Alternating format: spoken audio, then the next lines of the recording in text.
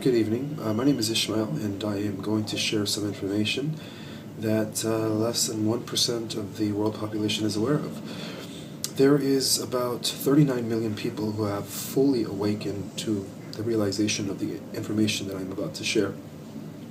There are about 560 million people that are semi-awakened, and there are about 890 million people who are wanting to awaken, or at the beginning, or are at the beginning stage of awakening. And so there's three types of awakenings taking place at this time due to this, the greatest shift in the history, not only in the history of Earth, but in the entire history of our universe. The information that I want to share is a collaboration of many fields of study. A lot of the information is verifiable through the new data, which has been verified through the avenues of quantum mechanics and M theory and string theory, superstring theory, and unified field theory. And so not only do we have hard-based science that is proving the information correct and forcing us to reevaluate our perception of what we thought was reality, and so there's also the other branch of science that is called the esoteric tradition, that many have thought to be the secret knowledge that goes back to the ancient mystery schools, that predates the Egypt, that predates the flood, and it's traceable back to during the times when the celestial beings were still walking among us. Some would say the times of Atlantis. So the esoteric tradition also has a lot of preserved information that is now coming to light, that is merging with the new evidence from quantum mechanics and cutting-edge science. And as a result of this, there is a revolution taking place within the community of our scientists right now. Some believe that we could be in the middle of another Copernican revolution, but on a planetary scale, where we are about to be initiated into the space age overnight. And we are definitely living in the best times ever to be living, and according to every religious document, it's all agreed upon that we are living in the fullness of time, which is a time where the restoration of heaven is once again coming to the earth. So the information that I want to share is a synthesis of the esoteric tradition, the secret knowledge that goes back to the ancient mystery schools, the information that is also coming out through the new scientific data, through quantum mechanics and M theory, superstring theory, and unified field theory, and it's also connected to to our own Bible as well. So a lot of this information connects the message of the Bible, or the stories in the Bible, the new scientific evidence, and the esoteric tradition all in one. So it's like a synthesis of science, religion, and philosophy. And that is the whole reason why I wrote this book, is to explain things from a different perspective other than the two acceptable theories that we have only known. And that is the theory of creation and theory of evolution. So what if I say that both theories are incomplete? Because I do believe that there is a one God, and I do believe that everything is orchestrated by this universal architect at the center of all that is, regardless of how many worlds exist and how many galaxies and perhaps how many even universes exist now that we're arriving at the colossal revelation that we do live in a multiverse system. And that is what's causing the new Copernican revolution, is that there is now scientific evidence that perhaps we are not alone in the universe. And so, with that have said, I would like to propose the reading of my book online, just because of the fact that I do believe that it's very important that people do understand that we are going through a transition right now like no other before in the history of our world. But we are going through a transition of a magnitude that will not only affect the events here on planet Earth, but what happens here on Earth will also affect the events of the entire universe. And with that have said, let me read my book that is called A New Heaven on Earth, and it's a revelation of knowledge in preparation for the ascension of planet Earth. However, before I share my book with you, I would like to go over some of these leading cutting-edge theories that are at the forefront of our revolution in science. And the new theories that have come about through the avenues of quantum mechanics, superstring theory, M theory, unified field theory, and also backed and collaborated by the anthropological and the archaeological evidence that has been dug in the last few years. And so here it is. The theories that are leading our world into this new shift of reality are the intervention theory, first and foremost, which totally validates the theory of creation by intelligent design. And this explains a whole system of involution from the top down, where we begin as celestial beings before we become corporal terrestrial beings, and through a process of descent we lower our frequency until we become frozen energy. And then again, the process of the ascension returns, where we begin to raise our consciousness in our energy field back into a higher frequency, where we become once again celestial. And so the whole purpose of this descent from spirit into matter, according to the theory of intervention, is that there is some sort of celestial presence that is guiding the evolution not only of our particular terrestrial planet, but of millions of Earth-like planets throughout the galaxy, and perhaps in other galaxies and universes as well. So everything has order to the cosmos, regardless of how many worlds and how many civilizations might have exist. And regardless of how big our universe is, everything has purpose down to the T, as if a universal architect is designing everything with precise precision as to why there is a mathematical explanation to everything, to every fundamental force, to every energy field, to everything that exists, seen and unseen. So the intervention theory is the theory that also supports the ancient astronaut theory, which tells us that an advanced space age civilization came to our planet long ago from a different source, from the heavens, and they came down to Earth and began what is called the colonization of planet Earth. They started creating advanced civilizations. The ancient astronaut theory also provides evidence for what Darwinian evolution could not have discovered, and that is known as the missing links.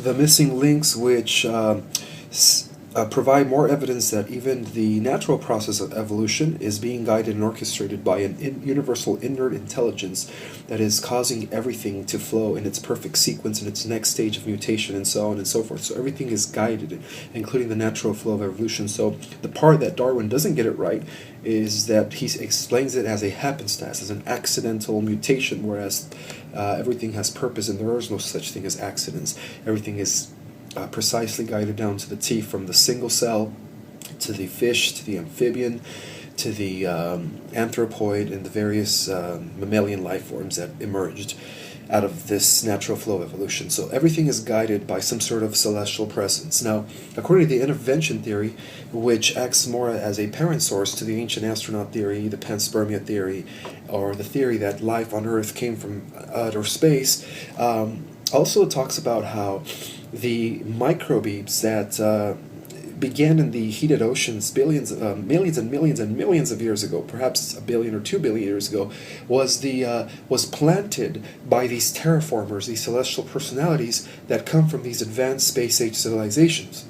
So what the theory of intervention tells us is that there is a God, and everything is divinely orchestrated down to the formation of civilizations, and all the way down to the formation of everything that has ever existed and everything that will exist. So according to science, there are millions of galaxies, and each galaxy has approximately anywhere from 50 to 60 billion solar systems, and growing each day.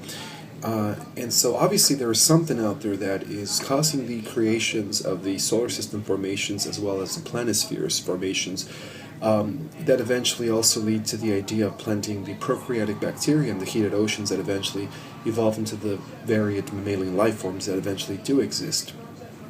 So, according to the intervention theory, the terraformers, those that are forming the systems, the solar systems, and the planets themselves, are also guiding it, the evolution and the formation of such systems from behind the scenes, from, I guess, higher dimensions.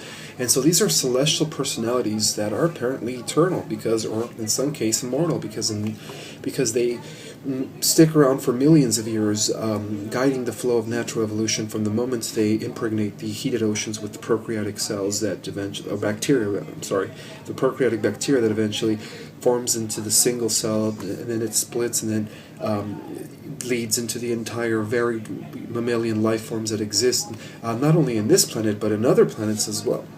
So it is now more likely to believe that this is taking place in many terrestrial-like worlds, just like planet Earth, and so it's not only just happening here in our galaxy, but it's also happening in other galaxies as well. So the terraformers are apparently some sort of galactic seed formers that are planting the seed of the creation of solar systems, as well as the seed of biological life forms.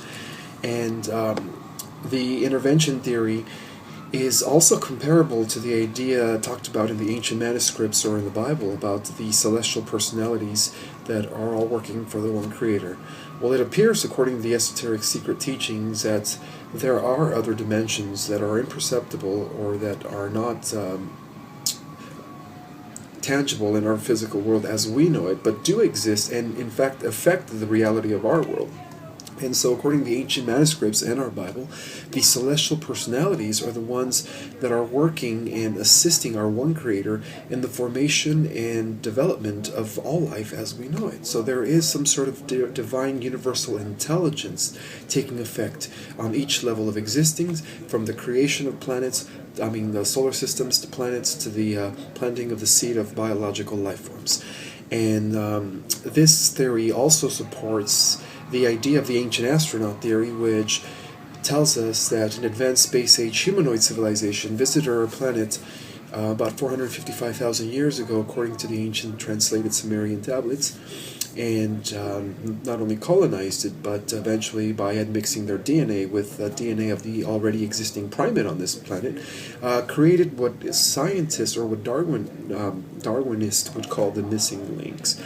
And the missing links have a lot to do with the idea that these spirit beings that are coming from these higher spheres are eventually in need of a vehicle to connect. So all evolution did for these beings is provided a physical shell in order for these spirit descending beings, in order for them to exist within the lowest frequencies of this entire spectrum of light energy vibration that also encompasses the realm of the 73% of the so-called dark matter, and it also encompasses the realm of the 23% of the so-called dark energy. And as I go more into this information, as I also explain some new theories, you will understand that our true origin was never in this world. We, in fact, are migrants to this world. Our true origin wasn't even in this galaxy, because there's millions of galaxies. And now the scientists are even talking about the possibility of multiple universes, as new scientific evidence comes in, pouring in every day, forcing us to change the concept from a one universe to a multiple universe concept. And we have to be ready. We have to be ready because people need to know the truth about their origin, and the truth about everything, and why it is very important to understand this information at this time, in this pivotal, critical moment in time, known in all esoteric knowledge as the fullness of times. So there is a convergence taking place here between cutting-edge science, the esoteric ancient wisdom, and again, the prophecies of the Bible.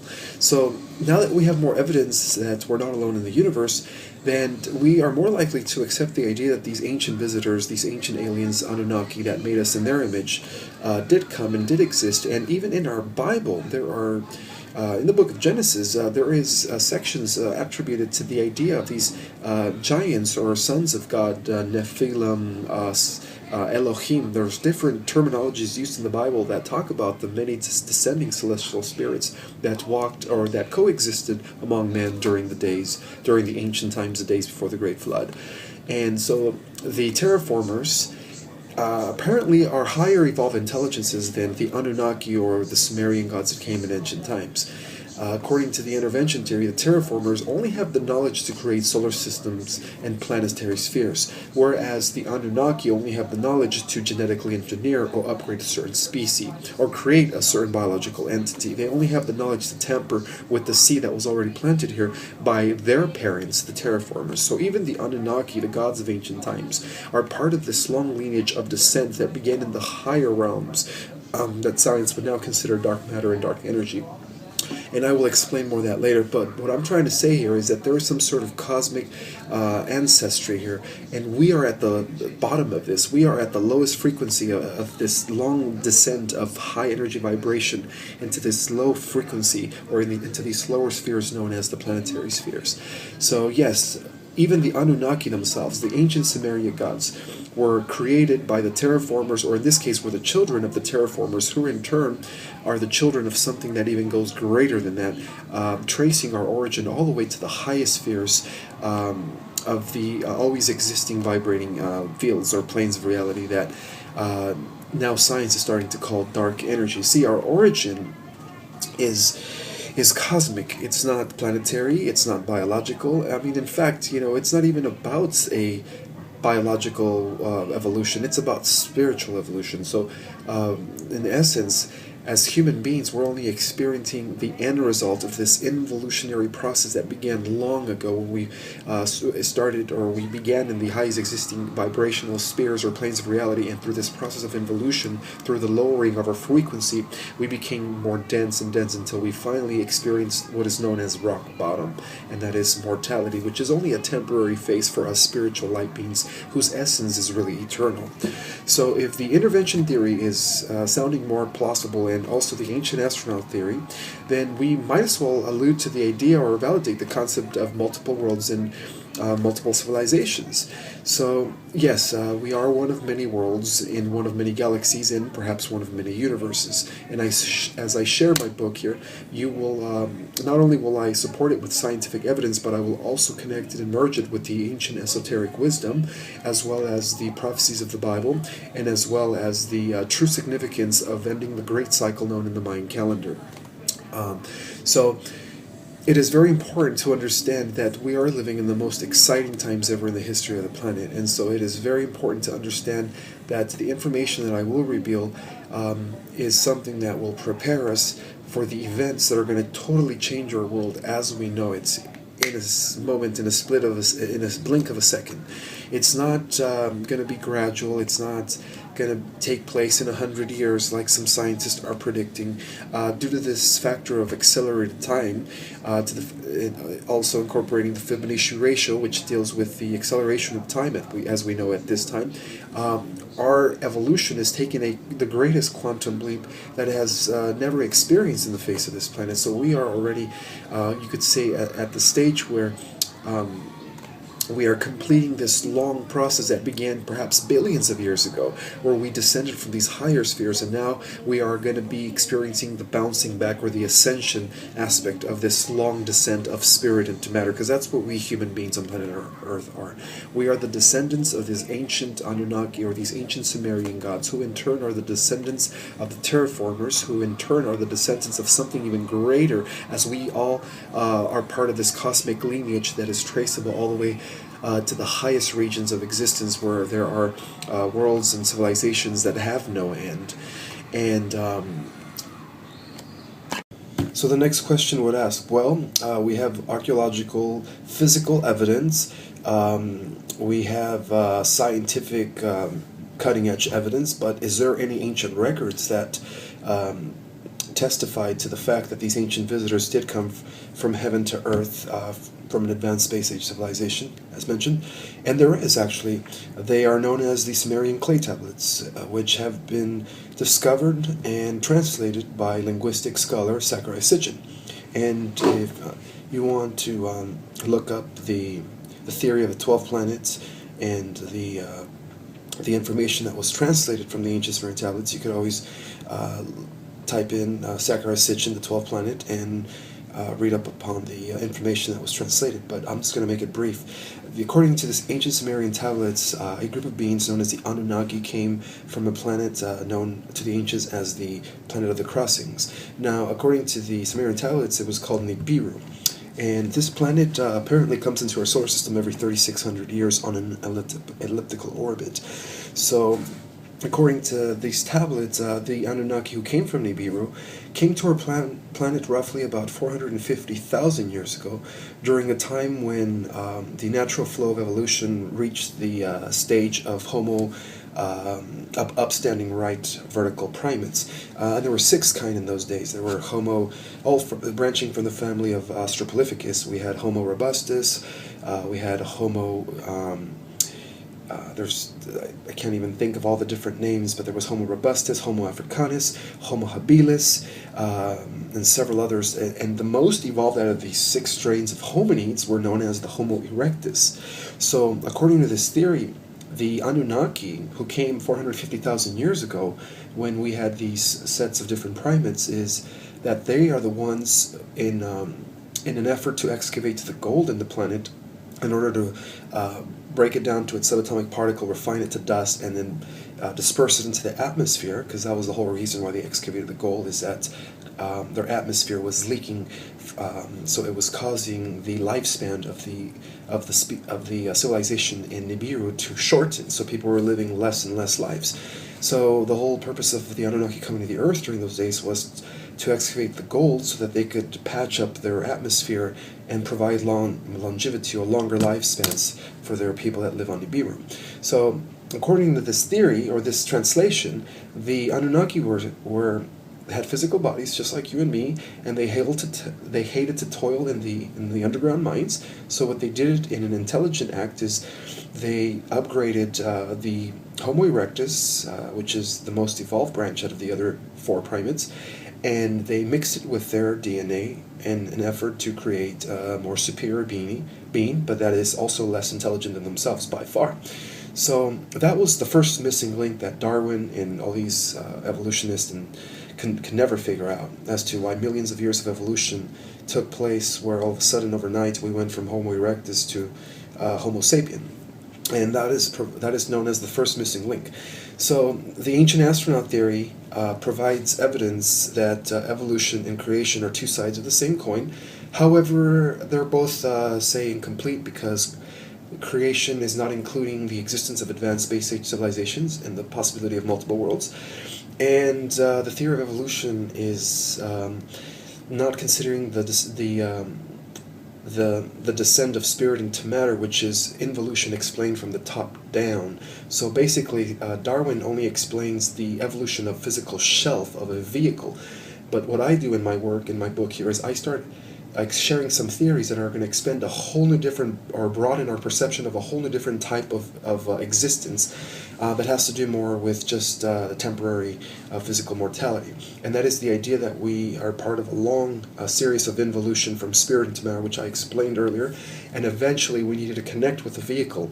And that explains the physical shelf of the primates, the evolution of physical bodies, and the descent of spiritual personalities, or the gods, or angels, whatever you want to call them, that integrated with those physical bodies by mixing their genes. So after a few upgrades, according to the records, the first 2 upgrades took place in the laboratory, and then after the Anunnaki arranged for the Homo sapiens sapien, or the Homo sapien, I'm sorry, we weren't Homo sapiens sapiens yet, we were still Homo sapiens, Cro-Magnon, as science calls it. When they upgraded them the 3rd time, they started procreating themselves, and at that point, that's when the Anunnaki themselves started finding the women attractive, and so they descended from the heavens and took as many wives as they wanted and created a whole new breed of species, and that was what they called the demigods, those that were part immortal and part mortal. And that explains the lifespans lived by our biblical patriarchs, beginning with Adam, Shem, Enoch, all the way to Methuselah, to Noah, and then later Abraham, and so on and so forth. So there is biblical evidence that the human beings today on planet Earth are not the direct descendants of the hominids that were already on this planet, but we are a genetic mutation or downstep, a genetic. We are a genetic mutation of these Anunnaki gods. So therefore, we are the descendants.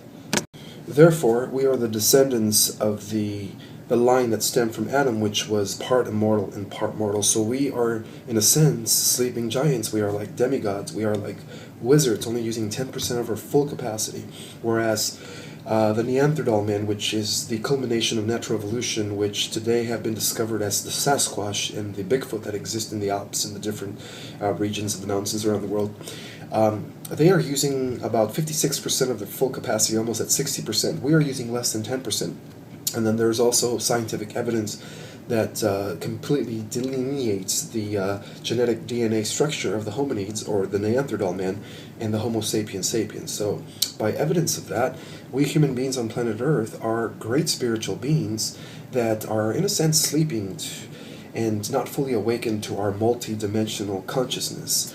So, I'm going to be explaining some other theories that are going to also take that understanding into the next level. This is where Zecharia Sitchin leaves off, and this is where some of my theories will come into play that will explain a bigger picture.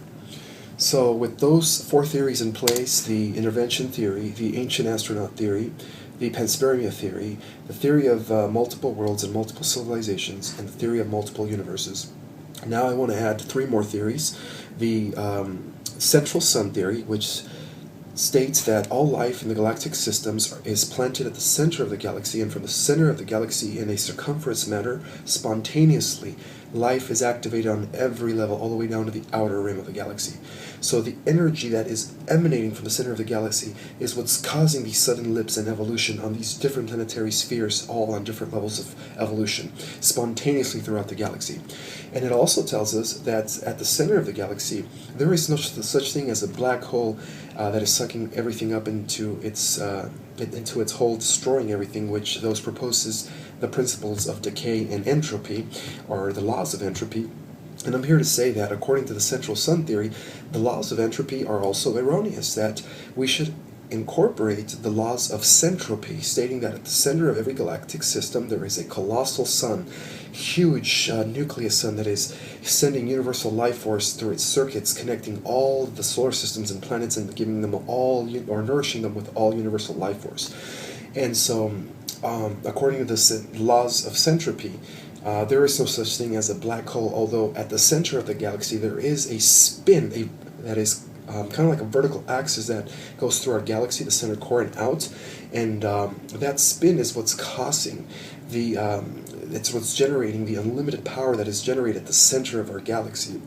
And even though to scientists it appears as dark, and it's about 100 million miles long in diameter, they say it's a dark hole, I'm here to say that there is nothing dark about it, that at the center of the galaxy there is a star system that is colonized by celestial beings who are existing in all 12 dimensions all at once, simultaneously. And that also explains why our scientists, through the avenues of string theory, M theory, and unified field theory, have discovered what is known as 11th dimensions. Well, I'm here to say that there is one more dimension to our galactic system. You have the galactic core, which is the 9th dimension, the vertical axis, which is the 10th dimension, and then you have the container, which acts as the 11th dimension. But then you also have the very center nucleus seed at the center of the spin that is causing the rotational spin of the black hole, that is known as the 12th dimension, and that is the main stargate that accesses or leads to other galaxies and other parallel universes. So those are the theories that I want to bring forth into this world again. There's other theories that I would like to share that also fall under these categories, and that is the theory of the convergence of evolutions, which states that human-like beings on planet Earth are not the only hominoid type of specimen, but there are other human-like beings that exist. In fact, like I said earlier, most of advanced civilizations are humanoid, are beings that are humanoid. So we all share a common ancestry that goes back to the same creator. The other 25 or so percent of the other species has a lot to do with the fallen celestial beings that the Bible calls the Lucifer Rebellion, and the different genetic experimentations that went wrong when these fallen beings infiltrated our galaxy millions and millions of years ago, which I will share later in a different chapter. So what I would like to say is that these ancient the convergence of evolutions, which states that human-like beings on planet Earth are not the only hominoid type of specimen, but there are other human-like beings that exist. In fact, like I said earlier, most of advanced civilizations are humanoid, are beings that are humanoid. So we all share a common ancestry that goes back to the same creator. The other 25 or so percent of the other species has a lot to do with the fallen celestial beings that the Bible calls the Lucifer Rebellion, and the different genetic experimentations that went wrong when these fallen beings infiltrated our galaxy millions and millions of years ago, which I will share later in a different chapter. So what I would like to say is that these ancient mythological deities that our Bible talks about as the sons of God, or the Elohim, or the Nephilim, those that come from heaven and earth, were no other than the Watchers. And they were assigned to not only planet Earth, but assigned to a system of what is known as 1,000 worlds. So there is order on every level, all the way from the system of 1,000 worlds to a constellation which consists of 100,000 systems, all the way up to a galactic sphere which consists of 12 major constellations and innumerable minor ones. So what we're looking at here is we're looking at these ancient mythological gods as lower frequency beings, perhaps existing in the fourth, fifth dimension, that were only given a system, were only given the temporary, were only allowing or given temporary control over a system of 1,000 worlds. And so these are the Nibirians. The Nibirians were the watchers of not only our world, but of 1,000 worlds within a system. And the system is known as the Pleiadians. And the Urantia material is known as the system of Jerusalem, which also consists of a league of 1,000 worlds. So the reason that Nibiru orbits every 3,600 years is because while it's out deep in deep space, when it's not in our solar system, it is also patrolling all of these other worlds that I'm talking about that belong to the system of 1,000 worlds. So as I explain these new theories, we will come to know that these ancient gods that came in our ancient times were actually lowercase gods. They were angelic beings that were in charge of a system, but were also answering to a bigger council in charge of a constellation, in charge of 100,000 systems. So there were many Nibirus and many deities like Zeus and all these other systems patrolling and protecting these other thousands of worlds within a constellation. So the ancient mythological gods also had to answer to what is known as a constellation system. And the constellation system then further answers to what is called the galactic council at the center of the core of the galaxy, and that is the council of immortals that orchestrates and divinely guides the direction and protection of billions of worlds and all the solar systems within the galactic system and other galaxies as well. And so my proposition is that the ancient mythological gods eventually cut themselves up from the higher galactic council in order to experiment their own things as when they took over the affairs of this planet. And I would like to share that they are part of a long lineage of descent that began at the center of the galaxy, those providing correct the theory of the central sun theory and the principles of centropy, which states that from the center of the galaxy, life is distributed equally in the circumference way throughout the entire galactic spheres. So, with that I have said, I would also like to talk about the theory of involution, which again states or validates our cosmic celestial origin, and that is the theory that we began as spiritual beings, and through a process of involution, or what the esoteric tradition calls the descent of spirit into matter, we eventually became stuck in physical bodies. But right now, as we speak, living in the fullness of time, the reactivation of our 90% of our DNA, or what they call our junk DNA, is being slowly reactivated, but on different levels. Not everyone's going to be exalted to the same degree, but everyone's going to be upgraded, and those changes are already taking place, because the energy that is causing those sudden leaps in evolution, that has always been the case, is penetrating and infusing our sun with these high-level scalar waves that in turn are going into the north and south pole, causing the entire frequency of the planet, the collective energy field, to rise up to the fourth and fifth density, allowing celestial beings and terrestrial beings to once again coexist. exist. So we must be ready for the changes that are upon us. And in order to understand these changes, we have to understand these theories, and also the theories that I'm also proposing. So now that we have the central sun theory, the theory of involution, the theory of convergent of evolutions, and along with these other 5 theories, the intervention theory, the ancient astronaut theory, the panspermia theory, the theory of multiple worlds and multiple civilizations, and the theory of multiple universes. Now that we have these 8 theories in place, they all fall under a grand theory of cosmic ancestry. And so now they have something, a foundation, something to rest upon. And so the theory of cosmic ancestry is similar to what physicists call the theory of everything in science, that which is almost at the point of mathematically being explained, which has a lot to do with the transition that we're experiencing at this time. There is the revolution is taking place. The changes are taking place on all levels, all fields. So it's causing what is known as a quantum leap into the next stage of our evolution. So we must prepare for what's coming. So with that have said, I would like to share now my book. Now that you guys have a thorough or a brief understanding of what some of these theories are. So with that have said, here is A New Heaven on Earth, a revelation of knowledge and preparation for the ascension of planet Earth.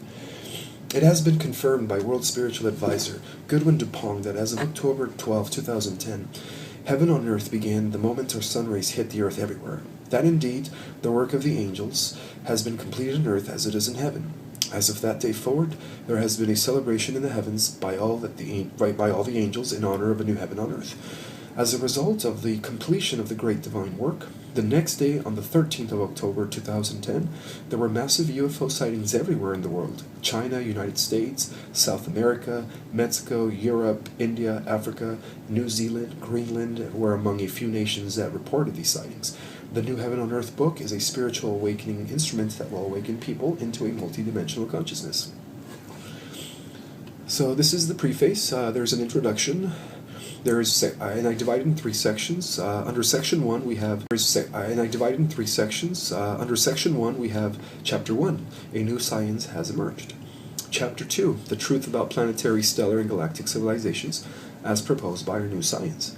Chapter 3, The Angelic Connection as revealed by ancient esoteric wisdom. Chapter 4, Our Cosmic Divine Origin. Chapter 5, Our Universe is Bigger Than What We Were Told.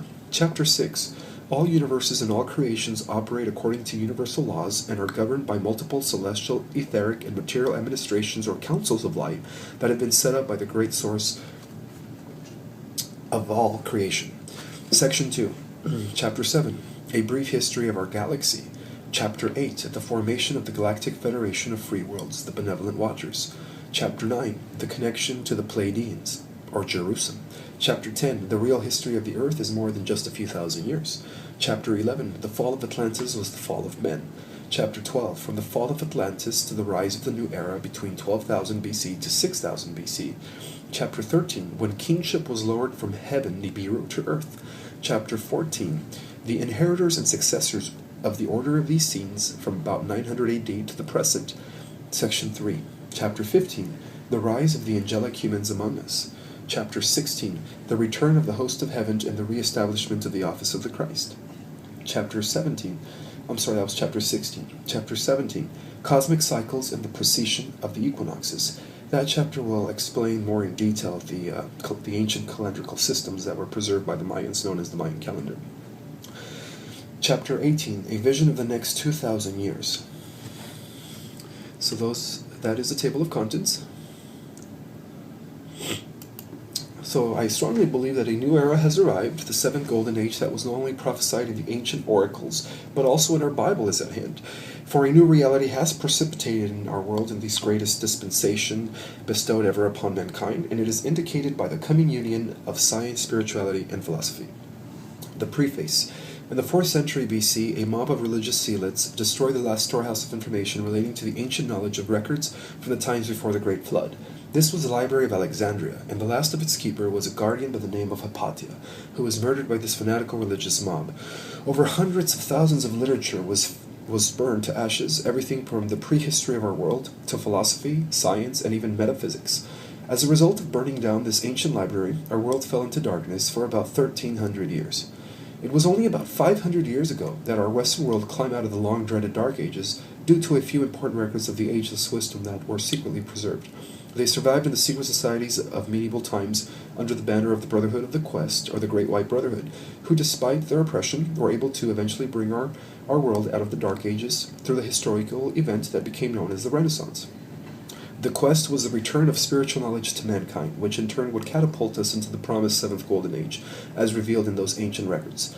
This information is not new, nor does it belong to one person. It is the ancient lost knowledge that could be traced back into antiquity, and it belongs to those that seek it.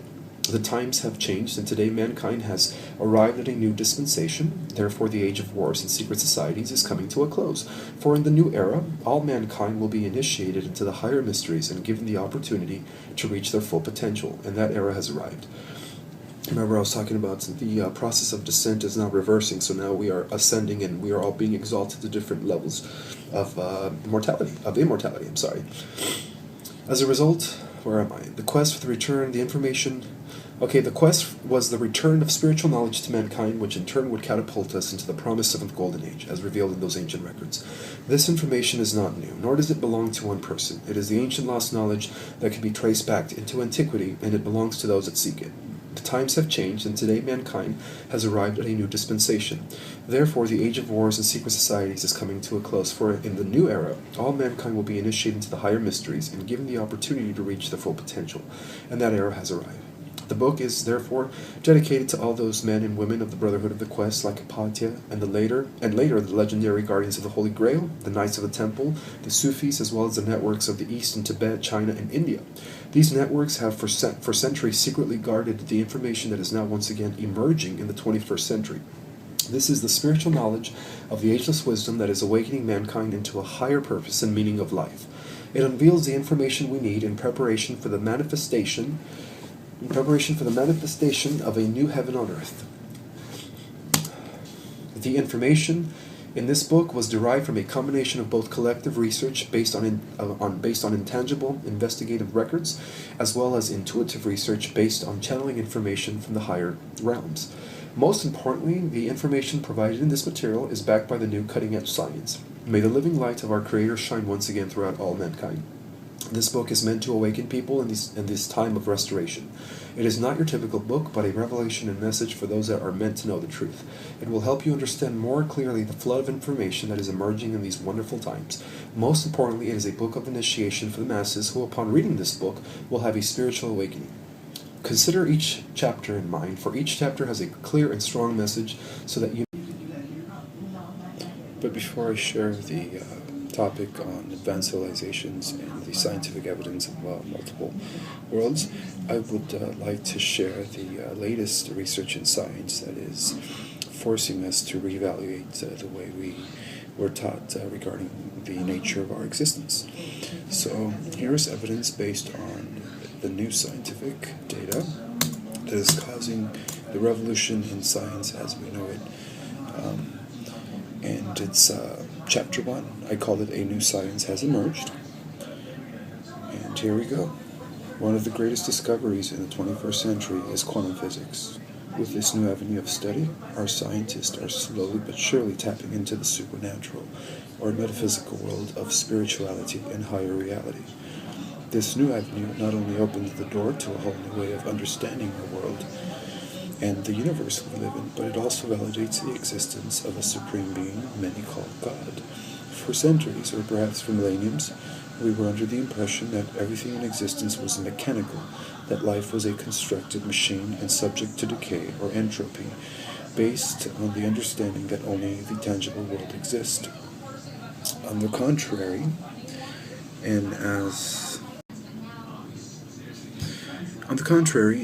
as now rediscovered in the 21st century, the greatest and most controversial new scientific evidence is saying something else. This new evidence clearly reveals that we indeed live in a vast ocean of conscious energy, and that we ourselves are individualized units of consciousness. Therefore, everything is alive, from universes to atoms, as there is nothing mechanical about our existence after all. Scholars and scientists from various fields of study, ranging from neurology, microbiology, cosmology, biology, and physics, and even from the social sciences, are all agreeing, according to the new evidence, that our existence is holistic, and most importantly, that it is infinite, without beginning or end, since all is energy, and energy could never cease to exist.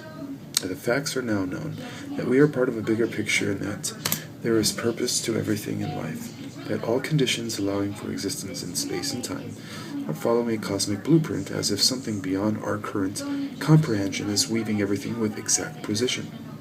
What is happening is that our science has rediscovered our connection with everything else, seen and unseen, and most importantly, that everything is interconnected to everything else in a wonderful web, or matrix of energy, our new science calls unified field theory.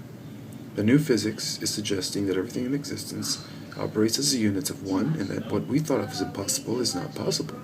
For instance, Einstein and other enlightened men understood that if we could decipher and figure out the theory of everything, then all of our world's problems would be solved, because we would have access to technologies that would not only improve our world overnight, but make our current technologies appear primitive. Not to mention, the deciphering of this grand theory of everything would scientifically and mathematically explain the existence of a universal intelligence known as God. Furthermore, it has also been confirmed that if we tap into a field of energy known as zero-point field, we would extract unlimited raw power from a vacuum source that exists in a higher dimension. Our science further discovered that this field of zero-point energy is not only generated by our sun, but it's also produced by all living things in existence, as if we participate and interact with it at all times. This is starting to sound more like the Force in the movie Star Wars. But this is hard-based science. This is a field where all energy exchange is taking place at the same time in a dynamic vacuum that creates a vast unlimited ocean of self-generating power. In other words, it is the sum total of all the energy in existence, and it is equivalent to the central point of pure energy, potential at its most underlying level. Apparently, we have arrived at the holy grail of physics without fully understanding the potential use of harnessing the power of this quantum vacuum of infinite energy potential, science calls zero-point field. This is the field that starts off as a singular force holding together not only the four fundamental forces, the electromagnetic field, the gravitational force, the weak force, and the strong force, but also allowing for a third-dimensional existence while holding together the invincible forces that shape and mold our physical reality.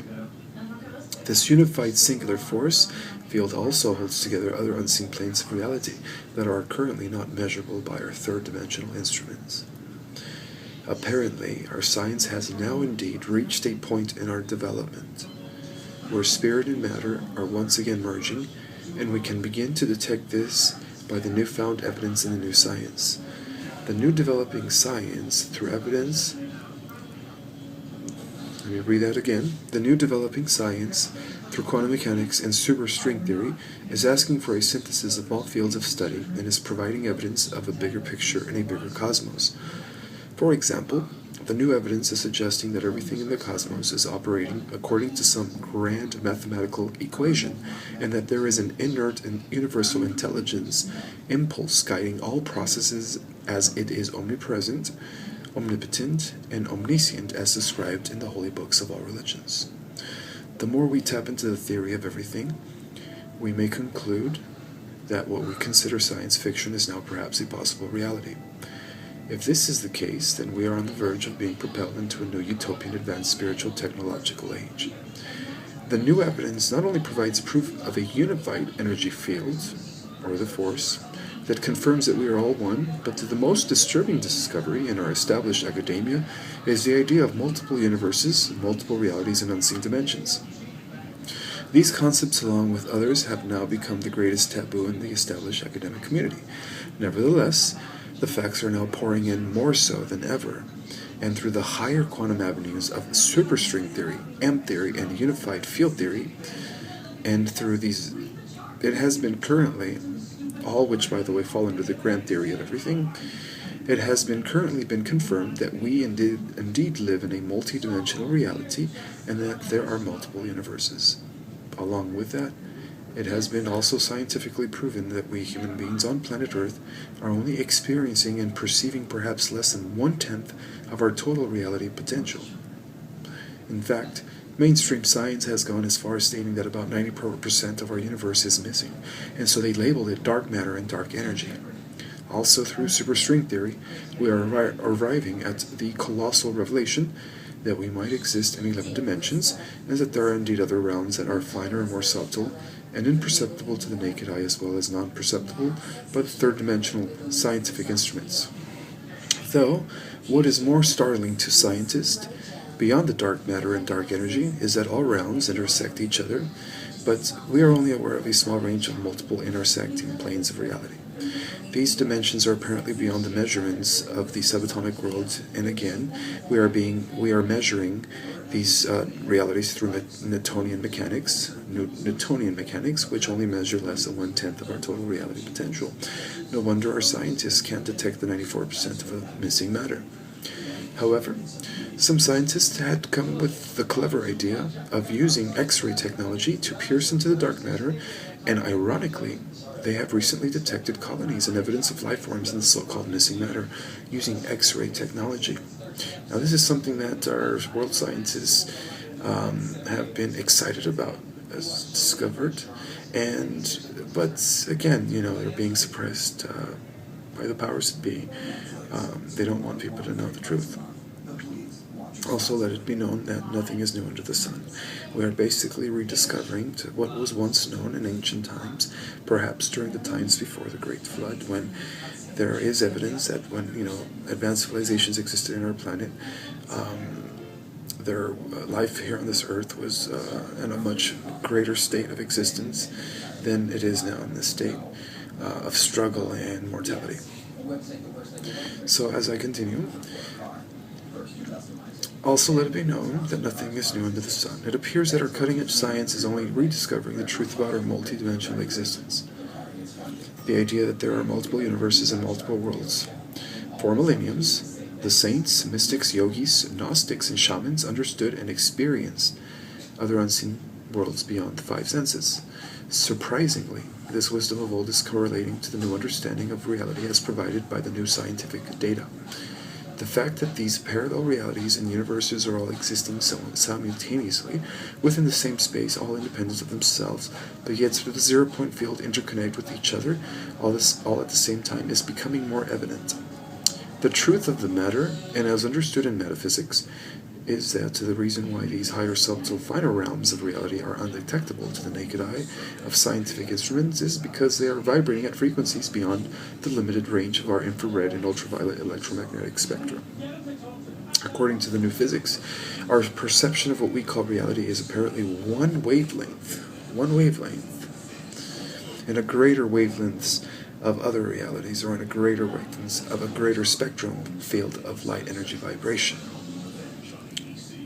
The proposition that all reality is one small range or wavelength of a potential bigger reality wavelength or greater spectrum of light frequency vibration is evident and needs to be further examined.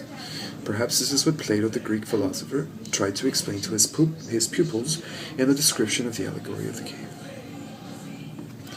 First of all, this understanding contradicts conventional physics. How can many parallel realms and dimensions exist occupying the same space all at the same time? The answer lies in the way television and radio work. If we think of how a range of different television and radio waves exist all around us, occupying the same space at the same time, then we may fathom how various ranges or frequencies outside of the range of our own ultraviolet, infrared spectrum are able to also coexist all at the same time within the same space. For example, radio and television frequencies exist all around us, but yet then we may fathom how various ranges or frequencies outside of the range of our own ultraviolet, infrared spectrum are able to also coexist all at the same time within the same space. For example, radio and television frequencies exist all around us, but yet they go right through us. It seems that the only time when we interact with them is when we watch television or listen to a radio station, which act like interfaces to those signals that seem to permeate the air we breathe at all times. So if we want rock music, we tune to the rock reality frequency station. If we want classical, we tune to the classical reality frequency range station. In that sense, we human beings also exist in the midst of other reality frequency ranges, or stations, whatever you want to call them, higher than the infrared and ultraviolet range of limited spectrum, which is only one wavelength, according to the new evidence, of what science refers to as multiple wavelengths or planes of realities. This concept of expanding reality explains why our scientists could only perceive and detect less than 10% of our total reality potential, since more than 90% of our reality is allegedly missing. What seems to be the case based on ancient wisdom and the new scientific evidence, as they now converge, is that more than 90% of our reality exists but on different frequency wavelengths or dimensions, and perceptible to the naked eye or the third-dimensional instruments that we use at this point in time. Perhaps the so-called 90% of the missing universe, or as they label dark matter, dark energy, in our inner cosmos, isn't as empty anymore as postulated and measured through Newtonian mechanics. On the other hand, it is more likely to be filled with life forms on different types of light vibrating matter, as real as you and me, but existing on different frequency bands, as revealed through the new avenues of quantum theory. Let me read that again. Perhaps the so-called 90% of the missing universe, dark matter, dark energy of our cosmos isn't as empty anymore as postulated and measured through Newtonian mechanics. On the other hand, it is more likely to be filled with life forms on different types of light vibrating matter, as real as you and me, but existing on different frequencies, as revealed through the new avenues of quantum theory. In fact, what we call solid third-dimensional existence, or frozen energy, is energy vibrating at a very low frequency, thus making it appear solid, when in reality it is empty space. Since matter is congealed energy vibrating at its lowest frequency, then these unseen worlds are also part of the same energy field, but vibrating at higher and faster frequencies than the apparent third dimension. This notion implies that there are other pure forms of vibrating matter that are more refined and more subtle, and since all is energy and whole, there is no separation, for everything is a manifestation of this one energy field source called the light.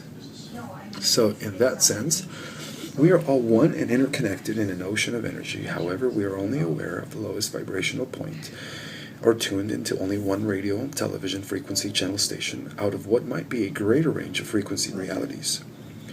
It appears that modern-day science has now tapped into the higher etheric and spiritual worlds, but cannot explain them using Newtonian mechanics. With this new data, we are witnessing a coming revolution in science that will propel our world into the next phase of our evolution. For example, the concept of a universe is also being replaced by the concept of multiple universes or multiple universes. According to the latest scientific theories or discoveries in Superstring Avenue, let me read that again. According to the latest discoveries in superstring theory and M theory, our universe is one of many universes. Well, by applying the new physics and its concept of coexisting planes to a higher level, then we may begin to also understand how many universes are also intersecting one another, as they are all contained within the same space. Indeed, the multiverse concept is slowly but surely gaining more ground, and soon it should be an accepted scientific fact. Indeed, we are in the midst of another Copernican revolution, though on a planetary and galactic scale, that would propel our world into the who for centuries only held the idea of a single universe. This revolutionary theory arrived through superstring theory, M theory, and unified field theory, which also offered a solution in unifying the macro-big world of relativity and the micro-subatomic world of the quantum. For instance, the idea of living in a multiverse was suggested when astronomers and cosmologists discovered that space was indeed flat, not curved as proposed by Einstein. This was the first clue in providing evidence that indicated that space was infinite and expanding at an extraordinary rate. The second piece of evidence comes when cosmologists discovered a phenomenon known as quantum fluctuations and cosmic inflation. This observation indicated that universes, plural as expanded, are expanding at an extraordinary rate and away from each other. Most importantly is the revealing fact that what scientists refer to as the Big Bang is an event that is taking place every day. That's right. The Big Bang is not an event that just took place sometime in our distant past, billions of years ago, beginning with a single point, or starting at a single point of singularity, and then from that little single point of singularity, which is smaller than a mustard seed, everything that we know as physical matter came to be, the whole cosmos. Well, it appears that that same event, according to this new data, and this is what the scientists and powers that be and NASA don't want people to know. According to new evidence, this suggests that creation is an event that is happening continually and perpetually, and it's probably a process that is infinite. Why? Because there is a creator and there is some purpose to everything, and there is organization on every level, as I will show you as we continue further into this book.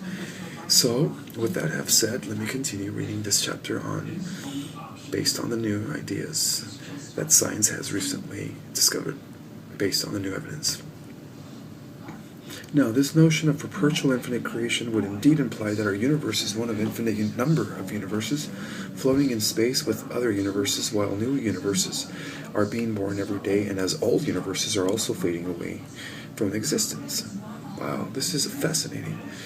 This also helps validate the theory of the holographic concept of reality, implying that we are all interconnected as cells are in a human body, and so forth and so on. So, the idea is enormous, and the evidence is here. It's just, again, they don't want people to know the truth. So here it goes as I continue. Where am I?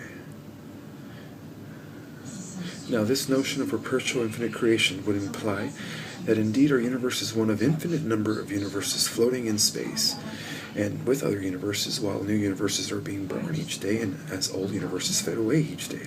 On a higher note, the evidence is also indicating that all of these universes are being born from what might appear to be a mother universe, or what science calls the metaverse.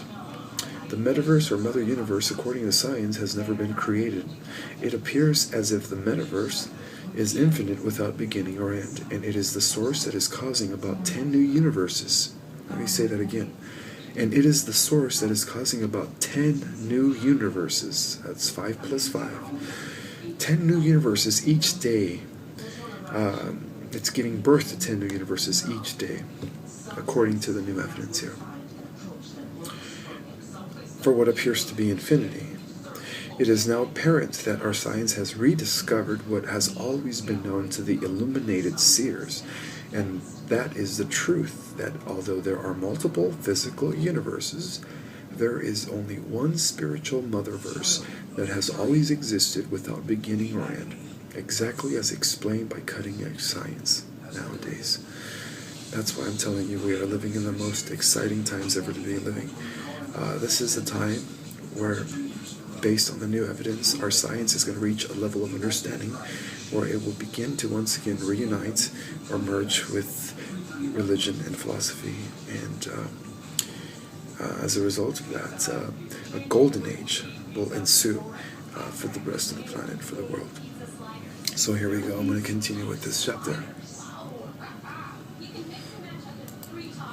It is now evident also that the ancients, unlike us, didn't really have science and religion at odds, but knew that they were two different sides of the same coin.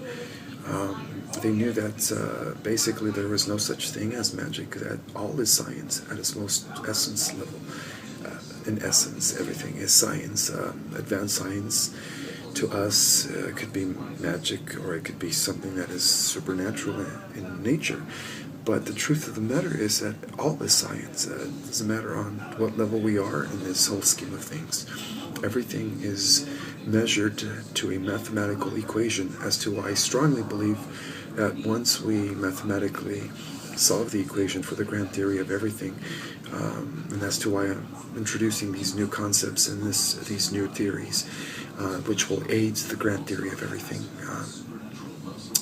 Anyhow, so we are heading into a new era based on the results of this new evidence. So here we go. With this new understanding, it is believed that every part of our cosmos operates as a unit of one. Then in essence,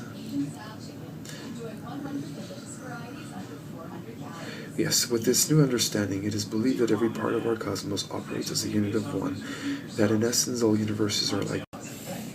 What is sure is that in these days to come, we are going to witness a revolution that is going to affect every level of reality. And it is going to change the way our existence as we know it. We need to be prepared for what's coming, and what is coming is nothing more than the prophecies of old coming into fulfillment. So as I continue with this information, you are going to start seeing the actual gap between, or the fusion that is coming into play between cutting-edge science and ancient spirituality. And that is the whole purpose of writing this book, is to aid the coming union. Thank you so much. And tomorrow we will resume with Chapter 2. I will reveal to you the different types of advanced space-age civilizations as proposed by our cutting-edge science, and talk about the different categories in which they fall under and where we stand in relationship to that. For now, have a wonderful night, and I will talk to you soon again. Thank you. So that was the completion of Chapter 1, A New Science Has Emerged. And based on this new scientific data, not only do we live in a conscious universe, but we are also part of an energy field that binds and permeates everything all at once. So in that case, we're all interconnected through this universal field that they call unified field in science. And not only did we learn that the force is real, that there is an immeasurable force that binds and permeates all of existence, but we also learned that there's other planes of reality that we are currently unaware of. As far as our calculations are concerned, we are experiencing about less than 1/10 of our full reality potential. Well, that obviously explains the so-called 94% of the missing matter, or as they label it, dark matter and dark energy. And that also explains why we only use about 6% of our full genetic material. And I would like to say that that is a beautiful mathematical correlation that's based on the new evidence. By virtue of not using the other 96% of our full genetic material, we are currently shut off from these other realms that our scientists label dark matter and dark energy, when chances are they are more likely to be filled with intelligences or universal life forms that are by far more advanced than ourselves, since they are already experiencing multi-dimensions in different frequency ranges. So, based on the new evidence, we live in a multi-dimensional reality, and not only is there other dimensions out there, differing by the rate of vibration, all part of the same universal energy field, but there are also many universes, and the most mind-boggling and the most fascinating data of all is the idea that what we consider the Big Bang or creation, an event that supposedly took place once in the past, is a perpetual event that is happening on a continuous basis as more and more universes are being born each day, approximately about 10. So this is fascinating information. This is totally going to revolutionize the way we perceive our reality once this information hits enough people. Like I said, we are living in a times where the global mind is ready to awaken into a higher state of vibration, shifting its energy field, therefore taking us on a free ride into this higher state of existence. And we need to be ready for the changes, but before we do get ready for these changes, we must come to terms with the new scientific evidence that is completely causing a revolution as I speak right now within the community of scientists. And soon this information will be considered scientific fact. So now I would like to move on to Chapter 2 regarding the truth about multiple civilizations and advanced space age societies that are by far more advanced than us. And of course it's backed by our new science based on the new mathematical calculations using topology, superstring theory, M theory, and unified field theory. So here is chapter 2, The Truth of Multiple Civilizations, as backed by our new science. One of the biggest kept secrets and perhaps a most important subject perplexing our world at this time is the idea that there exist millions of advanced space-age worlds beyond our own. For many are witnessing first-hand experiences of these visitors from other worlds in our galaxy and beyond. Today, more so than ever, unexplainable crop circles have appeared and mysterious UFO sightings are all over the Earth, which are challenging people's limited belief systems. What is actually happening in our world is a refusing of a lost reality that we were once a part of. Perhaps they are reminding us that we are not alone in the universe, and that we are part of a greater family or a greater part of a greater reality of light that extends to the multiple realms and levels of the cosmos, which our modern science is now tapping into. This is just the beginning. In terms of a ruler or a school from 1 to 12, we're probably like in kindergarten compared to the level of knowledge of some of these civilizations that I'm going to be talking about here. As a result of our only tuning into the third dimension, which is a low frequency range, we have been refraining from the perception and awareness of the higher planes of reality. It is now obvious that the time has arrived for humanity to awaken to the greater reality and remembering our connections to the heavens or to the higher realms, dark matter, or the realms of what we call dark matter, dark energy. However, before we dive into deep sensitive matters, let's review what our new science has to say about other intelligences and worlds far beyond our own current civilization. Based on the new controversial and suppressed evidence, the new calculations are now surprisingly proposing the existence of multiple types of space-age civilizations. For the most part, we will focus on the 3 overall categories in which all advanced civilizations fall under. They are Population 1, interplanetary systems, Population 2, stellar systems, and Population 3, galactic systems. According to the new evidence, these types of populations, advanced systems in our galaxy, are by far more advanced than we are, since we don't even rate with them. The first one, a Population 1 planetary system civilization, is a planetary civilization that has learned to harness the power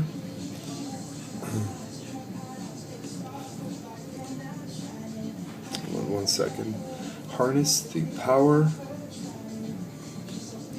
of their local sun, giving way to free energy technologies, making them no longer dependent on fossil fuels and oil or coal, which is what we use for energy. It is believed that Type 1 planetary systems are the most common types in the cosmos, and according to the new evidence, there are millions of these civilizations in our universe.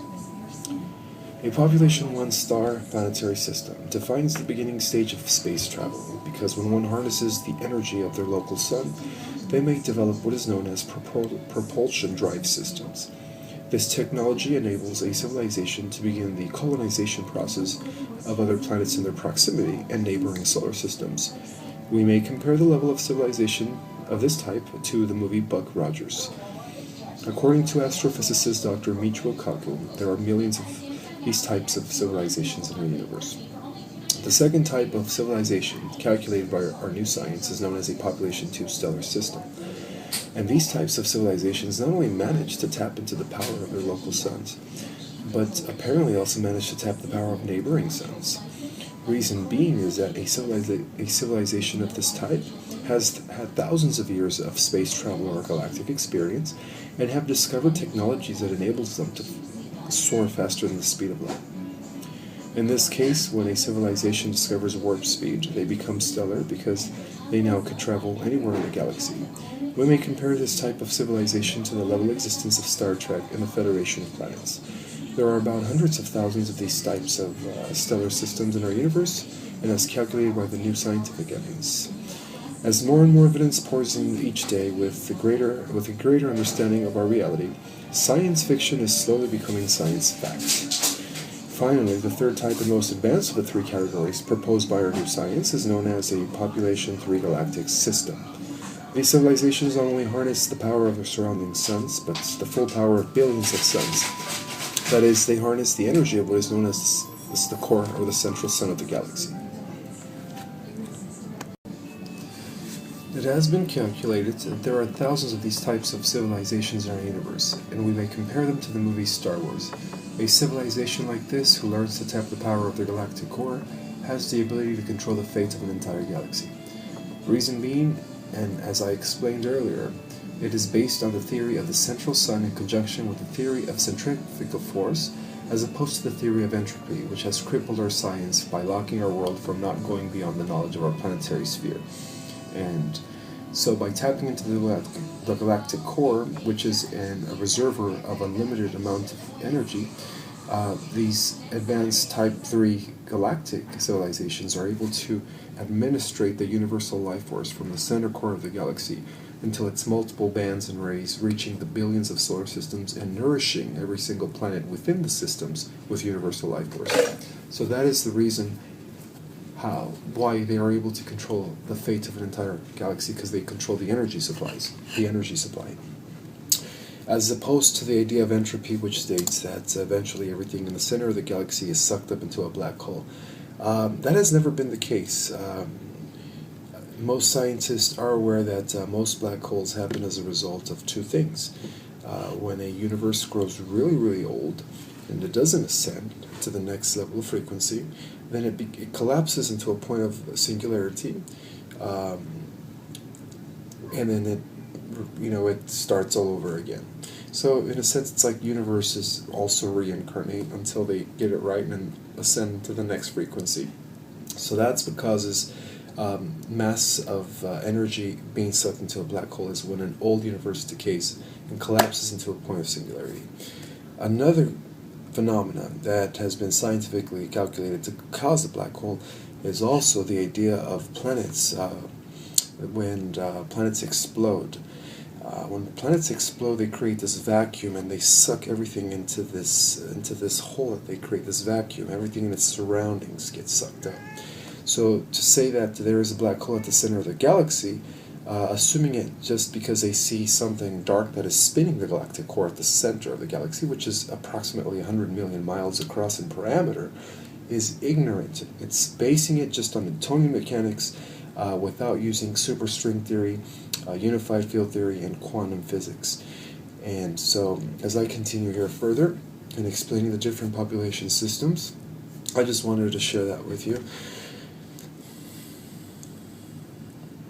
A population of this type, which is a galactic system, is so advanced that they are not only able to interact with every system within its own galactic core or its own galactic sphere, but it's also able to interact with other galaxies and other universes as well. They are what you call intergalactic. And it is believed that a civilization of this status, in the event that it's living in a universe that does not ascend, then right before the universe collapses into a black hole or dies out, this civilization is able to transfer its entire system or its entire society or culture or world, or worlds, as many as they are, concentrated at the galactic core. They're able to transfer these advanced galactic system worlds into other younger universes in order to continue life in these other younger universes. And that is the beauty of what this new evidence has to say about these advanced space-age systems. So is there an end to life? Perhaps not, since everything is energy, and energy only changes form. It doesn't cease to exist. So let me continue here. The reason belief is again based on the new physics. For example, in breaking down the difference between these advanced space-age systems, it is understood that a population 1 planetary system is in its infant stage in understanding the theory of everything. At this level, a civilization learns the use of interdimensional technology, allowing them to control their planet's weather and energy fields. A planetary civilization not only harnesses the energy from the vacuum in space, but is also produced. Let me read that again. At this level, a civilization learns to use the use of interdimensional technology, allowing them to control their planet's electromagnetic and gravitational forces so that they may produce a perfect climate year-round. In other words, a planetary civilization not only harnesses energy from the vacuum in space, produced by our local sun, but also learns how to properly distribute its infinite amount of energy source throughout the entire planet. So after a few thousand years of mastering the theory of everything, a planetary system civilization then graduates into an intermediate space-age stellar population 2 system. At this level, They have fully mastered interdimensional travel and may zoom across the galaxy in a split second, since we now know that it is possible to travel faster than the speed of light through hyperspace. It is believed that a population 2 stellar system takes millions of years to evolve into the level of advanced space age Type 3 status, which is galactic. At this level, they have beyond mastered the theory of everything, and are able to access the main stargates and wormholes that lead into other galaxies and other parallel universes, as mentioned. Now, according to the Book of Knowledge, the Keys of Enoch, populations 3 galactic systems are at the highest level of spiritual and technological evolution, as to why they possess the highest technological capacity. I figured if you reach a higher level of evolution, then you also possess the highest capacity of technological evolution. This also proposes the idea that most, if not all, space-age cultures are indeed highly spiritual in nature. Then the real question would be, why haven't we made contact with them? Well, first of all, according to the scientists, we are only scanning a few hundred light years away, using our limited technologies, while the next planetary system, according to the math, is calculated to be a few thousand light years away. In addition, our scientists are also only detecting radiation from hydrogen based only on Newtonian principles. They are forgetting to use quantum mechanics and string theory, which would compel them to look interdimensional into hyperspace, or interdimensionally into hyperspace. While those spiritually oriented physicists dare to explore it, these other reserved scientists fear the possible fact of multiple realities and multiple civilizations, as they would say the impossible. In fact, according to the new science, our current civilization rates 0 in comparison to the 3 types of calculated advanced space-age cultures. This has to do with our dependency on fossil fuel, coal, and plants for energy. However, it is also understood by our new science that the signs for our inevitable transition into a population 1 planetary system is now evident. This tells us that all civilizations here on Earth have gone through a long evolutionary process, that our civilization is therefore now in the midst of the greatest transition ever. And that will initiate our world into the space age. According to some scientific observations, one of the biggest indicators in science that we have is the internet, which is a communicating device used by worlds that are part of a planetary system, or stage 1 space age travel system. Other signs are the fact that we are once again a global culture. Since there are millions of solar systems with billions of worlds, then our Earth, is perhaps one of many civilizations that are undergoing the same process. Not to mention that most, if not all, civilizations in our cosmos are populated by other beings that appear to be human-like in appearance, but are of a different nature than ourselves. As it appears by the new evidence, we humans on Earth could share a common ancestry that runs throughout the entire universe, since perhaps we were all made in the image of the one Creator. Therefore, the same eternal Father that made Adam in the image of our world also made other Adams in His image, in endless worlds. According to the new evidence, it is my honor to reveal that civilizations in our universe, the cosmos, are mostly inhabited by beings that share the same celestial image of our one Creator, we all know as God. This concept validates and supports the theory of convergent evolutions. As our scientists discover more Earth-like planets each day, and as their database brings in more evidence of many advanced worlds, then the theory of convergent evolutions will become a fact. As it stands, the theory of convergent evolutions will give more credence to the intervention theory, the ancient astronaut theory, the theory of spontaneous evolution, the theory of centropy, all which fall under the grand theory of cosmic origin. This theory proposes the existence of endless worlds, galaxies, and universes, and also proposes that our human origin was not terrestrial but celestial. It is believed that these advanced civilizations use all levels of reality to communicate and broadcast their signals that intersect with our dimension without our knowing. Apparently, these higher angelic intelligences are in a sense watching over us as we would be observing an ant farm. However, the only difference is that these higher evolved civilizations are of a spiritual nature, so they wouldn't stomp on us like we would the ants. On the contrary, they appear to be watching over our civilization, almost as if they are waiting for us to evolve spiritually enough so that we may also share the rest of the infinite cosmos with them in harmony. It appears that we are part of a greater divine plan, and that life here on Earth or in the lowest dimension is not the only life in existence. Also, it is ignorant of the higher spiritual knowledge that makes one assume that dark matter is empty space without realizing that these higher intelligences are operating and existing on higher levels of reality that apparently are currently imperceptible to the naked eye. This explains why we are only experiencing less than 10% of our full potential reality. Perhaps the reason we are currently shut off from 90% of our full reality capacity and other intelligences is because we are not in use of 94% of our full genetic potential. What a beautiful correlation. The facts are obvious that intelligent life exists throughout the cosmos without our knowledge of them. Until now, because for thousands of years we have been in a population type 0 status and apparently not as evolved to become part of a greater galactic community. Due to the dispensation we are now under, we are finally ready to be accepted into this greater reality. As most scientists believe that we are transitioning now into a planetary system, it is my honor to reveal that due to the fullness of times in which we are in today, our civilization is about to transition into a population 1 planetary system. I'm sorry, let me read that again.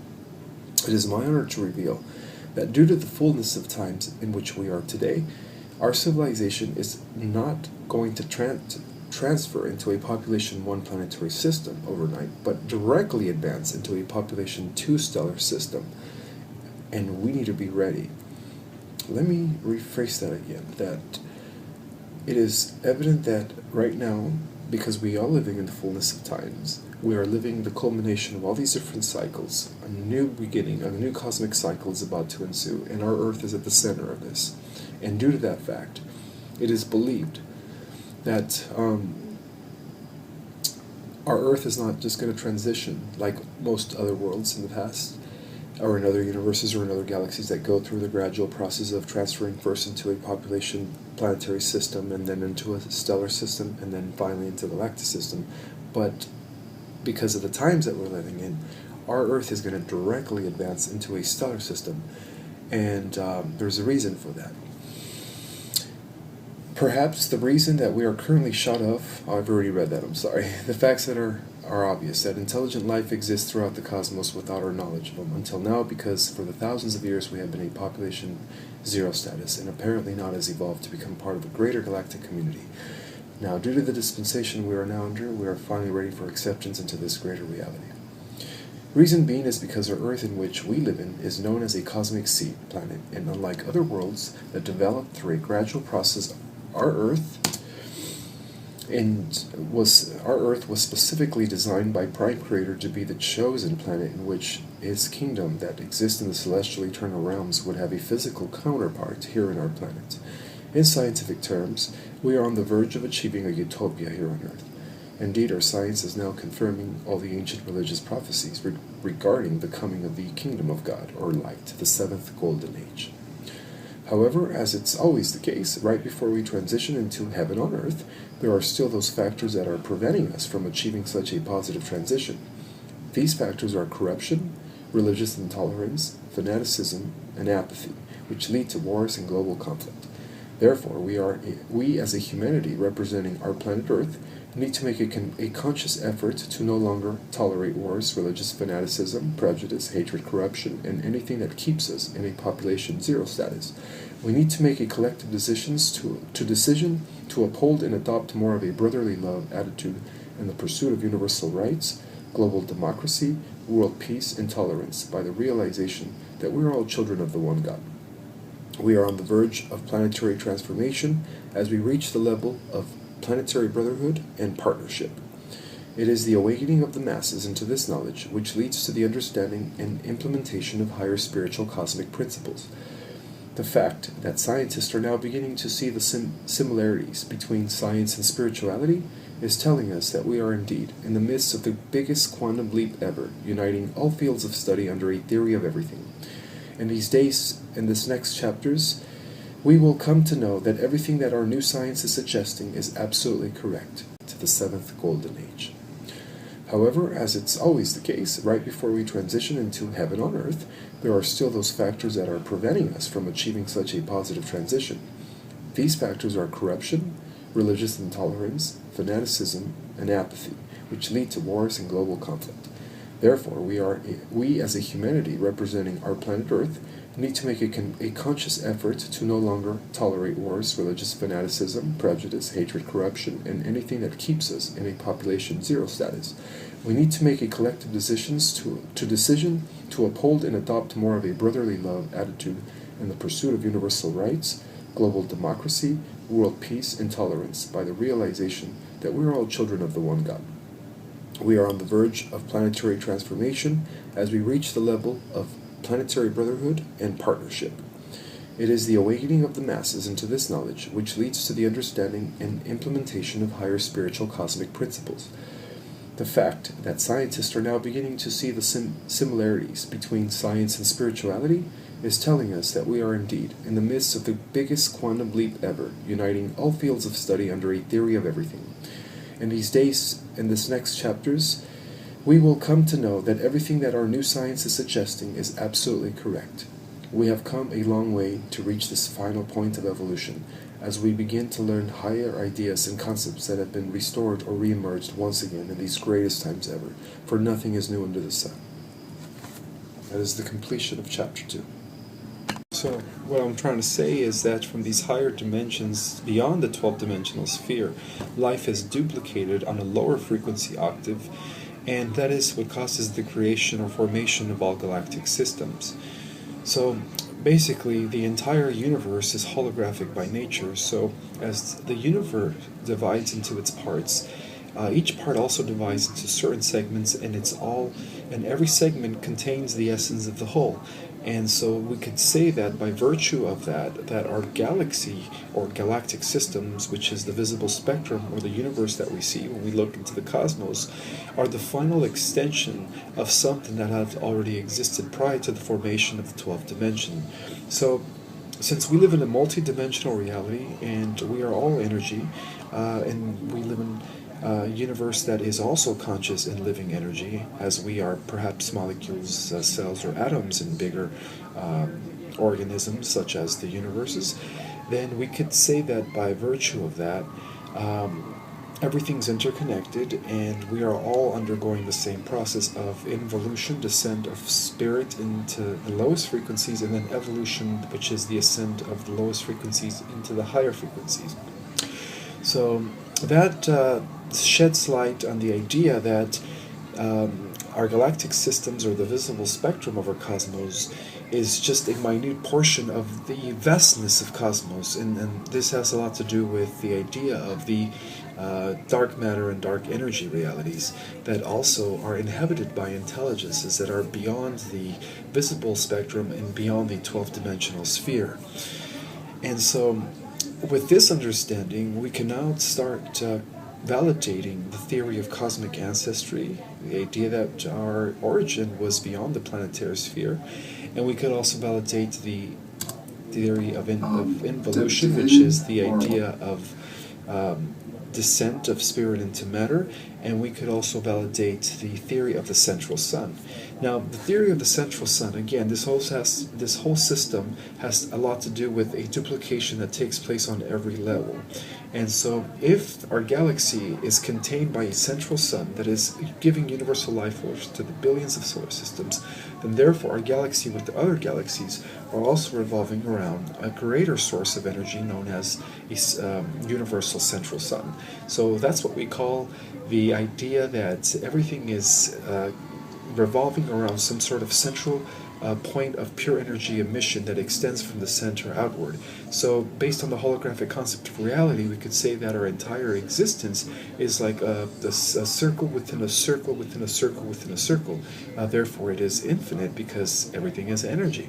And the difference between our galactic 12-dimensional spheres and the other higher worlds beyond the 12-dimensional spheres is that our vibrational rate is at the lowest point in this entire spectrum of light energy vibration that encompasses what is known as dark energy and dark matter, which is 95% of our missing universe.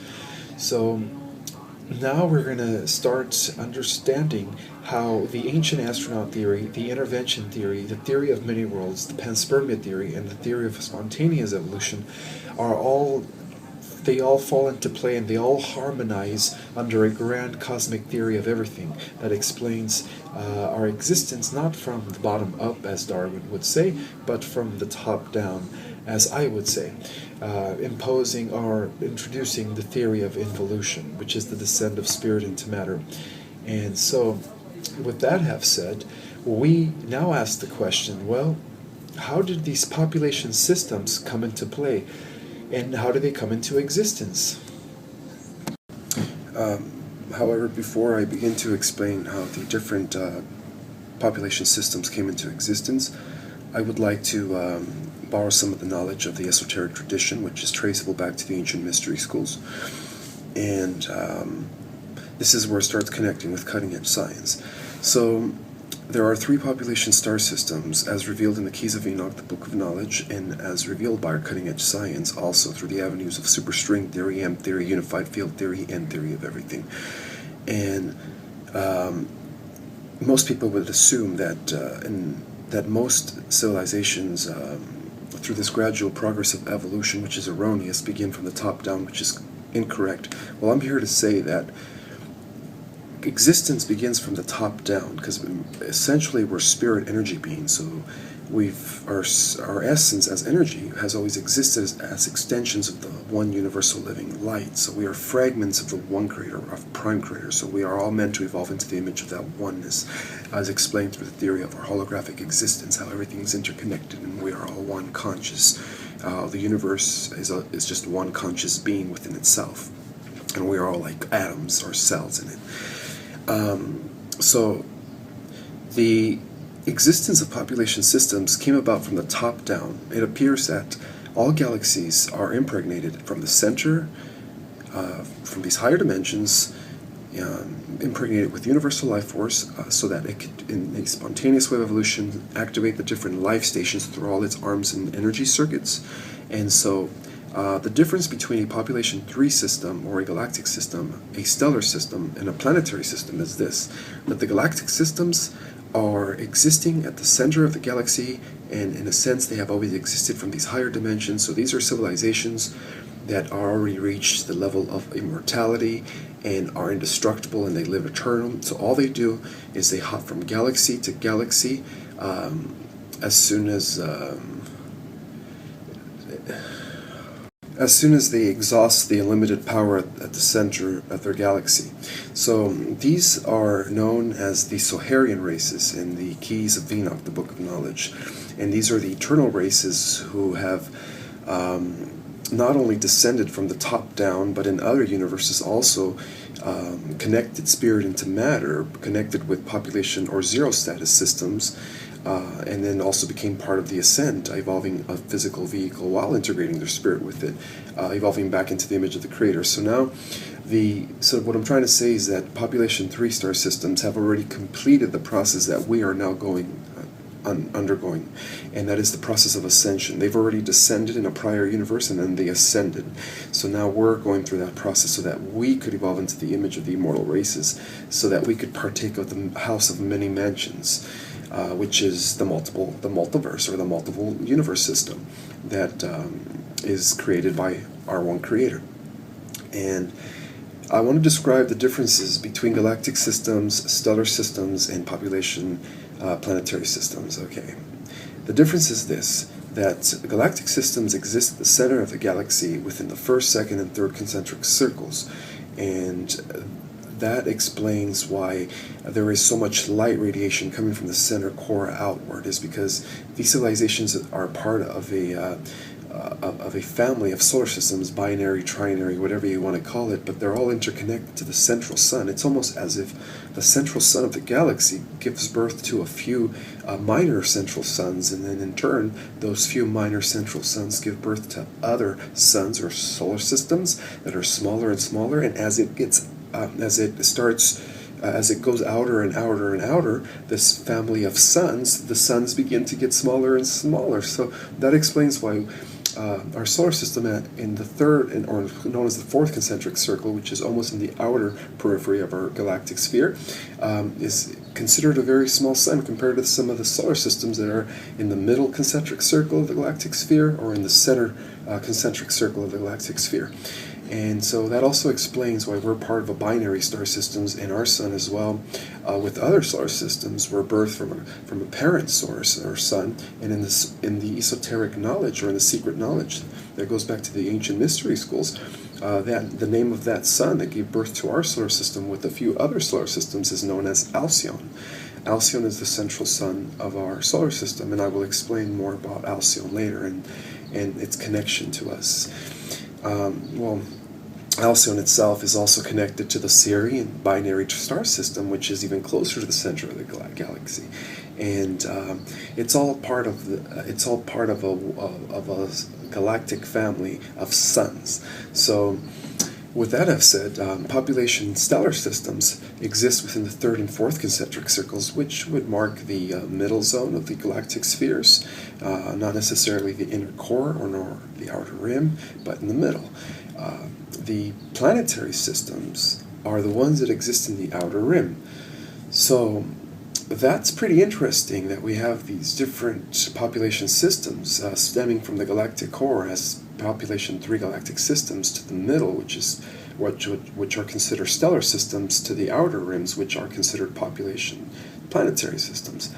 That's awesome, because what that tells us is that there is order on every sphere from the center outward. So from the center of the galaxy, these races of immortals are administrating the universal life force, or the cosmic rays that are coming from these higher dimensions, allowing the evolution of all these millions of life stations that they activate, and determining and depending on their level of evolution, they advance them into the next stage until they reach what is called galactic eternal status. Because once once our solar system or our civilization reaches galactic status, then our entire civilization becomes immortal. So that means we become a race of people, and then that's when we get to not only have access to other galaxies, but then we also get to have access to other universes and partake of this cosmic family of light. Partake with this cosmic family of light, because that's what we are. We are an extension of this big cosmic family of light. So our Creator has many, many children, not only the ones that He planted in our world. And now I want to talk about the different population systems in comparison to the longevity of a being. It is also believed that depending on the different life stations that we exist, that explains our livelihood, or our longevity, And this is how... Okay, so people of a planetary system live for a few hundred years, at the most about 1,000 years, and as they evolve more into a stellar 2 population system, then they start living for 1,000, 2,000 years, or 3,000 years, as they learn the use of energy and come more into the understanding of cosmic principles and galactic knowledge.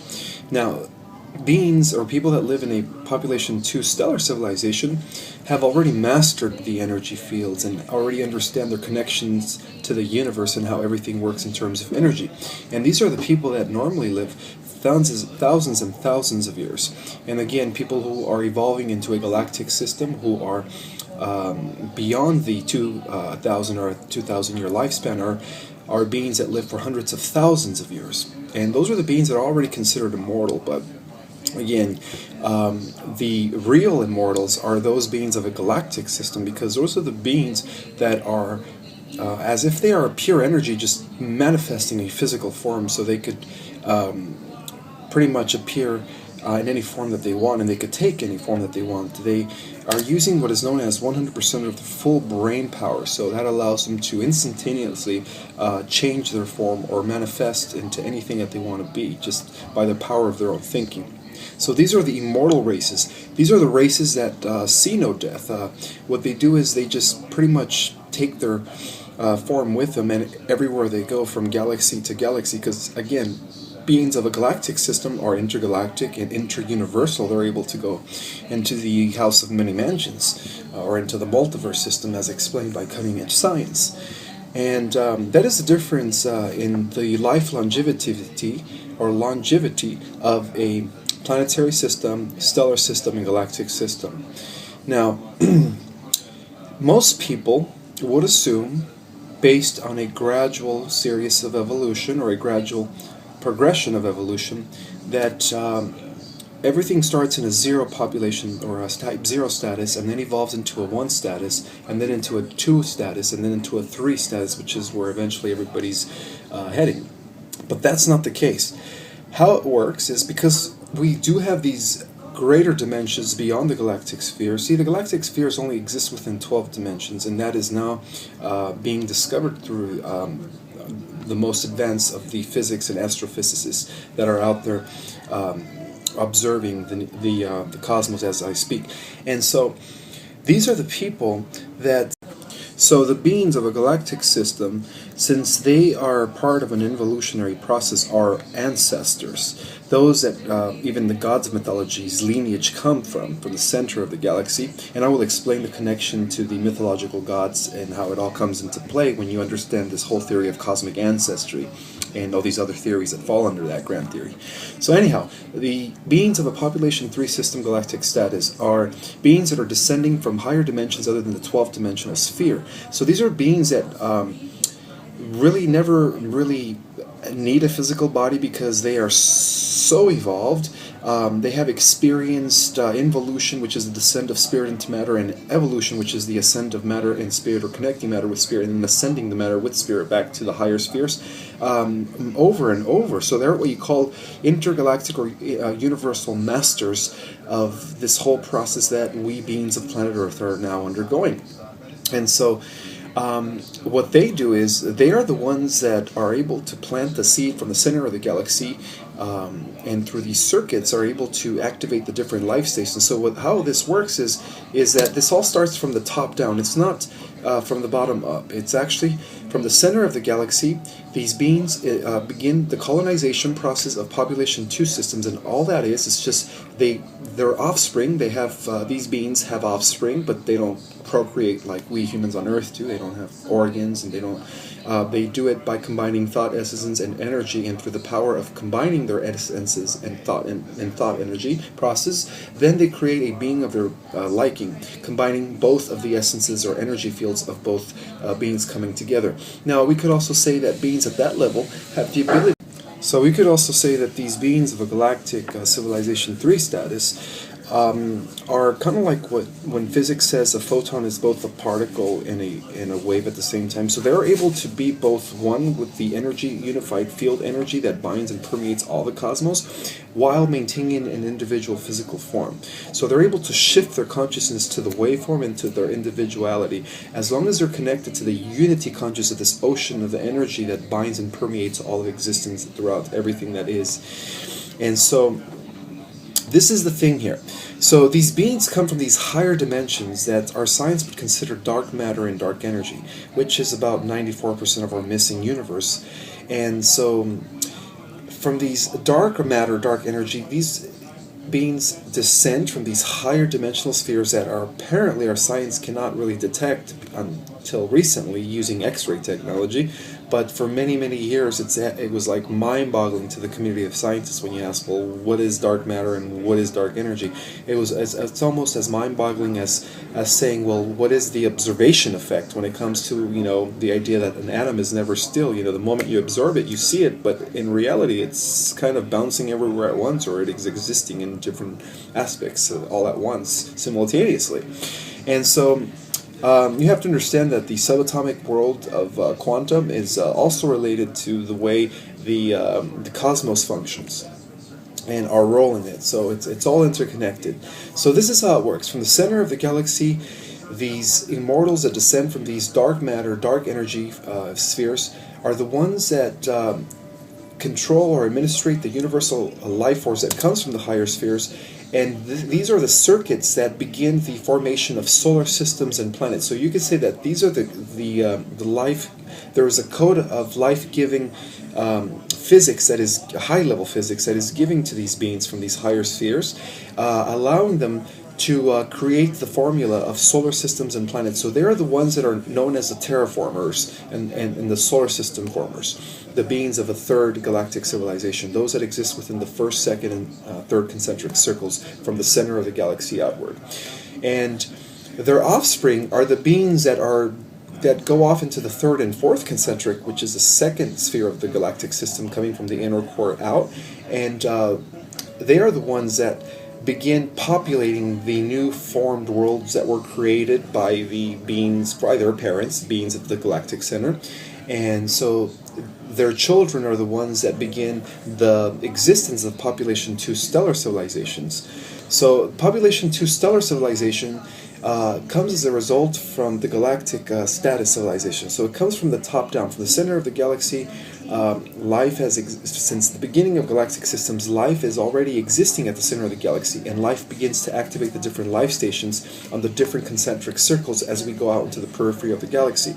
So the beings of a population 2 system descend in this process of involution of spirit into matter.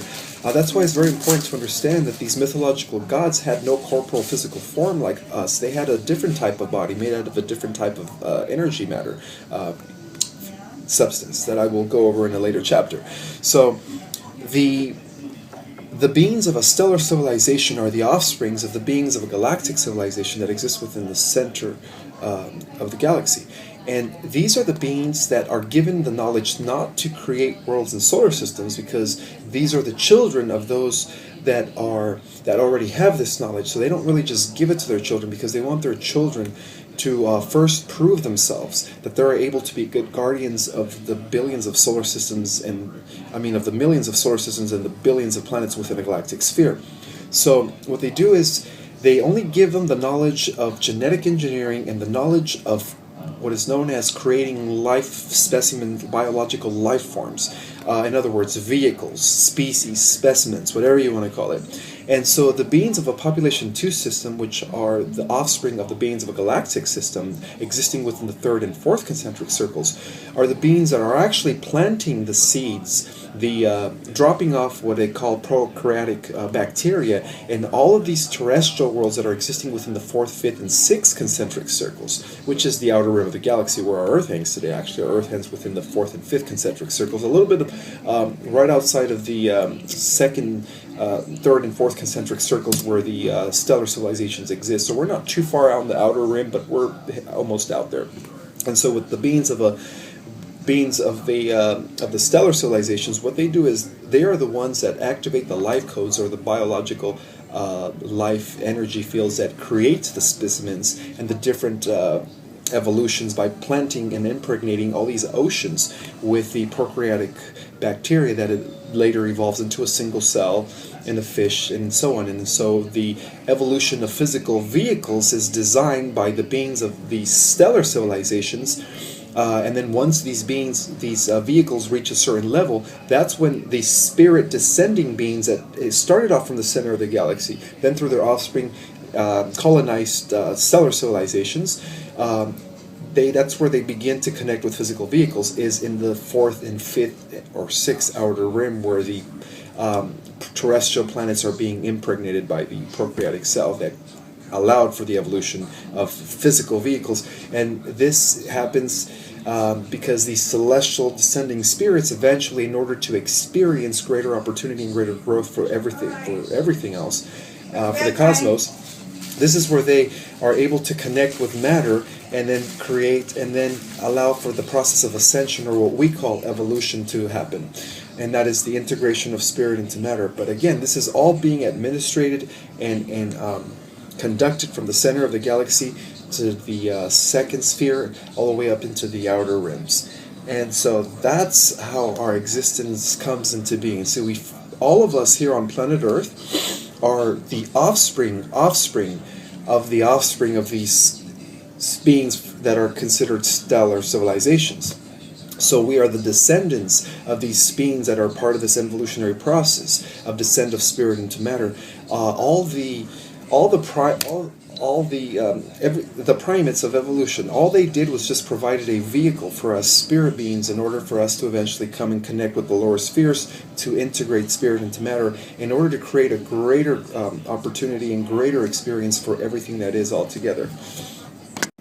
Now there's two things that I want to make point out here, is that the vehicles that are being evolved out of the life plasma that is being planted in the heated oceans have no individualized consciousness. They are part of what is known as a collective soul group, or a collective conscious field, a field of consciousness. And once they evolved into the level of mature spiritual evolution, of mature biological evolution, then that's when the spirit beings from a stellar civilization, who are pure consciousness, begin the incarnational process of incarnating into a physical body of flesh and bones, not a body that is projected out of the mind of pure matter and pure energy. And so these stellar beings are the ones that begin the incarnational process into the lower spheres, or into the lower dimensions, which exist within the outer rim of the galaxy. The galaxy exists in 12 dimensions, and this is how it works. The galactic civilizations, which exist in the first and second outer concentric circles, exist or embody all 12 dimensions at once.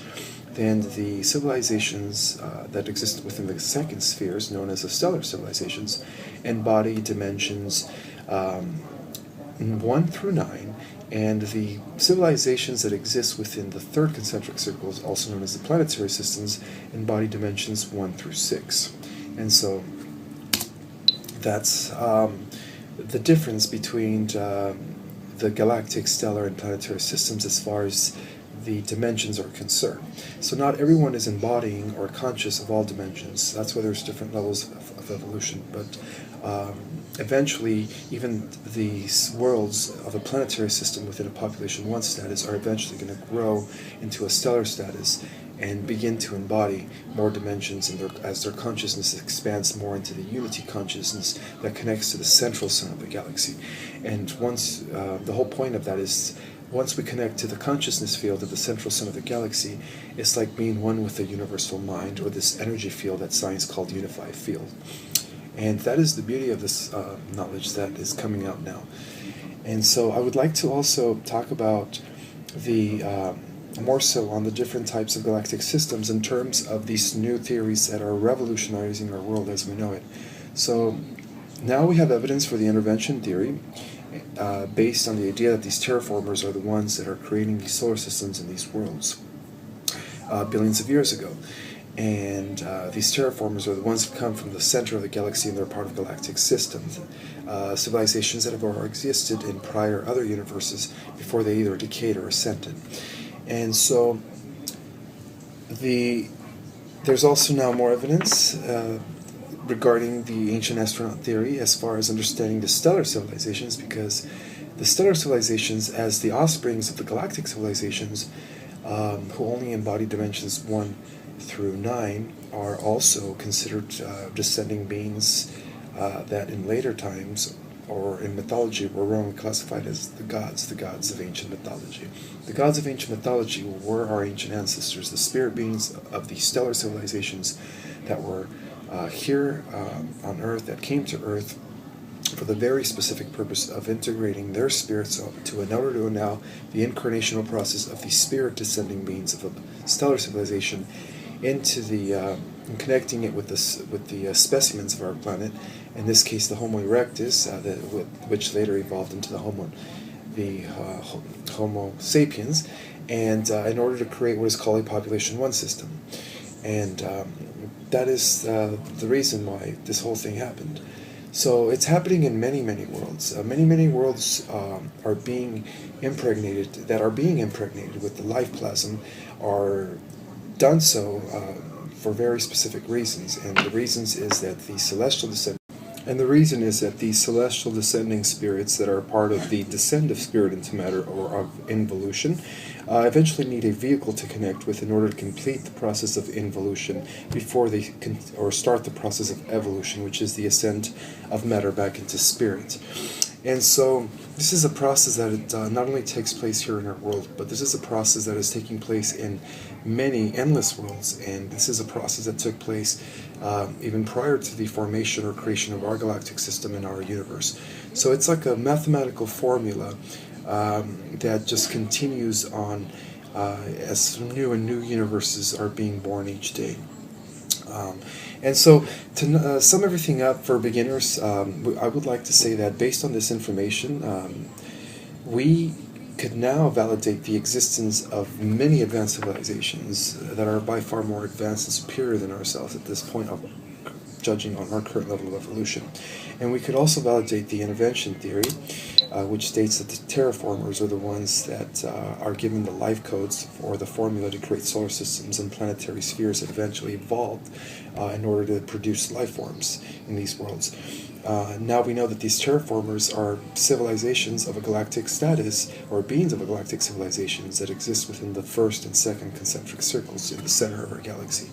And they are the ones that are causing the life to spread across the galactic spheres. And now their children, which are the beings of the stellar civilization, are the ones that are comparable to the mythological ancient gods of mythology, or to what science now calls the ancient astronaut theory.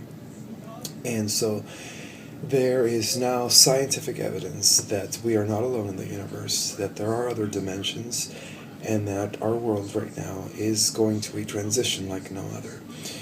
Now, this clip will conclude the whole series for beginners as I go into deeper understanding and deeper matters, as I stretch the boundary of human thoughts, as I go into this next phase of information for intermediate people, those that have already begun the awakening process, but yet still need more information regarding stuff that is not yet It is important to understand that each time we lower our frequency in this evolutionary process, as we become more of a material substance and less of a subtle energetic substance, then we start losing unity consciousness and we become more individualized.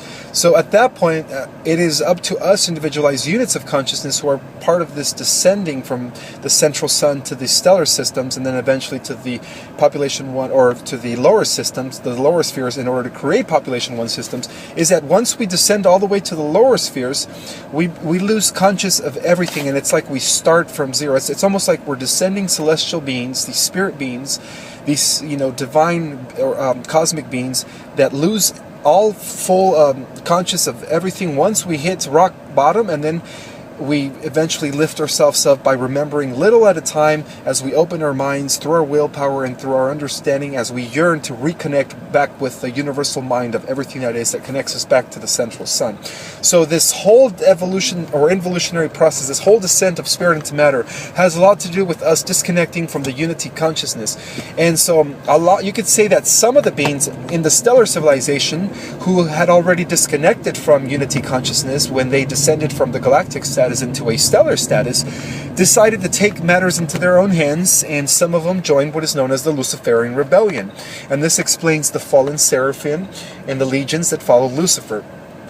So this ties in again to the Bible. I want you guys to understand that this cutting edge science information, as well as the secret knowledge and the Bible, are one and the same. It's just that people don't see it that way because of the way we've been conditioned and the way we've been taught to believe in society. We've been taught to believe that it's either religion or science, and you can't have them both in the same boat. When the truth of the matter is that religion and the Bible, science and the Bible, are two complementaries of the same universal intelligence that is orchestrating, weaving, and monitoring and protecting everything into existence. And so, with that have said, I would like to now shed more light on the idea of the different planes of reality in perspective to the different dimensional or higher spheres that are imperceptible to the naked eye, or as what scientists would call dark matter and dark energy. Okay, so according to science, 73% of our universe is dark matter, 23% of our universe is dark energy, and 3 to 4% is the visible light spectrum, is what we see as helium and gas and solar systems, suns, and maybe what we see at the center of the galaxy. So it's almost like looking at the picture of the cosmos. All we see is just galaxies, But when we look in between these galaxies, or the space in between these galaxies, is that there is more dark matter, or what appear to be more empty space or darkness than there is galactic systems. But that's not the case. What I'm proposing is that the dark matter and dark energy are higher levels of reality that are imperceptible to the instruments or the limited technologies that we have evolved in a population zero status. So of course, since we're only limited to only 3 to 4% of our total reality potential, then we're only supposed to perceive 3 or 4% of our total reality potential. And the rest of it's supposed to be almost as if there is a veil between us and the 96% of the dark matter, dark energy. So I'm here to say that the dark matter and dark energy are the higher vibrating spheres known in the Bible as the celestial spheres, and also known in the esoteric knowledge as the etheric spheres. These are the spheres, you could say that the etheric spheres, the spheres in between the celestial spheres and the material spheres, are what is known as dark matter, and that comprises 73% of our existence. So the scientists are right. You could say that the Big Bang, or the idea of these galactic systems and universes forming, creating the evolution or the creation of galactic systems, solar systems, planets, and life, biological life forms as we know it, all existing within the light visible spectrum, are all being created by the beings that exist within the 73% of the dark matter. And those are known as the ethereal or etheric beings. Beings without, they appear to be as physical as you and me, but their bodies are more, it's more of a refined matter substance, more subtle and less gross. So our creation, the 3 to 4% of the physical universe that we see, is an extension of something that has already existed prior to the 16.4 billion years ago, according to our universe's age, or before the formation, creation, or extension of any galactic system per se that is visible within the 5 or 6% of our measurable capacity. So now we could say that the galactic systems that are inserted in the center of all galactic systems, like I mentioned earlier, are a duplication of something that has already existed within higher dimensions. Now these are the higher dimensions that are apparently our limited based technology is unable to perceive at this time, but soon we will develop higher ways of perceiving or piercing deeper into the regions of dark matter and dark energy. And in a way we have already started by using X-ray technology, and not only checking for the visible light spectrum, but also checking for the vibrational frequencies that exist within these regions. And so now I'm going to stretch your minds. Now this will begin the intermediate section for those that have already begun the awakening process and who pretty much have already researched about a lot of the stuff that is now surfacing, like about planet Nibiru, and the idea of the celestial beings that are going to return, and the idea of ending a great cycle and beginning a new cycle as we transition into a new world. So now this is where cutting edge science and the prophecies and everything that is happening right now is coinciding. So, let me explain this. These higher dimensions that our science calls dark matter are regions or spheres that have already existed prior to the creation or formation of any galactic system. In fact, there is evidence that we have millions of galactic systems that exist, and every day our telescopes are discovering new and new galactic systems. So what this tells us is that the dimensions higher than the 12 are the dimensions that are also part of this evolutionary process that is descending from higher vibrations into the 12th dimension, causing the existence of what is known as the galactic systems that exist within the first and second concentric circles. So now we could say that the parents of the galactic civilizations are the beings that exist in higher dimensions than 12. Let's just call these universal beings that encompass, that have a consciousness that encompass many galactic systems and many realms within the regions of dark matter. So these are the beings that exist in these higher frequencies that have already existed. Now these beings have no beginning or end.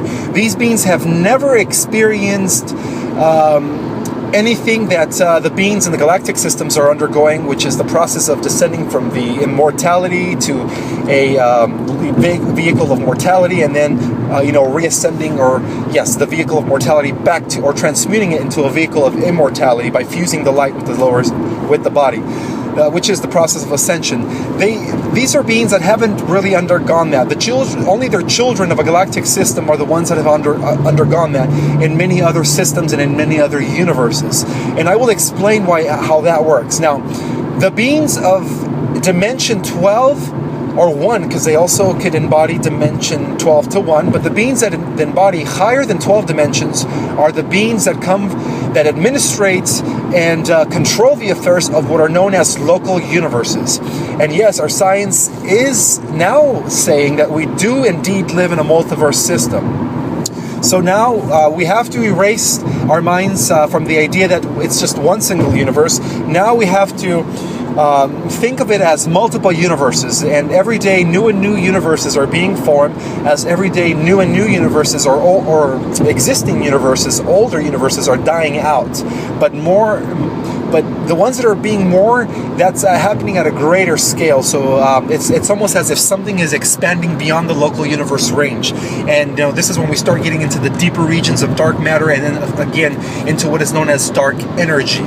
And something that I would like to point out is that there is ancient text evidence, and also every religious manuscript has also described a sphere of reality that has no beginning or end, but they limit it just to the term known as heavenly sphere, when in reality heaven is also multi-layered, and there's also different rates of vibration comprising the different levels of what the Bible calls the house of many mansions, which can now be comparable to what the physicist in cutting-edge science calls the multiverse. Now, the scientists saying that these multiple universes that are being born each day are being born from something that has already existed, some sort of a mother universe that they term a metaverse. And these are eternal spheres. These are spheres that have no beginning or end. So, as I said earlier, the galactic systems are a final extension, a final duplication of something that has already been occurring, a sequence that began beyond the confines of even local universes themselves. Because even local universes themselves are extending or descending in this involutionary process from something greater than the local universes themselves that are causing these galactic systems to be formed as final extensions of the descent of spirit into matter from what is known as about 392 levels of or planes of reality. So now I'm incorporating the esoteric knowledge. So if you could bear with me here, I know some of this stuff sounds like it's really out there, but I want you guys to really see how I make the connection here with cutting edge science and the esoteric knowledge. Okay, so we could say that the local universes are also organized in different levels of embodiments. We could say that a local universe could embody anywhere from 24 dimensions to 48 dimensions. So the beings that are descending from the local universes are beings that have already existed eternally without beginning or end. The only beings that have to go through this incarnational process of experiencing mortality and the ascension process are the beings within the galactic systems. Now there is a lineage though, in a sense where the parents of the beings of the galactic systems embody dimension from 12 to 24, and then the parents of the beings that embody dimension from 12 to 24, which occupy the highest regions of a local universe, are the parents or the grandparents of the beings of a galactic system. So there is some sort of parental hereditary lineage that is stemming from what is known as the central heart of the metaverse itself, which science calls the mother universe, or the spheres that have already existed. So in order to understand this, I would like to go over chapter 3 now, which will give more information in detail gathered from the esoteric tradition that will prove the multiverse concept of reality and the idea of the always existing spheres known as the metaverse. So now we're going to start seeing how this whole cosmic... But before I share information regarding the different planes of existence and its varied and multiple levels and layers of reality, I would like to say that the local universes, what science calls the multiverse system, our universes that are experiments in time and space.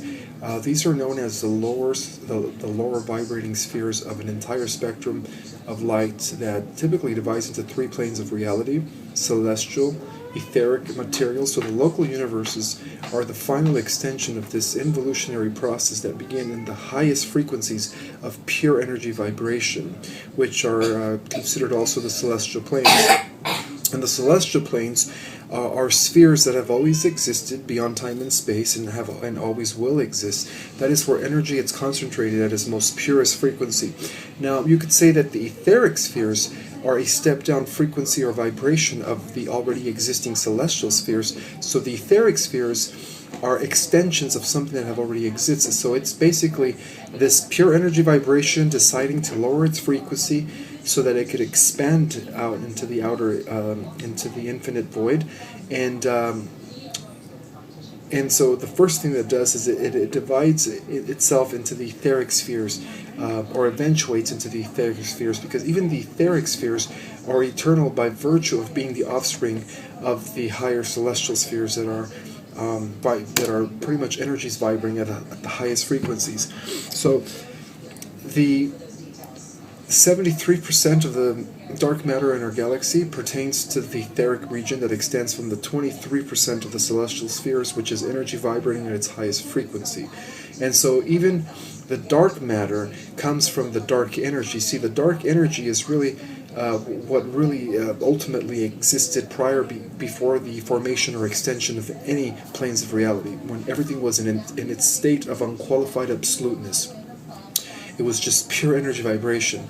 And then from that energy, dark energy, light decided to descend in this process of involution, creating or extending into the etheric realms. And then the etheric realms also divide into different levels and sub-levels of reality. So there's different dimensions within the etheric realms of what scientists call dark matter. And that comprises about 94% of our existence. Now, the other 4% in which we belong to is something that extended from something that has already existed, which extended from something that has already existed. So in this sense, if you guys are following me in the idea that the stellar beings are the offspring of the galactic beings at the center of the galaxy, who in turn are the offspring of the local universe beings who embody dimensions from 12 to 24, who in turn are the offspring of these higher beings that occupy most of the regions of dark matter as we get closer to the regions of dark energy. And the origin of all of this begins in the regions of the dark energy. The dark energy are the celestial realms without beginning or end. The etheric spheres, or the dark matter, are the extension by virtue of lowering its frequency. So the descending cosmic family of light in which we are a part of, began way before the formation or the final extension of the galactic systems, which is where this process of involution descent of spirit into matter ends, and then the process of evolution or ascension begins. And so right now we are at the returning point of the ascension process, and that's why it's very important to understand that our origin is beyond this world, that our origin is beyond this galaxy, that we are descending children of light, whose offspring are the beings that are creating the local universes. Those are our original parents. See, because even the beings in the galactic systems, who are the parents of the stellar civilizations, are the offspring of the already existing beings or intelligences that administrate the affairs of local universes. And so those are our parents. Our parents are the creators and facilitators of local universes. And who are these intelligences that facilitate and create the local universes? Well, these are the intelligences that are the descending children of the beings or the intelligences that exist beyond the confines of experimental biological testing zones known as local material universes. And our lineage goes back all the way into the highest frequencies of energy, of pure energy vibration. So what we are these beings of light energy vibration currently operating at our lowest frequency before we begin the process of ascension again. But before I get into the matters of the process of ascension, I would like to share some information that will help people understand more the topic of the different existing planes of reality, celestial, etheric, material, and as to how they pertain to the idea of dark energy, dark matter, and the visible spectrum. So this is going to be called Chapter 4. I titled it Our Cosmic Celestial Origin. According to the perennial philosophy of the esoteric wisdom, our current humanity has fallen from a higher state of being in forgetting our connection to Source. As a result, we have been temporarily sleeping in a coma-like state, forgetting that we are divine beings. We may say that as human beings, we have existed for millions of years, at least in many galaxies and universes. As spiritual beings, we have existed for what appears to be infinity. In light of the new evidence, we may say that human beings today are powerful light beings with a major amnesia problem, forgetting their divine heritage. We may now understand that before the existence of the material realms, the material universes, or the lower heavens, we were light beings, all different sparks or rays of the all-powerful living light that has always existed. So in that regard, we are infinite by nature, since light is infinite. In fact, it is the conversion of this light that created the many different vibrational planes of reality. Apparently, out of those possible planes of reality, we happen to only know and perceive a small percentage of the entire light energy spectrum. For in the earlier stage of existence, light existed in its purest form. According to quantum observation, this light energy has never been created nor destroyed, as proven by the second law of thermonuclear dynamics, since energy is converted light. Therefore, light and energy are the foundation of what we call God, and it is eternal. The Spirit of God, aka in science, unified field, or in metaphysics, universal life force, is the foundation of all life in existence, and there is nothing that exists outside of this light. Even though there are multiple levels of reality in identifying our existence, they all fall under three major planes of existence. They are the celestial, the etheric, and the physical, as each major plane also consists of varying multiple subplanes. Due to this extraordinary nature of multiple spheres of reality, it is required to embody different vehicles that have been designed for us to exist in these different planes of light energy vibrations. As mentioned in the previous chapters, in the highest level of existence we have the celestial planes of pure energy, also known as the liminal dimensions. It is where energy is at its purest vibration, pure substance, and according to the esoteric secret wisdom, this region is beyond the confines of all space and time, and it's really considered the highest levels of heaven. So let's call it the always existing spheres. In these planes, only the most pure beings or intelligences of light reside. This is perhaps what the Urantia material calls the Havona systems of the central universe, or what our cutting-edge science now calls the metaverse. The metaverse is the never-beginning, never-ending spheres of the eventuated central universe in which, according to the Urantia material, everything comes from. This cosmology will be discussed further in the next chapter. It is from the first source and center of the eternal spheres that all was made possible for the expansion into the outer void of the cosmos. This began what is known in the esoteric knowledge as one eternal round, or the expansion of light into outer darkness, and its return, which is really the lowering of vibrational frequency from its unqualified state of purity. The metaverse is it is from this first source and center of the eternal spheres that all was made possible for the extension into the outer void of the cosmos. This began what is known in the esoteric knowledge as one eternal round, or the expansion of light into outer darkness and its return. However, the process is a matter of taking this light at one outer space level at a time, for space is also infinite, and there needs to be organization. We could therefore say that the first extension or involution of pure light into the outer space level gave us the etheric plane of existence, or the middle heavens. It was in this phase that the pure light first began to step down from its pure vibration, becoming converted etheric energy, filling the first space level in the outer realms that surround the divine spheres of the always existing light, the metaverse. This etheric energy became the universal matrix of the always existing light, the metaverse in which everything extends from. The etheric energy became the universal matrix.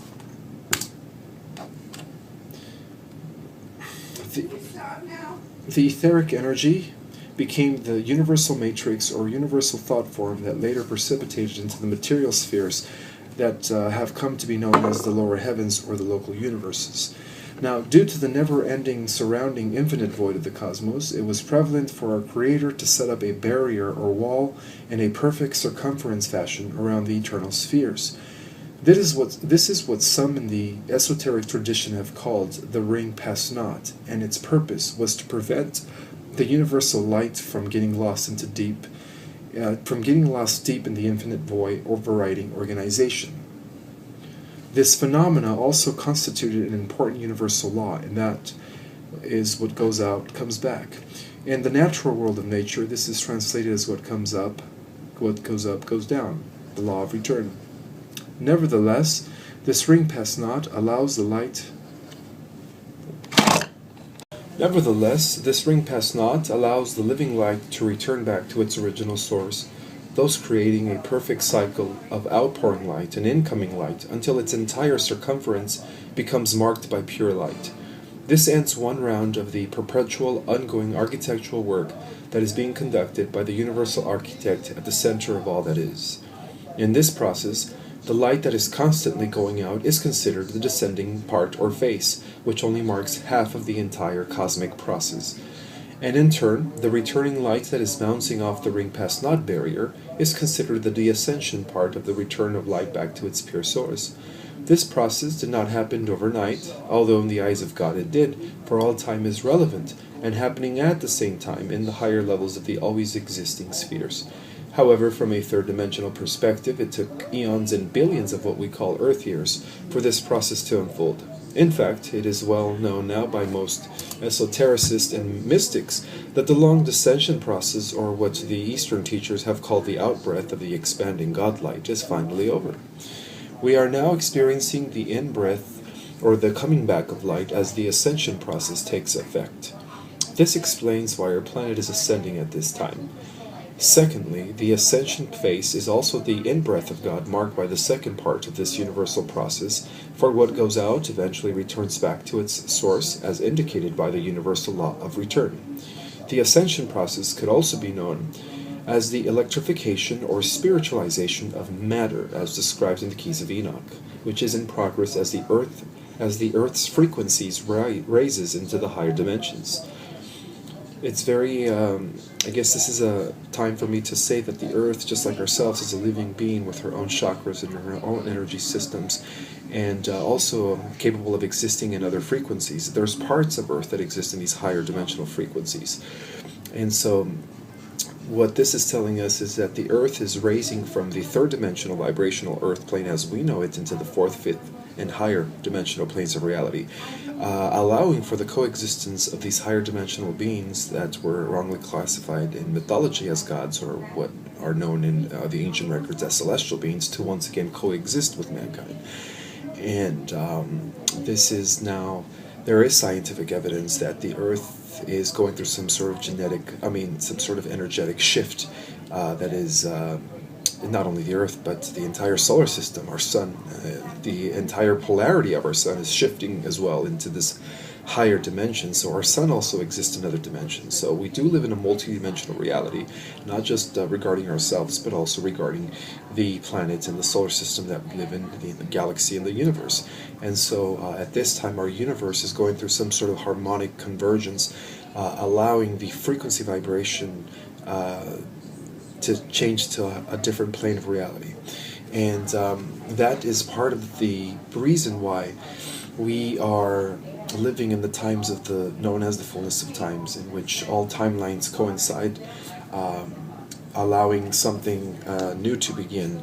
So as I continue, this is going to allow you to really understand what the true significance of the Mayan calendar is, what the true significance of the return of the Planet X or Nibiru is, and the true significance of the prophecies as far as the return of the celestial beings or angels, whatever you want to call them.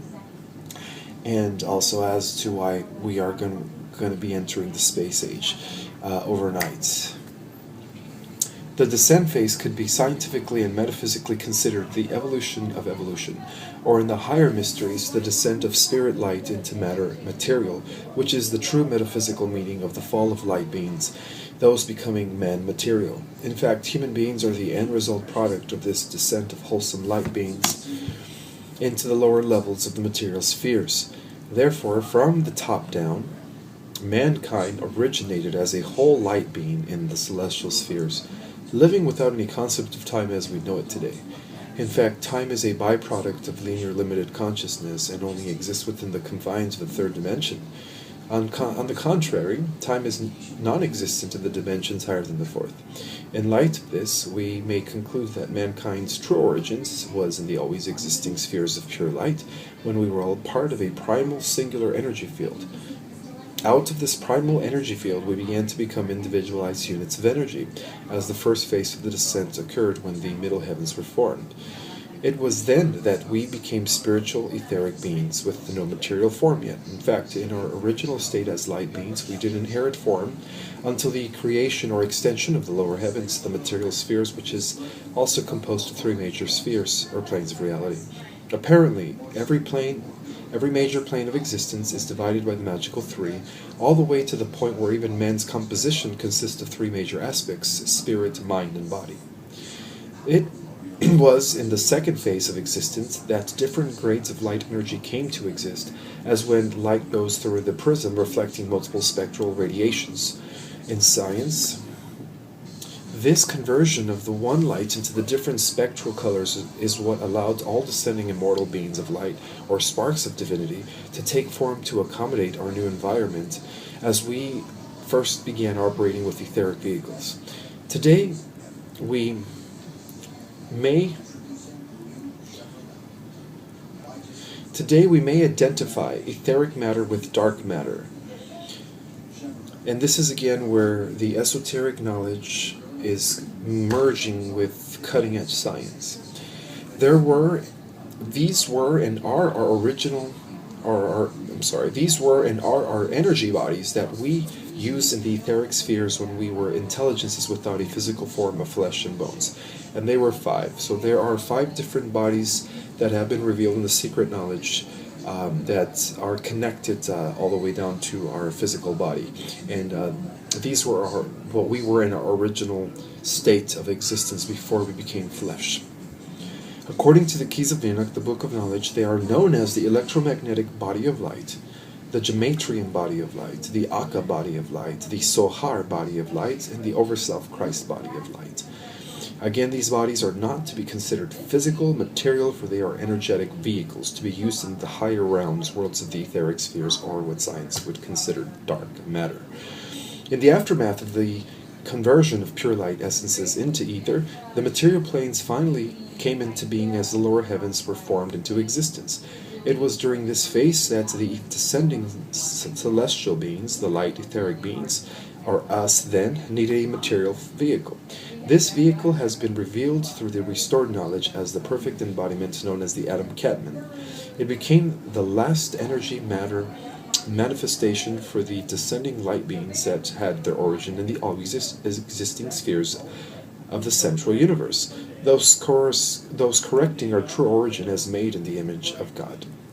We may now state that the first Adam, our ancestor, was a light being, a full conscious spiritual being, who existed first in the 8th dimension of perfected material form, or that descended from the higher dimensions into the 8th dimension of perfected material form to inherit his physical form as the Adam Catman. And this is also a projection of the intended form that later developed into the flesh before it incarnated into a lower vibrational frequency body that became flesh and bones, and that was like the final descent of the higher dimensions into these physical forms. So there's physical reality, there's physical vehicles on every level.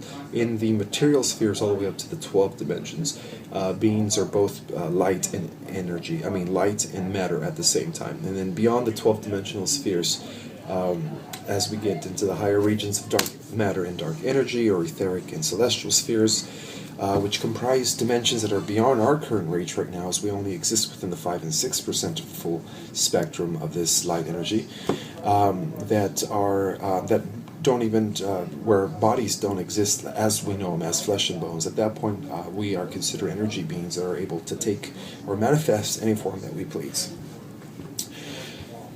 So, in the aftermath of the conversion of pure light essence into ether, the material planes finally came into being as the lower heavens were formed into existence. It was during this phase that the descending light etheric beings, us, needed a material vehicle.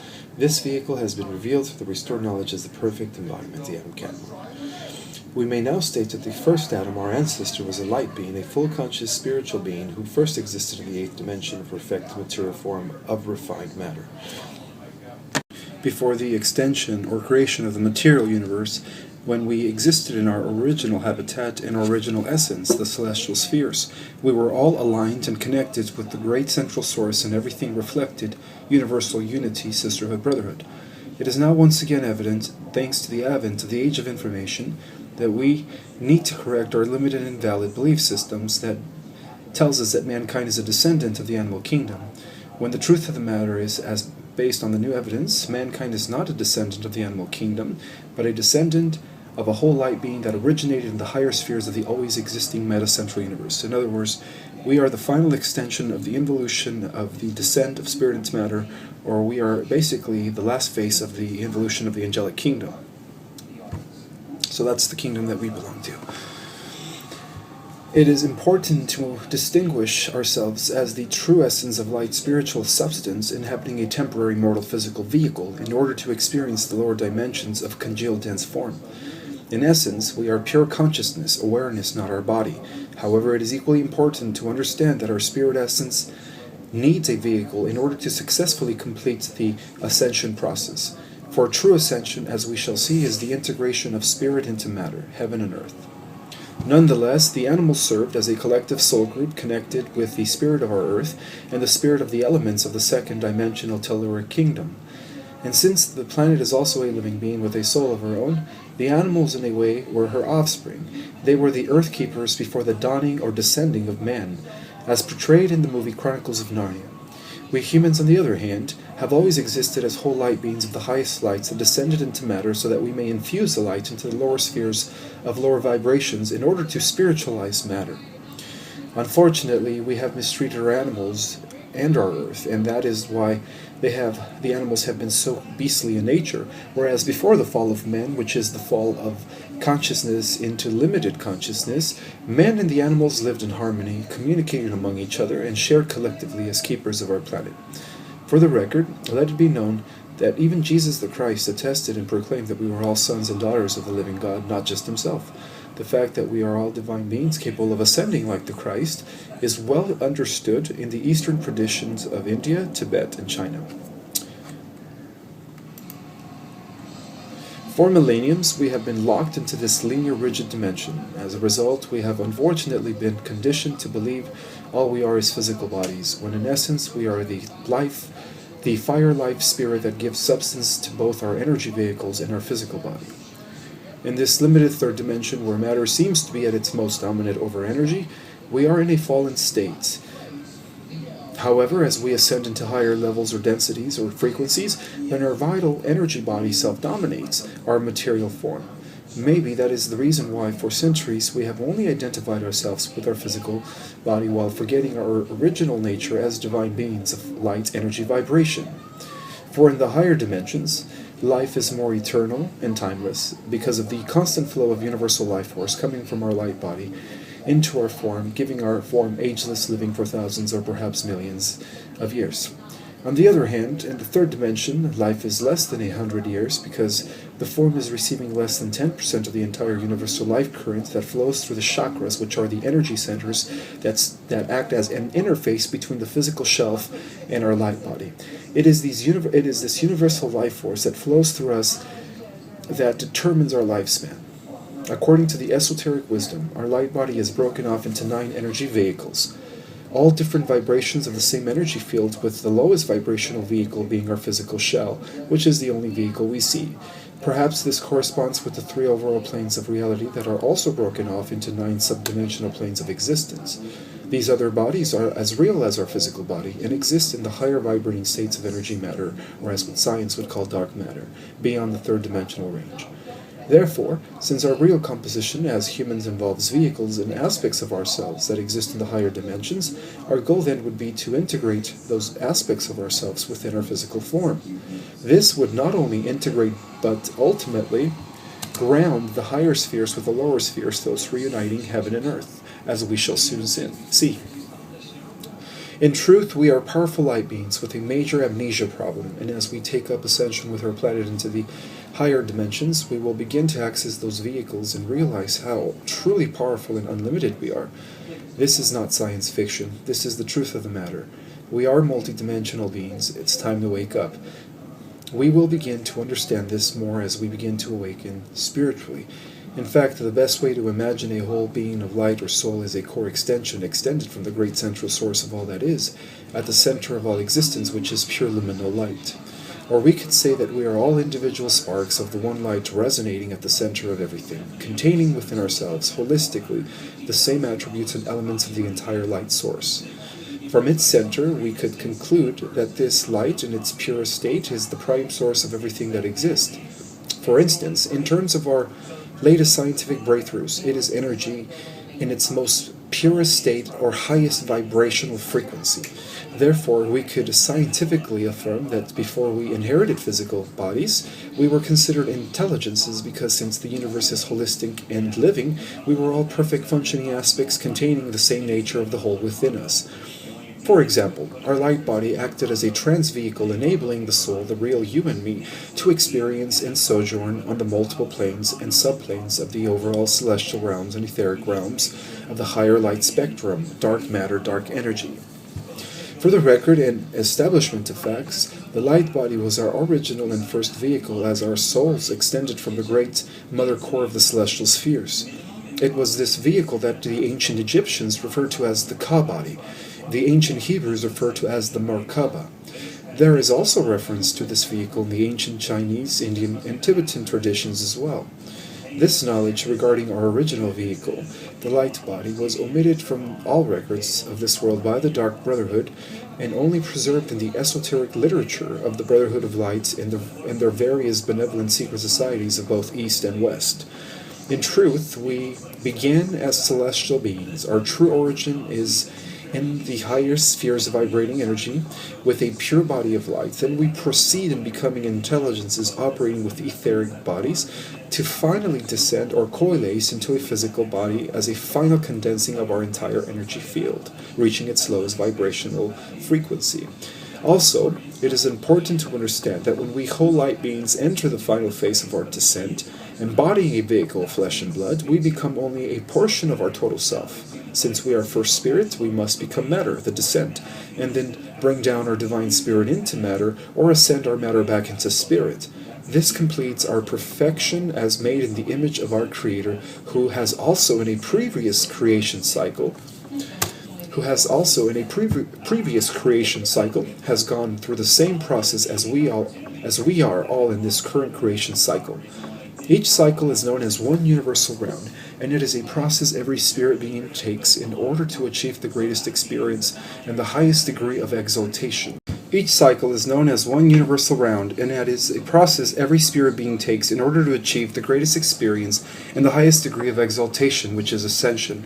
This allows for each soul to explore and experience all levels and facets of the overall spectrum of the unified energy field, with the end result of reuniting our individualized unit of consciousness with the all-universal Christ consciousness. The whole purpose of the universal round is so that all the sparks, children of light, may evolve in the image of our Creator. This is done so that eventually man may ascend and go out there in new cycles of creation into the never-ending realms of cosmos and facilitate their own creations as done so by our Creator God in our current round. In other words, since our Creator is all perfect, he or she provides the same grounds of experience so that all his children may follow in the same footsteps. This explains why the cosmos operates according to divine laws, and why there is a set system, or what esotericism and mystics call a patterned blueprint, in the unfolding of everything. It is the same system of involution descent and evolution ascend that serves to create universes and worlds beyond number, all following and being fashioned by the same universal principles of the always existing and expanding Father-Mother universe. Therefore, since we are all evolving together, we all follow the same universal cosmic blueprint of descension and ascension, as we are all subject to the same universal laws and principles. Except that in the descent phase of our existence, we tend to lose our oneness with all that is, which serves a purpose, to eventually rediscover what we have lost, reconnect, and in the process inherit a perfect physical vehicle as we reunite with our spirit self, consciously by our own volition, allowing our light body to spiritualize matter. In truth, the middle heavens became the exact replica of the higher heavens, and the plan was to also bring the same blueprint into materiality, or into the lower spheres. As it is in heaven, so shall it be on earth, which completes the final phase of this grand cosmic unfolding. Therefore, it is important to know that each time the light frequency lowers its vibration, a new layer or vehicle was needed in order to envelop our soul, which is a core being ray of the one light.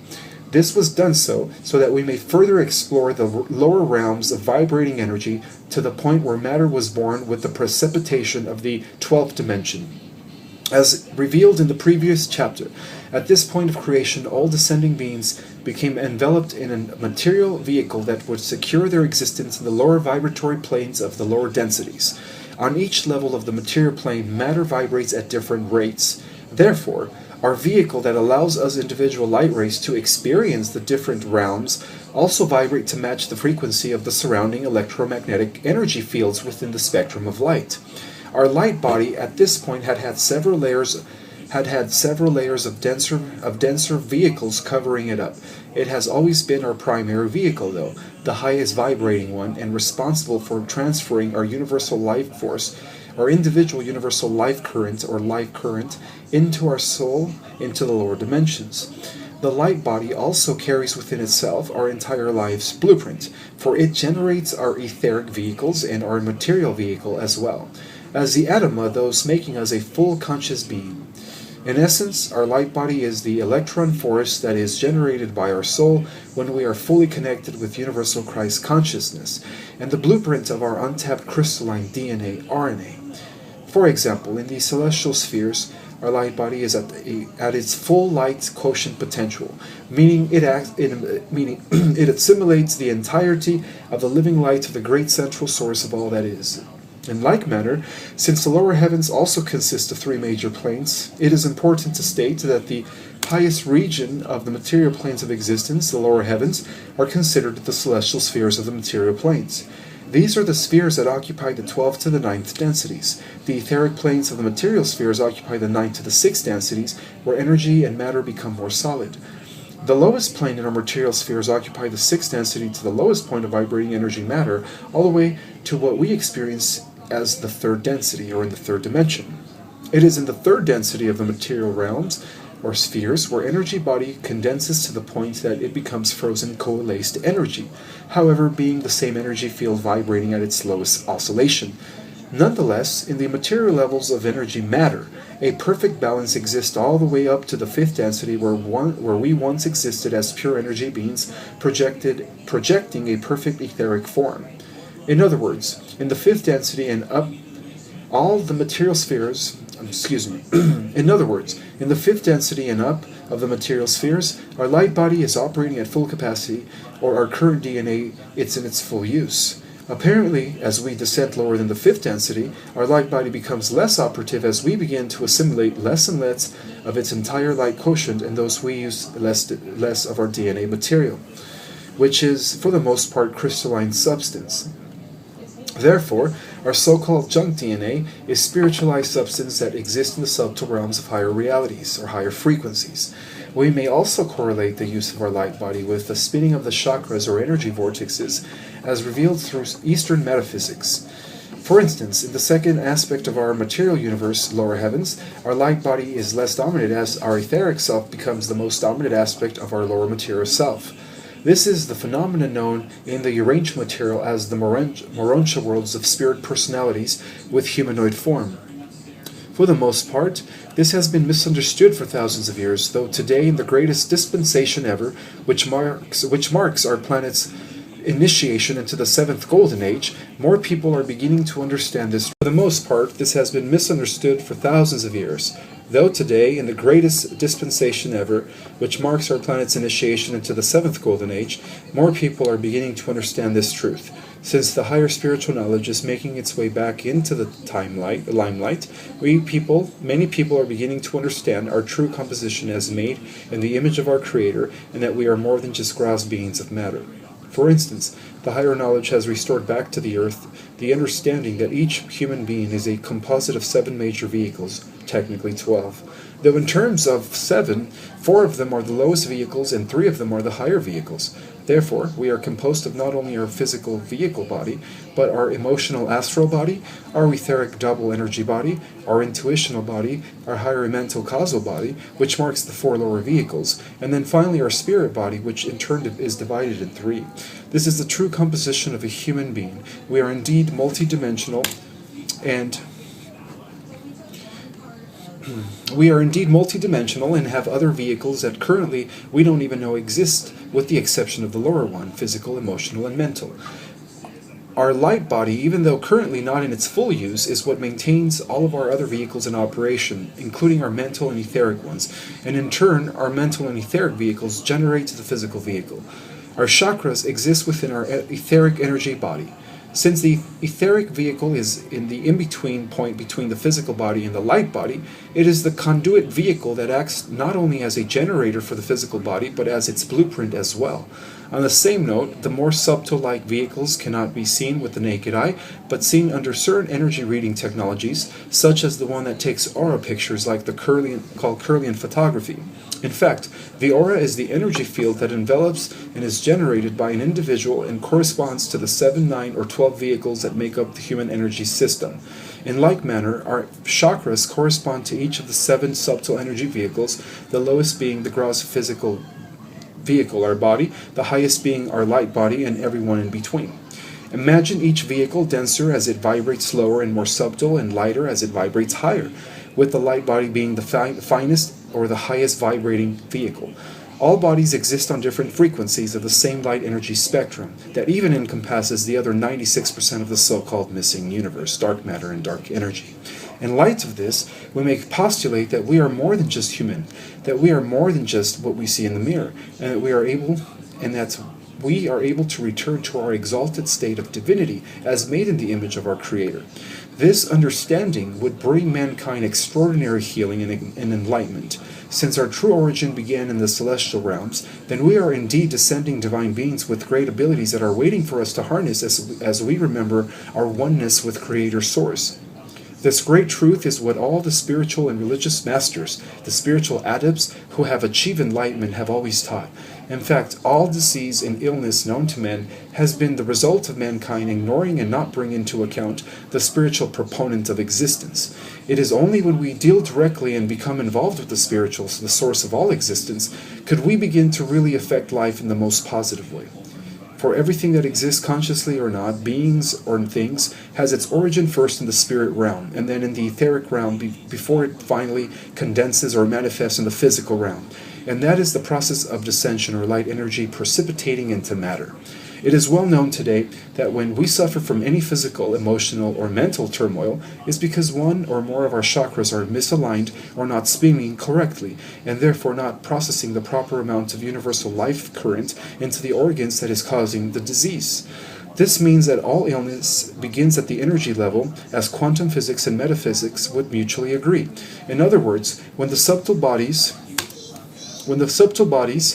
are affected, the damage is shown in the densest of all vehicles, the physical body. So in this case, any illness, whether it is mental, physical, or emotional, begins to ripple first in either the astral body, affecting the emotions, or the etheric body, affecting the physical, or the mental body, affecting our minds. All of our vehicles are interrelated and function as one, and that is why materialistic science can never find real cures in chemical man-made drugs or remedies like the pharmacy. While they are busy tackling the problem Examining only our physical body, which is ineffective, the real root and cure to all problems lays in the energy subtle bodies and their 7 spinning wheels, the chakras. If science understood and considered and began to explore the spiritual side of things, we would have a perfect understanding of how the physical world works, thus solving all of our problems. Each subtle body has certain responsibilities and functions, and at the same time they all operate as one. The physical aspect being the only one we see. Picture our physical body as one layer of various layers that make up our entire being, and at the core lay the true self, which is our soul, pure celestial essence. In addition, each chakra spinning wheel of light corresponds to each of our 7 vehicles, carries a particular ray color tone and vibration likened to the prism in quantum physics. As known in Eastern metaphysics, these colors, red, orange, yellow, green, blue, purple, and indigo, pertain to the 7 major rays of creation. It is the chakra colors that determine its function, purpose, and energy. For example, the first, or root chakra, which is characterized by the color red, represents survival, willpower, and our ability to be well grounded into the earth. The second chakra, characterized by the color orange, is also known as the sacral or sex chakra, which corresponds or represents our pleasure and governs our emotions. It is the seat of our ability to self-heal because orange is the color of healing. The third chakra is known as our center of power, corresponding to our solar plexus, and it's characterized by the color yellow. This chakra is also known as the inner sun, and its function governs our individual power and how we relate to others. When our bowels, spleen, and liver are in good condition, it is because our solar plexus chakra is facilitating the right energy needed for those organs to function. The fourth chakra is located in our heart area, representing the color green, and governs our cardiovascular system, making sure all our blood flows properly through the entire body. This is also the seat of compassion, which gives way to the understanding that we are all one. The fifth chakra is located in our throat, marked by the color blue, signifying truth and our ability to communicate properly. The sixth chakra is located in the middle of our eyes. Its color is purple, and it's known as our third eye.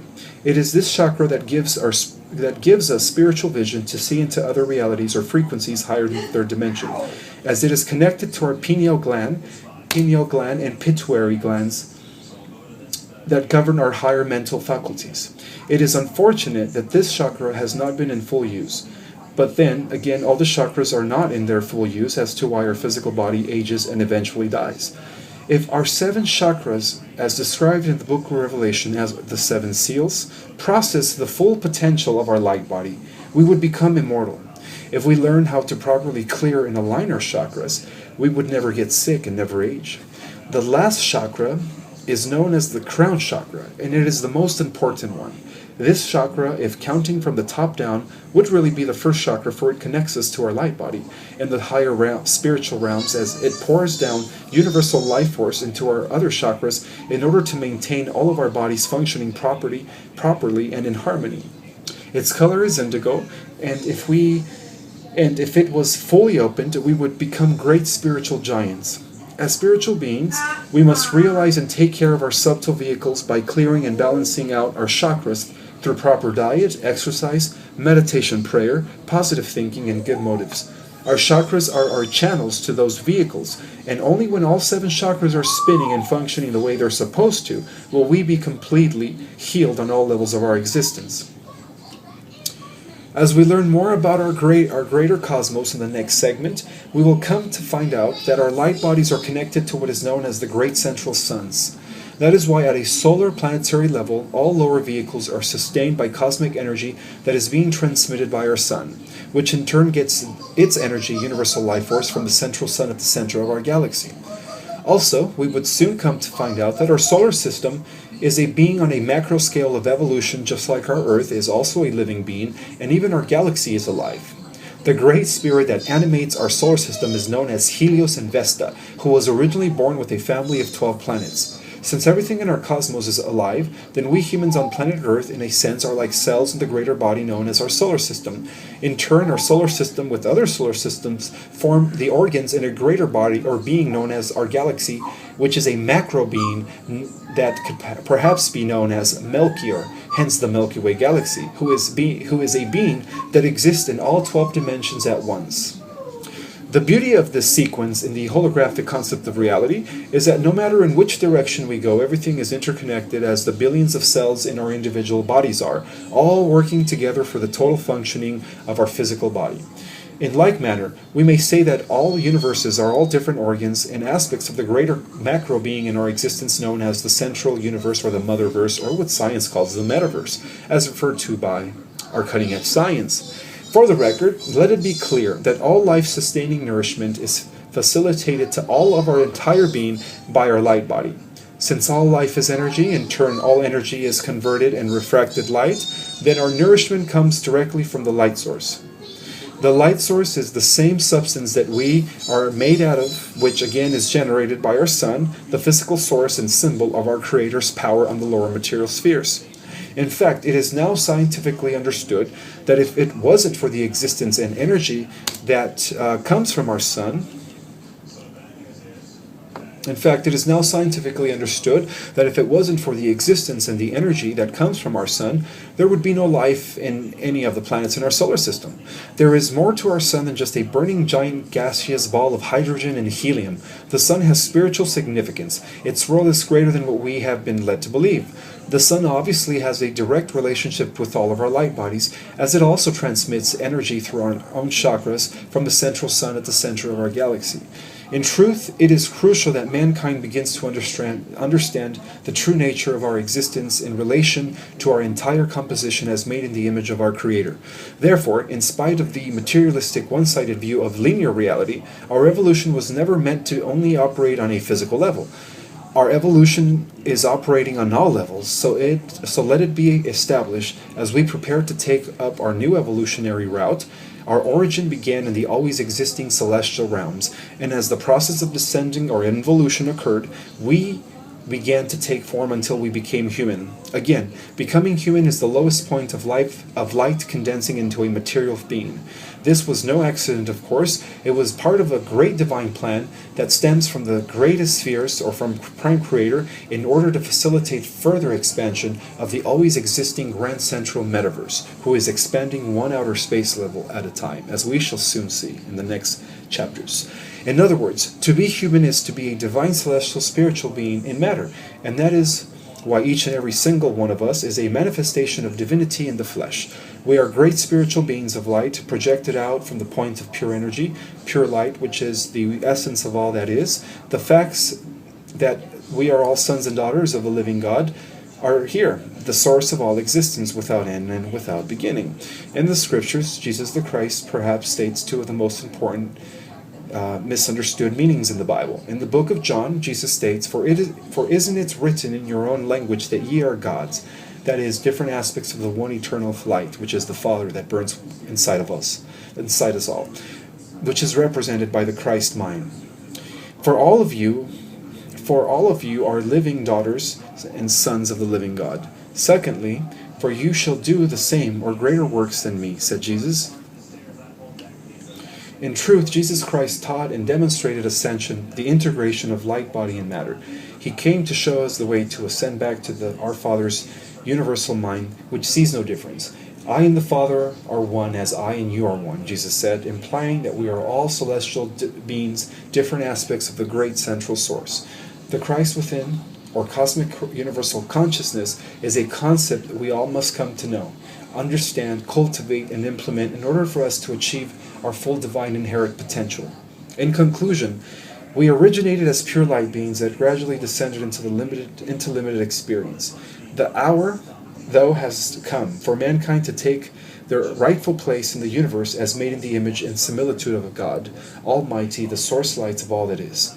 We have been in spiritual darkness for thousands of years about who we really are as children of the highest God, which is light. Wake up to your divinity, for the time is at hand. That concludes Chapter 4, our Cosmic Divine Origin, which sheds more information on the idea that our origin was not planetary, but indeed was cosmic and celestial. So now we're going to be going over Chapter 5, The Universe is Bigger Than What We Were Told. In this chapter, I'm going to reveal that what the scientists are saying about the existence of the multiverse system is accurate.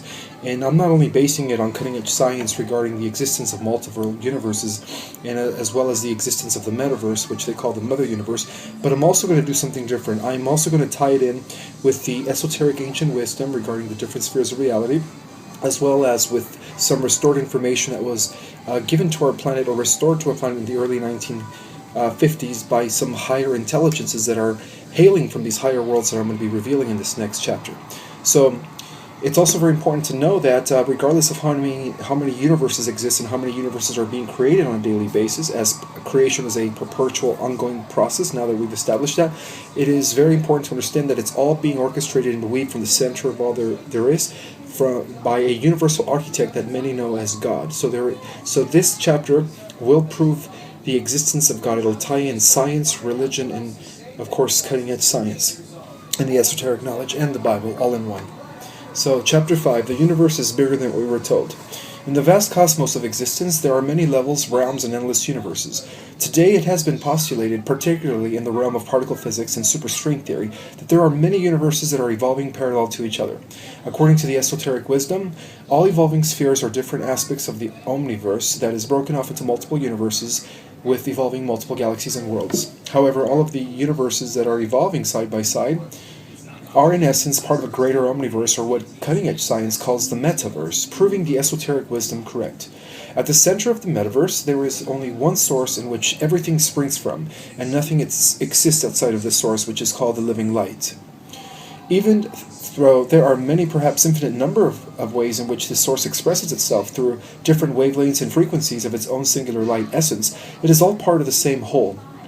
As mentioned, the greatest discovery in human existence is that everything is energy, and therefore everything is light. Because even energy is a step-down frequency of pure liminal light. In fact, there exist many ongoing refractions of this one light, although it appears as if there are many different reflections, universes, planes, and worlds. And the beauty is that they are all existing as one body. Therefore, let's call it the omniverse, the one in the many in the one, all different parts of the same whole. Now, in a closer examination of our cosmos, let's re-emphasize the fact that there are billions of stars in our galaxy, as science now calculates. Now, since there are billions of stars, there are probably a few billion worlds, planets like our own, or different. So just alone in this galaxy, there are innumerable suns, worlds, and planets. Now, as we stretch beyond this concept, it is important to note that there is more to our cosmology than just a few billion galaxies. For our universe is much bigger than that, as has been rediscovered in the last 50 years or so. Aside from science, there is also more speculation regarding our multiverse system that has been restored to the Earth by certain emissaries of light who hail from these higher evolved worlds. These are emissaries from the celestial and etheric realms, or what science calls dark matter and dark energy, which many have called the angels. We may also correlate these celestial beings as the intelligences of higher types of population 1, 2, and 3 galactic systems as described by superstring theorists. As mentioned in Chapter 1, about 10 universes are being born each day due to cosmic quantum fluctuations. Then galaxies and solar systems are also being spawned into existence each day. This idea of a constant perpetual creation is directly related to the central sun theory. According to the central sun theory, universes and galaxies are being spun out from a central focal point, generating cosmic energy in a centrifugal manner. That is spelled CENTRIFUGAL, centrifugal manner. This is fascinating because this theory proposes the idea that at the center of every galaxy and universe there is a heart-beating, pulsating universal life force, or central sun. This life force emanates outward from the central sun in a circumference manner. This life force emanates outward from the central sun in a circumference manner, administrating its light rays to all its galaxies, stars, and worlds, providing them with the universal life force, energy needed to sustain all life. For example, one level of cosmic source in the material spheres lies at the center core of each universe. This central core acts like a giant sun in which many galaxies are revolving about, as in the case of a giant nucleus. It is this great hub that administrates and controls all these galaxies in perfect formation around its source, the light at its center. This center of concentrated light is known as the great central sun of our local universe. It is this core central sun of a universe that brings into being the first level of manifestation from the already existing etheric realms. The second level of manifestation is the central suns at the center of each galaxy that are in essence subdivided universes, within each universe. In the case of our own local galaxy, the great central sun is known as Hanapku Tzolk'in, as revealed by the Mayan scholars, Kolob to the Latter-day Saints of the Church of Jesus Christ, and Ophiuchus as known by the Western mystics. In fact, this pattern continues down to the solar systems of galaxies as well. This concept of ongoing revolutions beyond our galaxy is a cosmological phenomena that is being observed by our Earth scientists. For example, modern scholars have detected what is known to the ancients as the precession of the equinoxes. This is the solar alignment of our sun with the central sun of our parent sun known as Alcyon that occurs in a period of every 25,000 years or so. More on this later. The lowest manifestation of light in the lower heavens is our local planetary star system or local sun, in which our local planets revolve about. So on behalf of the higher divine plan, creation is an ongoing process as it corresponds to the ongoing impulses of the one light that is forever sending its light rays outward from the center of the omniverse. This life force extends to all universes, all galaxies, and all stars and worlds. Another way of seeing the centropic model of existence or cosmology is by adopting the most correct esoteric axiom that correlates all existence as one, from the micro to the macro. For example, since we now have a better understanding about the nature of our existence, we find a common pattern that repeats itself over and over in never-ending swirls. That is, electrons revolve around its nucleus, as do planets around the sun, the solar systems around the galactic core, and the galaxy around a greater universe, and so on. In a way, our existence is like a never-ending spiral of circles within circles. To our surprise, we can actually identify this pattern of swirls with all of physical manifestations, including the composition of men. For instance, all glands, muscles, bones, etc., everything in our physical body is governed by the center of man's being, the sole true light essence. In the esoteric tradition, this is known as the inner sun, and the heart is the physical organ that represents this pulsating light. Blood is its physical correspondent, circulating the universal life force that gives physical life to our body's biological components. Now, in examination of these facts, we may conclude that our entire creation is based on the revolution of bodies around a single source. In the more evolved circles of higher knowledge, this postulation is characterized as the laws of centropy, as opposed to the entropic model that has dominated our world under the control of the Dark Brotherhood, whose time is up.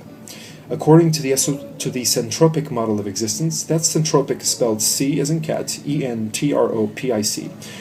According to the centropic model of existence, there is neither ending nor beginning, as we exist in a circular condition with never-ending cycles within cycles.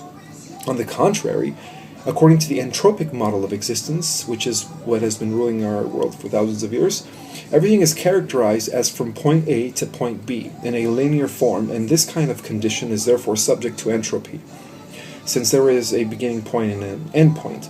On the other hand, the centropic model of existence, which is the most accurate, states that since everything is configured as cycles within cycles with never-ending cycles, then indeed we are indeed infinite.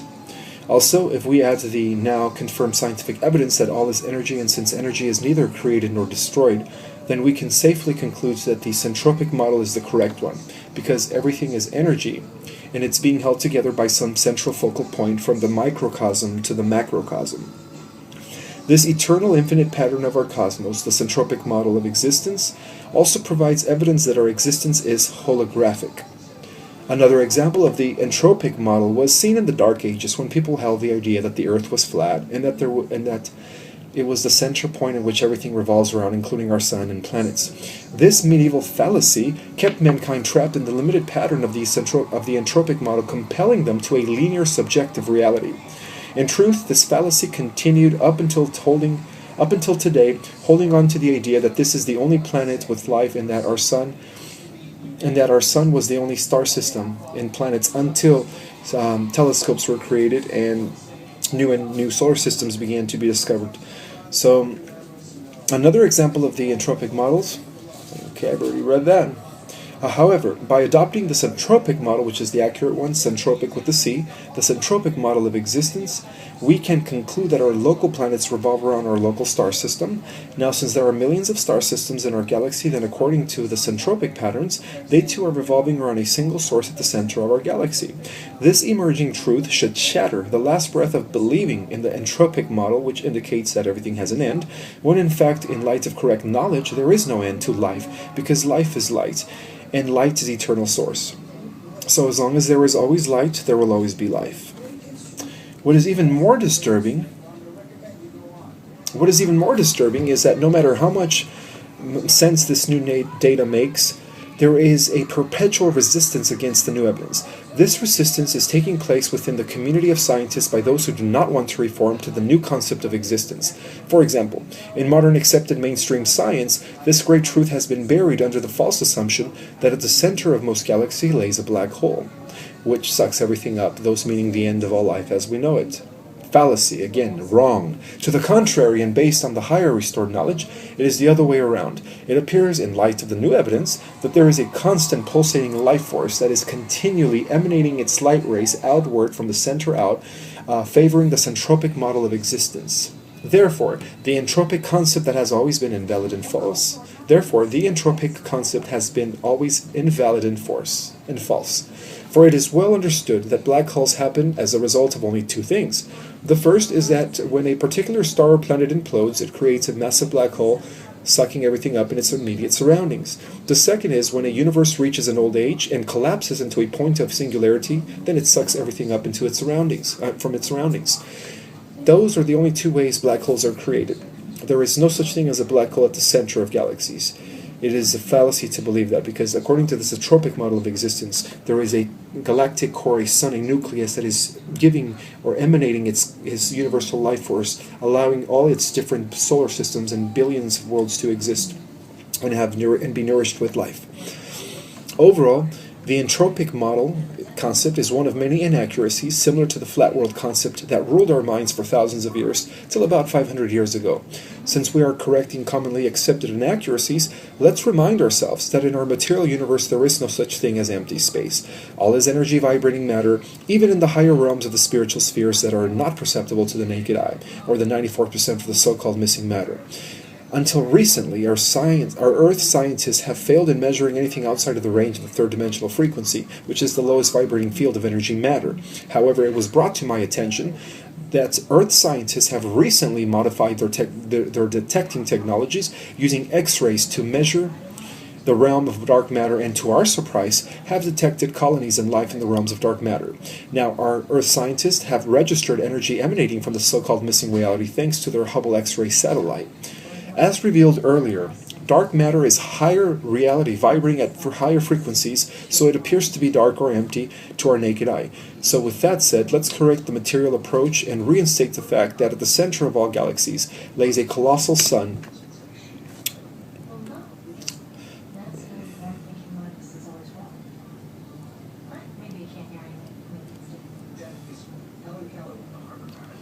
Ascension chapter 1, so okay, no, I lost my...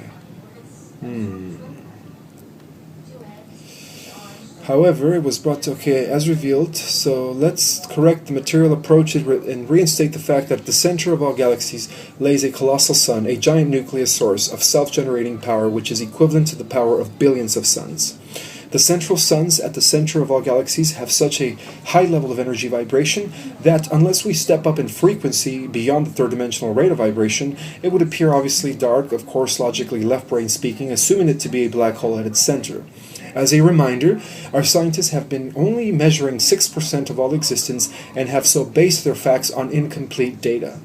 Though in truth it is the great center hub in which all billion star systems revolve around that cultivate the grounds for accepting the centropic model of existence, which will indeed validate the multiverse concept of existence. Therefore, by readopting the centropic model of cosmology, we can now begin to see that our entire galaxy is being held together in perfect circular fashion, the same way the atom is, and the same way solar systems are. In fact, all of the life force that is being generated to our planet via our sun is essentially coming from the center core of our galaxy, through what bright scientists call scalar waves. This applies to all of the living suns, stars in our galaxy, as they are all sustained by the life force emanating from the center hub of our Milky Way. Now, since there are innumerable galaxies as revealed through NASA, and as we continue applying the centropic model, we can begin to understand that our own galaxy with other galaxies are also making a greater revolution around even a greater source of energy center. Therefore, we may conclude that a great number of galaxies together would make up one universal body or one universe. And since there are multiple universes as postulated by the new evidence, we can now begin to see how there could exist multiple universal bodies, each a composite of evolving galaxies around a greater source, thus validating what our new science is now confirming. Further evidence in support of this claim is also coming from the emissaries or the higher intelligences that are hailing from these higher planes of existence. These higher intelligences are now coming forward in numbers to assist our Creator in the restoration of our planet Earth. So in this next statement, we will uncover information from higher spiritual sources that have confirmed that we indeed live in a multiverse system. This will reveal a whole new cosmos that has never been revealed on Earth. It was restored in the 1950s by these higher intelligences, and so it was published into a book called the Urantia Papers that reveal a cosmology that validates the multiverse systems, but with the idea that there is organization on every level, as well as with the central idea that there is a prime creator or a one God that is creating and facilitating its cosmic race for the allowance of these universes to come into existence, and how these universes are known as local universes are actually the time-space creations of the descending beings that originated from the primal source, or what they call the mother universe. So here it is, according to the Urantia material, a compilation of higher valuable information that has been transmitted by higher evolved beings, revealing the existence of millions of universes, composites of billions of galaxies that are evolving side by side, but yet remain connected through a greater universal cosmic body in which all universes are revolving about. So see again, no matter which way we go, the centropic model of existence is the most correct one, because there's always something growing. No matter if we go into higher cosmos, even universes, local universes, are revolving around its minor sector, and many minor sectors are revolving around its major sector, and many major sectors revolve around its super universe center core. And so in whichever way we go, there's always a circle within a circle. There's always a revolution within a revolution. And that is why our existence is infinite. The central universe, in the Urantia material, this central body in which all universes are revolving about is known as the central universe of Hevona. The central universe of Hevona parallels what our new science is referring to as the metaverse or the mother universe. The mother universe or central universe, as supported in the Urantia Papers, is divided into what the Urantia material calls the 7 super universe spheres, which altogether comprise the grand central domain. So the central universe here, the motherverse, the metaverse, first divides. Now this is where we could start incorporating and validating the theory of involution and the idea of this cosmic descent of higher frequency into lower vibration. So it begins with the universe, and again, we're all different cells in this, so we're all undergoing it at a micro level, as to why everything's interconnected, providing the theory of everything correct in the unified field theory. So we started this, so the first step down frequency, or the first division of this grand central universe, is first split into 7, as we shall soon see. And so this is a process that continues all the way down to the local universes, to galaxies, to solar systems, and to planets. These super universes are also known as the space-time creations or extensions of the central universe, in which, according to Urantia, are considered eventuated without beginning or end. This fact of eternal, always existing spheres it's also being supported by both the new science and backed by the esoteric wisdom of the ancient mystery schools. Urantia reveals that each of these 7 super universes that comprise the grand central creation is divided into 10 major sectors, giving us a total of 70 major sectors. Each major sector has 100 minor sectors, giving us a total of 70,000 minor sectors. And each minor sector contains 100,000 organized local universes, calculating about 700,000 organized local universes in the entire periphery of the central universe, or what science calls the metaverse, and growing by the day as new and new universes are coming into existence. In turn, each local universe contains approximately 1 million constellations, giving us roughly about 70 million constellations and growing by the second. Each constellation contains 100 systems, giving us a total of 7 billion systems in the grand central universe. Finally, each system contains 1,000 worlds. Now, if we add that up, taking into account the entire central periphery, we end up with approximately 7 trillion organized, evolving planetary worlds in our known cosmos and growing by the second. As mentioned, every day new and new universes are being born and organized daily into the domain of the mother central spheres, as the central universe forever continues its expansion into the eternal void of infinite space. Very interesting. Now there is more. At the center of the central universe of what Urantia calls Havona, that is the name that the Urantia reveals to be the name of the central universe, there is the eternal Isle of Paradise, which itself consists of 7 sacred spheres, or the 7 mansion worlds of the Universal Father Mother, the Absolute. Now, in understanding cosmic divine personalities, it is believed that at the center of this central sphere, so there exists the Universal Mother Father, the Absolute, who are always referred to as the first source and center of everything that is. Now, this is where cutting-edge science and philosophy and the secret knowledge also begin to merge with the concepts of the creation of the multiverse by the one God that was referenced in all religious traditions, including our Bible.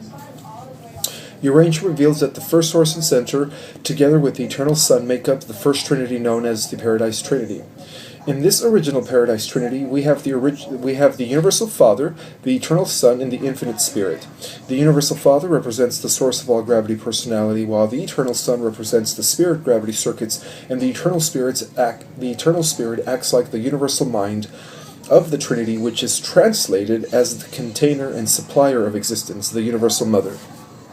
Furthermore, during the Great Descent, it is believed that this primary cosmic trinity divides into what is known as the 7 master spirits who dwell in the 7 mansion worlds or sacred spheres of the central system. In turn, each master spirit rules over a super universe segment with its own trinity.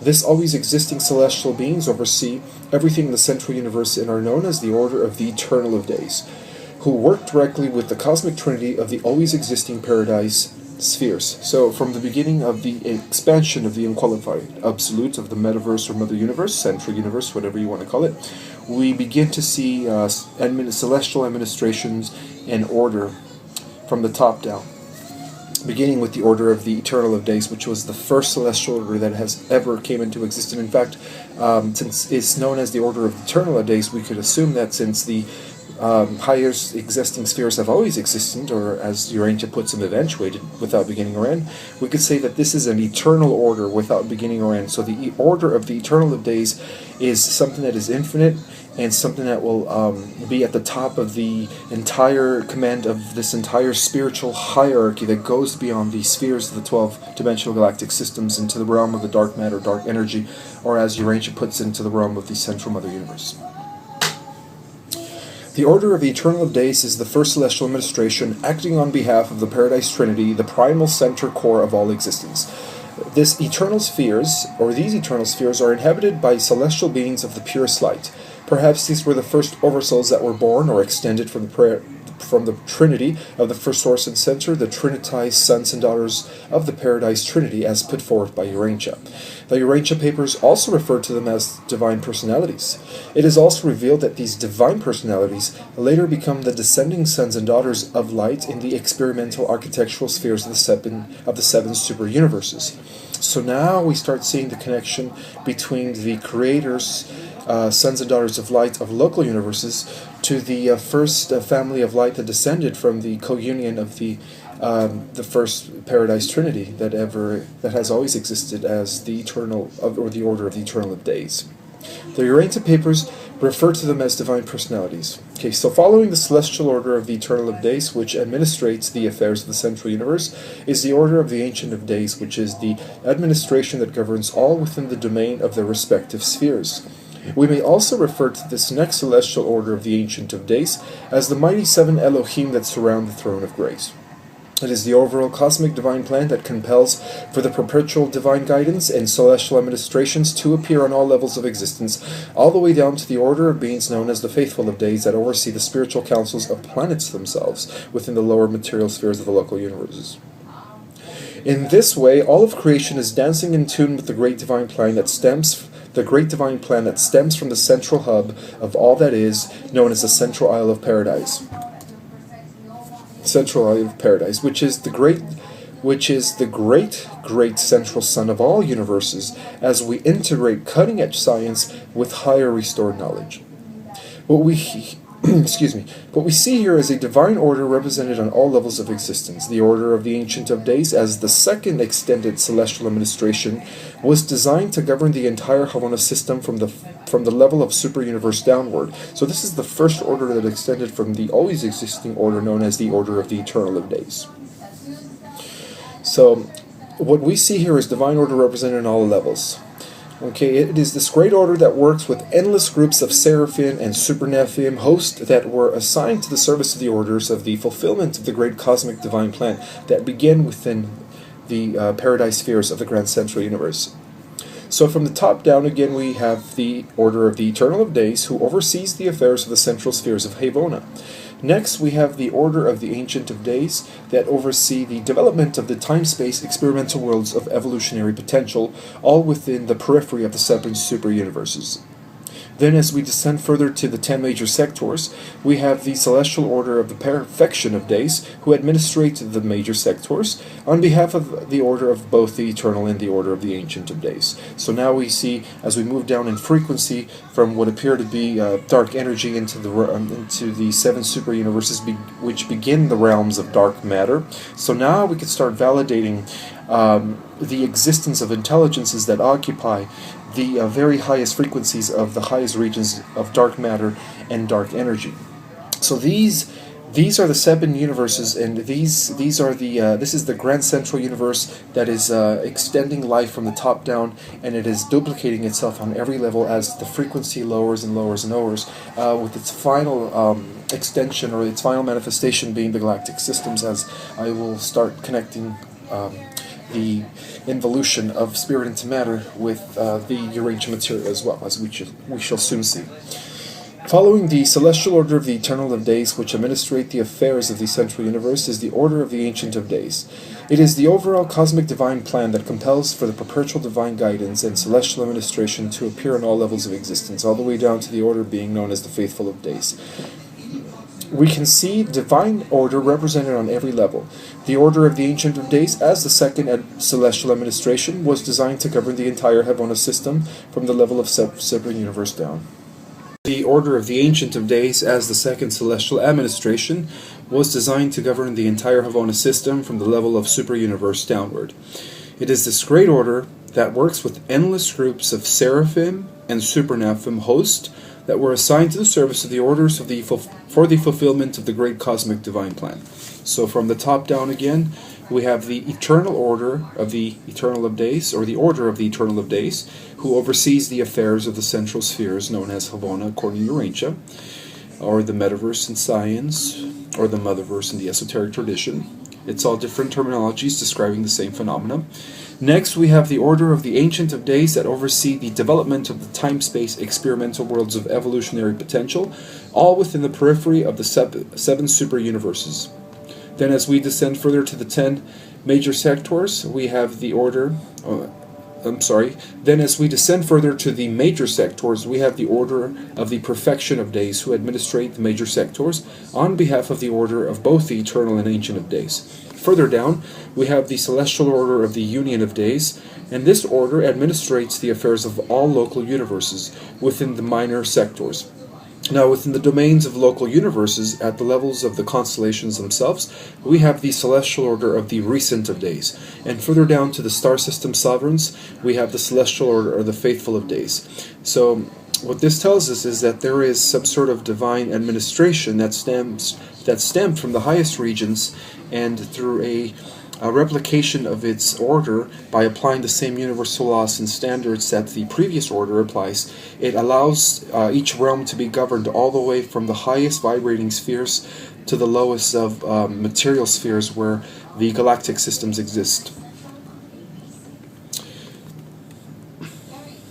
Further down, we have the celestial order of the union of days, and this order administrates the affairs of local universes. Okay. In further examination, we can also correlate the Urantia material with the idea of the three levels of heaven: celestial, etheric, material, and these are the three overall planes of existence that have been revealed in the esoteric tradition. And I would like to make a comparison to the information revealed in the Urantia material. So in this comparison, we could line up the Havona central spheres with the eternal celestial spheres that have always existed as the most purifiest levels of light. As we descended into the second heavens, then we match the organization or extension of the seven super universes, corresponding to the middle heavens of the etheric realms, in which extended from the already existing spheres of light, the celestial spheres, or as Urantia puts it, the grand central universe. The creations of the local universes could be considered the lowest heavens or the material spheres where all galaxies exist. On a galactic level, if we can further correlate these three levels of existence to the postulated three types of advanced population systems proposed by our new science, then we are on the verge of the greatest scientific and spiritual revolution ever, which only comes with the reestablishment of heaven on earth. According to the Urantia material, we live in a local universe of Nebadon, which is one of multiple evolving universes in the seventh segment of the known super universe of Orvonton. However, the Urantia material does not mention any other super universes, other than Orvonton, nor does it mention any other local universes other than Nebadon. Perhaps these other super universes and their respective local universes have been completed and are waiting for the completion of Orvonton, the seventh segment we belong to. Urantia also reveals that the central universe of Havona is expanding its periphery one space level at a time in support of the centropic model of existence, which is the idea that all existence comes from the top down or extends from something central, and from the central point it extends outward as it repeats on every level in a holographic fashion. Urantia also revealed that the celestial universe of Havona is expanding its periphery one outer space level at a time, supporting the centropic model of existence. According to Urantia, we are barely in the stage of completing the first outer space level out of 4 others that are awaiting further organization.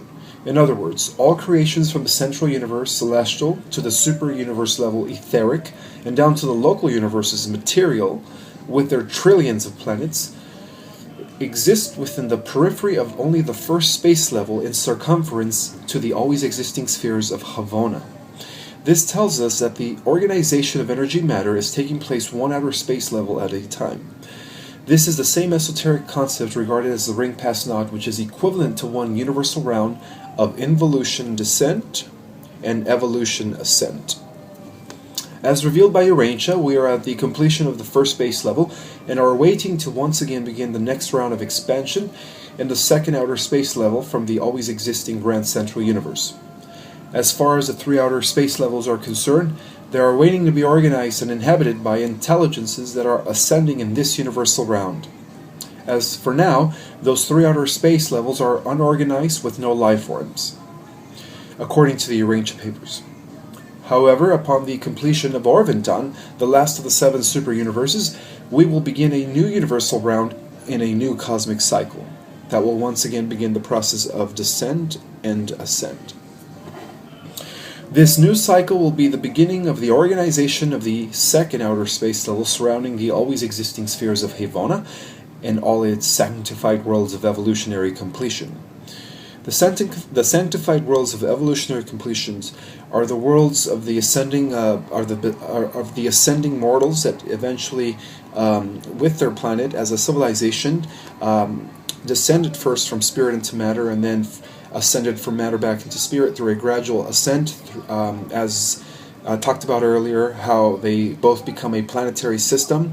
How it first becomes a planetary system, and then it becomes a stellar system, and then it becomes a galactic system. And then at the point of the galactic system, there are still even greater levels beyond the 12th dimension, allowing these ascending mortals to eventually reach the highest levels within the realms of the local universes, the minor sectors, the major sectors, the super universes, and where it all, I guess, completes where they could finally say graduation is granted to them is when they reach the highest levels known as the Havana systems, which is the central spheres or the celestial spheres in which everything began from. So it's almost like we begin in the celestial spheres, we involve or we are part of this descent to then again ascend all the levels that we descended, so that when we go out there to the second outer space level, then we could also begin to facilitate our own creations or administrate our own worlds and galaxies and perhaps universes. In other words, from the central universe to the super universe level, I've already read that. However, upon the completion of our Vintan, the last of the seven super universes, we will begin a new universal round in a new cycle. Now, since we are barely in the stage of completing our first space level, then we are perhaps in the beginning phase of a process that will appear to be infinite, since there is no end to numbers. Even the completion of the first level seemed like an eternity.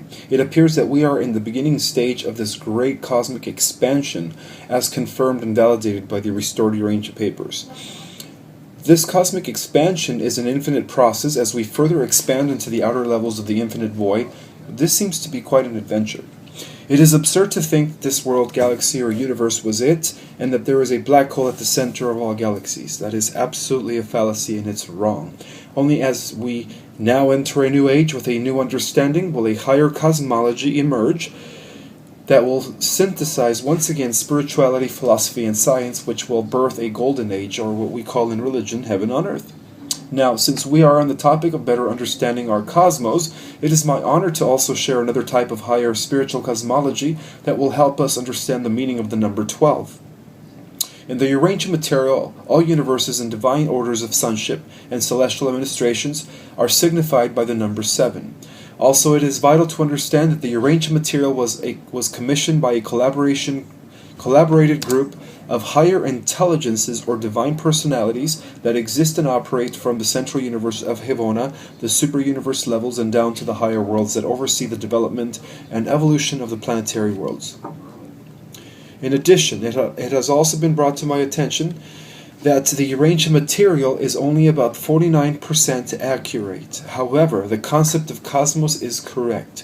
Therefore, let it be understood that according to the guide of the High Spirit, the information revealed in this material is only pertaining to the truth aspect of the Urantia papers. The other 61% that is incorrect is not shared in this material. In this next account of cosmology, the information revealed was restored to the earth by the overseer and divine administrator of our own local universe, known as Lord Michael.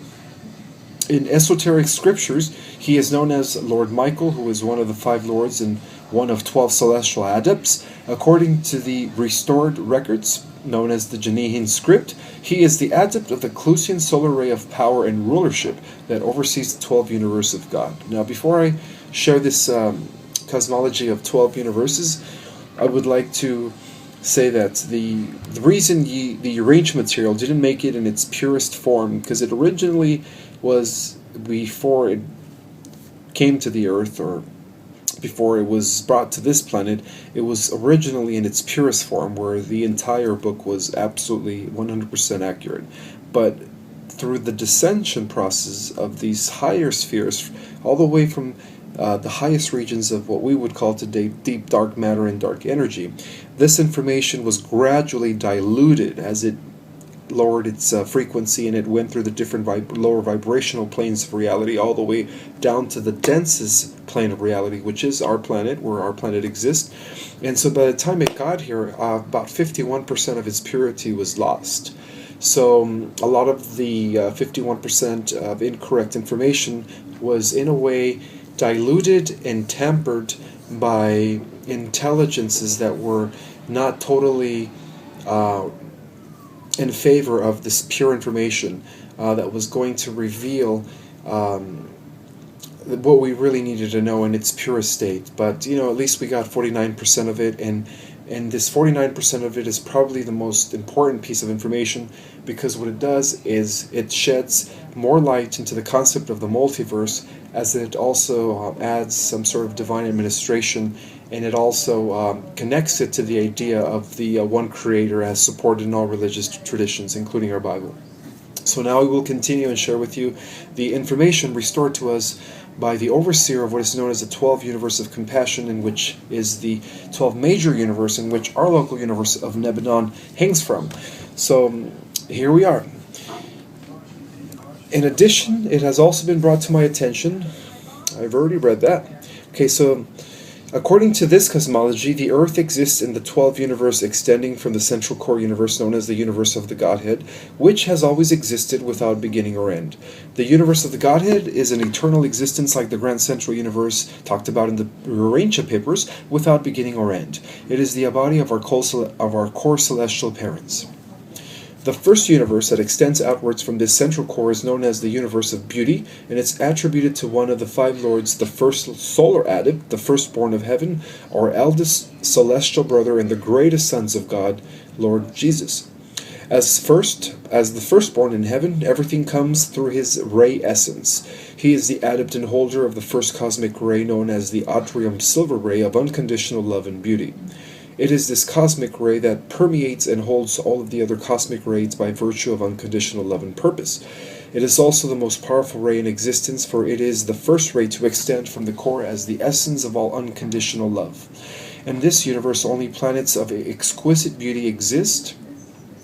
There is only one solar system, and it is relatively a small universe with only a few hundred inhabited worlds.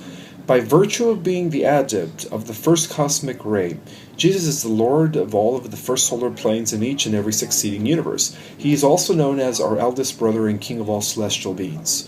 The second universe extended from the God source surrounding the central core is known as the universe of women. The overseer and adept of this universe is known as Maria, the second-born of heaven, and that is why this universe was attributed to women only. Marija is spelled Y-A, is also known as God's eternal companion, who acts as the focal point of power for the sacred divine feminine, and is governed by the second cosmic ray known as Sophia, or to the Greeks, wisdom.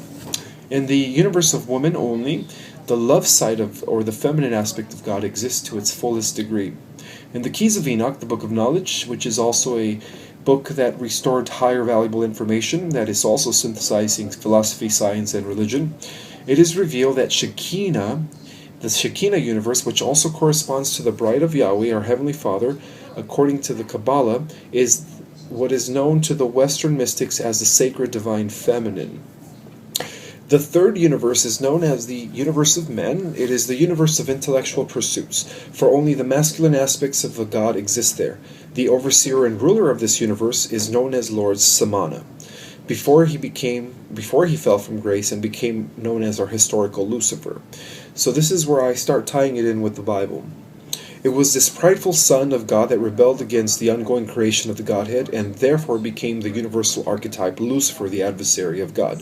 According to the Yenichian script, let me spell that for you. That's spelled Y-A-N-I-H-I-A-N. According to the Yenichian script, Samana became the catalyst of the dark non-cosmic ray of Kaladin that streamed throughout all of creation, causing the fall and destructions of many worlds. Nonetheless, in the fourth universe, both the feminine and love aspect of God, of the Godhead, and the masculine intellectual aspect of the Godhead come together as one. It was in this fourth universe where both the feminine and masculine, or love and intellectual aspects of the Godhead, first come into being, or balance, and it is really at the root of all democracies, and it is governed by the fourth cosmic ray.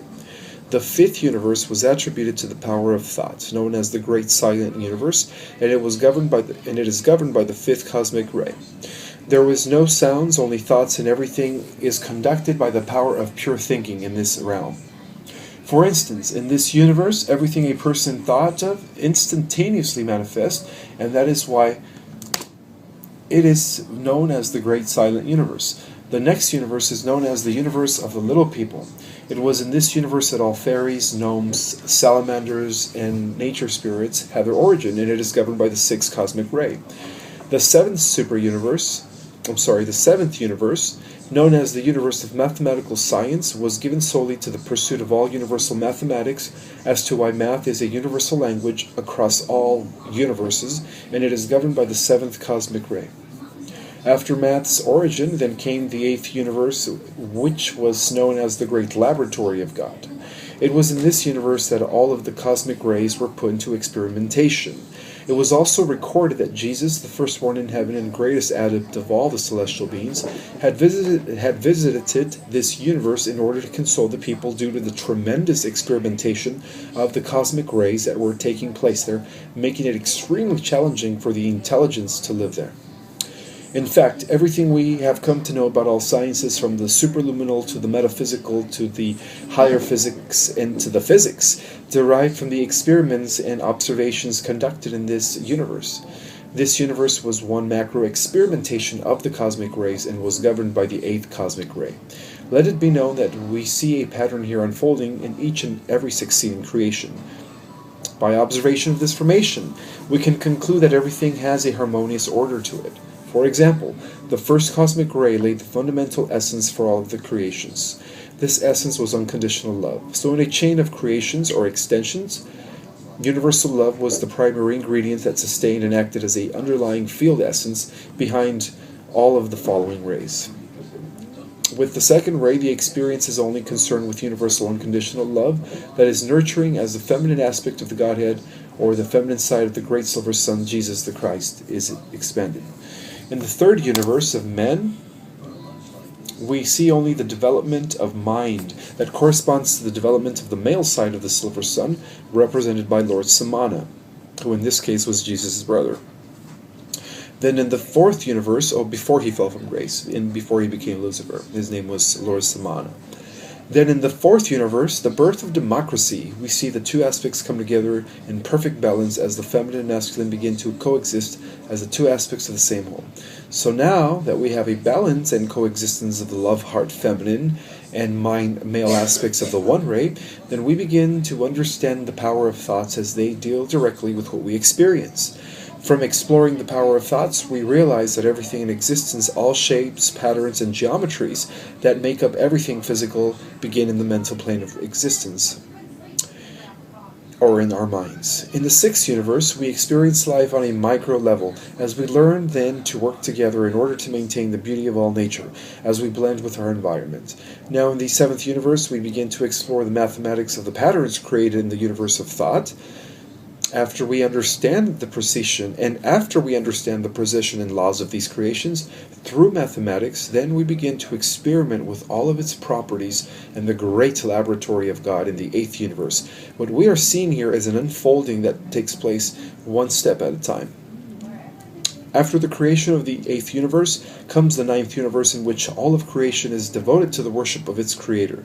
This universe is governed by the ninth cosmic ray, and it is known as the universe of theology, where everyone becomes ardent students of the God subject, and this universe is governed by the 10th cosmic ray. After the universe of theology follows the 11th universe, known as the universe of mechanics, where all of technology had its origin, and it is governed by the 11th cosmic ray. The final universal creation in this cosmology of 12 is known as the 12th universe of compassion, and it is governed by the 12th cosmic ray. According to the Anihin script, all universes have returned back to the great central core of its origin. That is all universal extensions from the first universe of Lord Jesus to the 11th universe have returned or ascended back to its parent source. The only one left in this last universe the only one left to ascend or return back to its source is the last universe of compassion, which is the last major universe that we belong to, according to this material. Nonetheless, the universe of compassion is now ready to ascend like the other universes, and that is why the kingdom of the core universe is now being established in our world. This event is revealed by the higher intelligences and confirmed by the ancient prophecies. It is important to understand that each and every single universe contributed to the existence of its successor. For instance, in seeing this unfolding as a building construct, we could say that the essence and existence of the first universe gave birth to the next universe, as if it was the first universe that acted as a first layer to the second one. This in turn occurred for each and every succeeding universe, as each one inherited the cosmic ray of its prior universe, and every new universe also inherited its own as every new universe also inherited its own cosmic ray. For every universe had exactly the same solar planes and solar systems of its indicated number. For example, our universe, the last creation, inherited all of the cosmic rays prior to its creation. However, its primary ray was known as the Clusian ray of power and rulership. According to this revelation, our Earth Sun is known as the 12th solar planet within the 12th universe of compassion, and it contains all of the essences and properties of every existing universe prior to its creation. This explains why our solar system and our planet Earth have been a source of great value in the entire 12th major creation. Now, when I'm speaking about the 12th major creation, I'm speaking about a sphere of realities that are even bigger than the local universes. What I was trying to say is that the 12 major creations also within themselves contained the exact number of their creation. For instance, in the 12th major creation, there are 12 local universes, or you could say the 12 major creation divides into 12 organized local universes, with which Nebadon happens to be one of them. For instance, the 11th universe, or major universe of Mechanism, which is the 11th, has a total of 11 universes. So also we could say that since, according to the holographic concept of existence, as each part breaks off and it contains the essence of the whole, as the 12 local universes break off themselves, they also divide into 12 galactic systems. And each galactic system divides into 12 major constellations, what is known as the zodiac. And each major constellation also divides into 12. And that explains why also our solar system was originally born with a family of 12 planets. So I'm going to continue here. Every living soul... where am I? Every living soul that came to live in the 12th universe had their origin as it were born out of the breath of God in the second and third universes.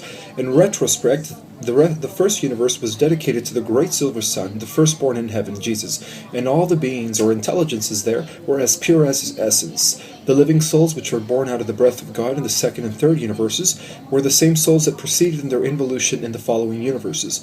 Each universe was governed by its own particular ray, which provided all of God's descending children with a new experience each time. Each time these descending souls would come into a new creation under a new ray, as each ray would afford them the opportunity to explore a different aspect, wavelength of the one pure light essence. According to this cosmology, all souls come to be born out of the breath of their parents, for sex did not exist until the last creation, the 12th universe, when the vibrations lowered into the 12th in dimension downward, eventually into the third dimension. This was primarily due to the fact that all beings from the first universe to the 11th universe were etheric, and were capable of reproducing by combining essences coupled with focused thought form, and collectively intending the child of their union into existence. This is the same way each universe and all of our Creator's original children were firstborn in spirit essence. So our first birth into being a conscious, individualized unit of or particles or extensions of the one source, as we inherit individuality, as we proceed in the descent process, is first out of a spirit essence. So our true nature has always been energy, vibration, and light. So as light, we have always existed.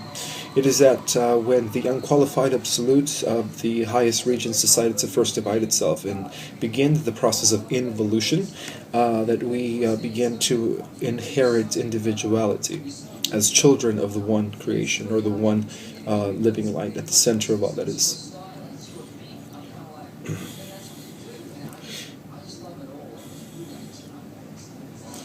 In addition, each universe, all souls became endowed with the same creative powers of the Godhead, as we were made in the similitude and likeness of our Creator. Eventually, each universe returned to its prime source as the ascension process took effect. It has been revealed by Lord Michael that the 12th universe, being the largest of all of the other universes, is ready to come home now, and it's also the last one to ascend. This explains the resolution coming into fruition in our world in these glorious times where heaven is scheduled to materialize on the earth. The process of creation, however, does not end there. It only marks the completion of the seventh super universe as revealed in the Urantia papers. And for the record, let it be known that all souls born in the last creation or extension of the 7 super universes were endowed with all of the same were endowed with all the 12 cosmic rays, as to why we have 12 overall chakra systems or energy centers within human bodies. Each major chakra or energy center is in direct relation to one of the 12 living universes or major universes that extended from the core of the super universe segment, which is known as the core universe. In order to understand the sacredness of the 7 and 12, in reference to the 7 super universes and 12 major creations, we must understand the pattern that shaped our world. Looking within the records of all sacred traditions, it has been known by most adepts, mystics, and saints that the numbers 7 and 12 are the most sacred numbers, as they are related to one another. We can see this repeating pattern in almost everything. For instance, God created the heavens and the earth in 7 days. There are 7 days in a week, as there are 7 levels of initiation in the ascension process. There are 7 major chakras in our physical body, technically 12. Not to mention, according to the secret doctrine, there are 7 evolutionary cycles of civilization corresponding to the 7 evolving root races on planet Earth. In like manner, for the sacred number 12, there are 12 astrological houses in our galaxy known as the Zodiac. There are 12 tribes of Israel. Jesus had 12 apostles. There were 12 knights of the Round Table in the courts of Camelot, etc., etc. Not to mention, in our original makeup, we had 12 functioning chakras, as there are 12 strands of DNA. However, the other 5 chakras are located outside of our body, connecting us to the different spheres of the cosmos, or what scientists would call the realms of dark matter and dark energy. In comparison of these two cosmologies, 7 and 12 are sacred divine numbers, as they pertain to the overall creation of the Godhead. Although let's not forget about 3, which is perhaps the most important number. One thing to understand is that our omniverse operates in perfect order, and that order is reflected in all things, as there are different aspects, extensions, and manifestations of the one God source, all functioning together as different parts of the same whole. Therefore, we may say that perhaps in the great beginning there was only one single undivided whole, as there still is at the highest point of existence, or in its primal state. This state of existence could also be classified as the unqualified absolute or primal virgin birth of the expanding cosmos. So in the creation and expansion of this whole unqualified absolute, the first step was to first divide into 3, as 3 becomes the first underlying pattern to all that is. This was the initial step in the creation, expansion, involution, and evolution of all living universes. The first division also gave us the concept of the Trinity, as stated in the arranged material. The Paradise Trinity came into being, in which everything comes from, including our Christian Trinity. In this process, as the one becomes the 3, we first begin to see this pattern in the 3 major planes of existence: celestial, spiritual, etheric, mental, and material, physical.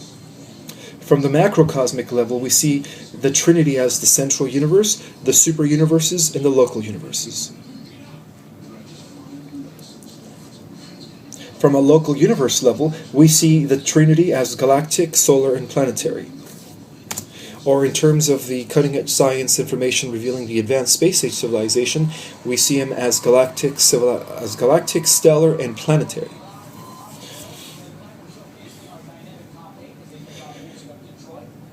In this process, at a personal level, we see it as the spirit, mind, and body, which makes up the human being, the last and final extension of the Godhead. First, God the whole, which is 1, becomes the 3, and then it divides into 7. The 7 mighty Elohim, the 7 archangels, the 7 super universes, etc., etc. However, bear in mind that this is the same substance, unqualified absolute, now divided into 7 aspects or equal parts of itself. Most importantly, let it be understood, as validated by both quantum physics and metaphysical knowledge, that there is only one immeasurable force with innumerable parts. So first, God, the whole, which is 1, becomes the 3, the Grand Trinity, and then it divides into 7, the 7 mighty Elohim, the 7 master spirits, the 7 mighty archangels, and the 7 super universes. So bear in mind that this is the same qualified or unqualified absolute substance, now divided into 7 aspects of itself, and each aspect carries the whole within itself as well. Most importantly, let it be understood, as validated by both quantum physics and metaphysical knowledge, that there is only one immeasurable force with innumerable parts, as a photon is both a wave and a particle at the same time. So in tracing this back to the great beginning at the time of the great unfolding, first there was God the one-fold, and then came God to the threefold as the Trinity, and then God the sevenfold, and since everything is divided from the one, there is no separation but only expansion, for we are dealing here with the same energy field, the same light energy emanating or expressing itself in different forms and parts, the many and the one and the many. And that idea or that concept explains our entire reality and will also aid the final resolution to the full explanation of the grand theory of everything that will explain every fundamental force known to men, or unknown to men also. Also, as the Trinity divides in this involutionary descent process into 7 parts, it preserves the Trinity, and each part for each master spirit is in each super universe is also composed as a Trinity, as there are 3 Ancient of Days for each of the 7 super universes. After the expansion or division, that's another way of seeing this process of involution as we connected with math. We see it as a division, as the whole dividing itself into 7 equal parts of itself, and then the 7 equal parts of itself further divide into innumerable parts, and then it just keeps dividing until it factorizes itself into the billions of galaxies. And that's the way we exist. So tracing this back to the great beginning of the time, of the great unfolding, first there was God the one-fold, and then came God the threefold as the Trinity, and then God the sevenfold, and since everything is divided from the one, there is no separation, only expansion, for we are dealing here with the same energy field, same light energy expressing itself in different forms and parts, the many and the one and the many. Also, as the Trinity divides in this involutionary descent into 7 parts, it preserves the Trinity in each part.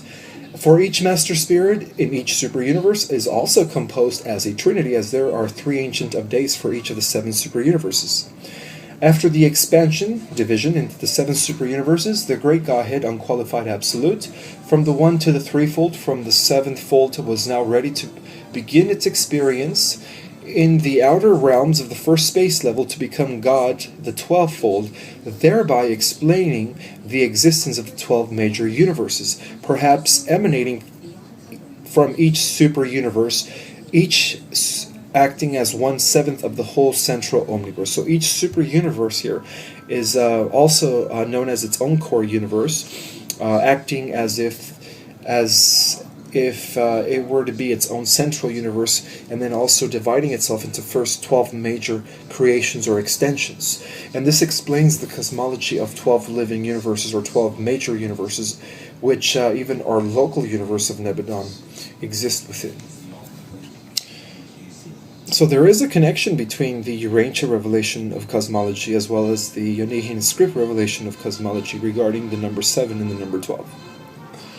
At 12, each super universe, from a holographic perspective, we may now...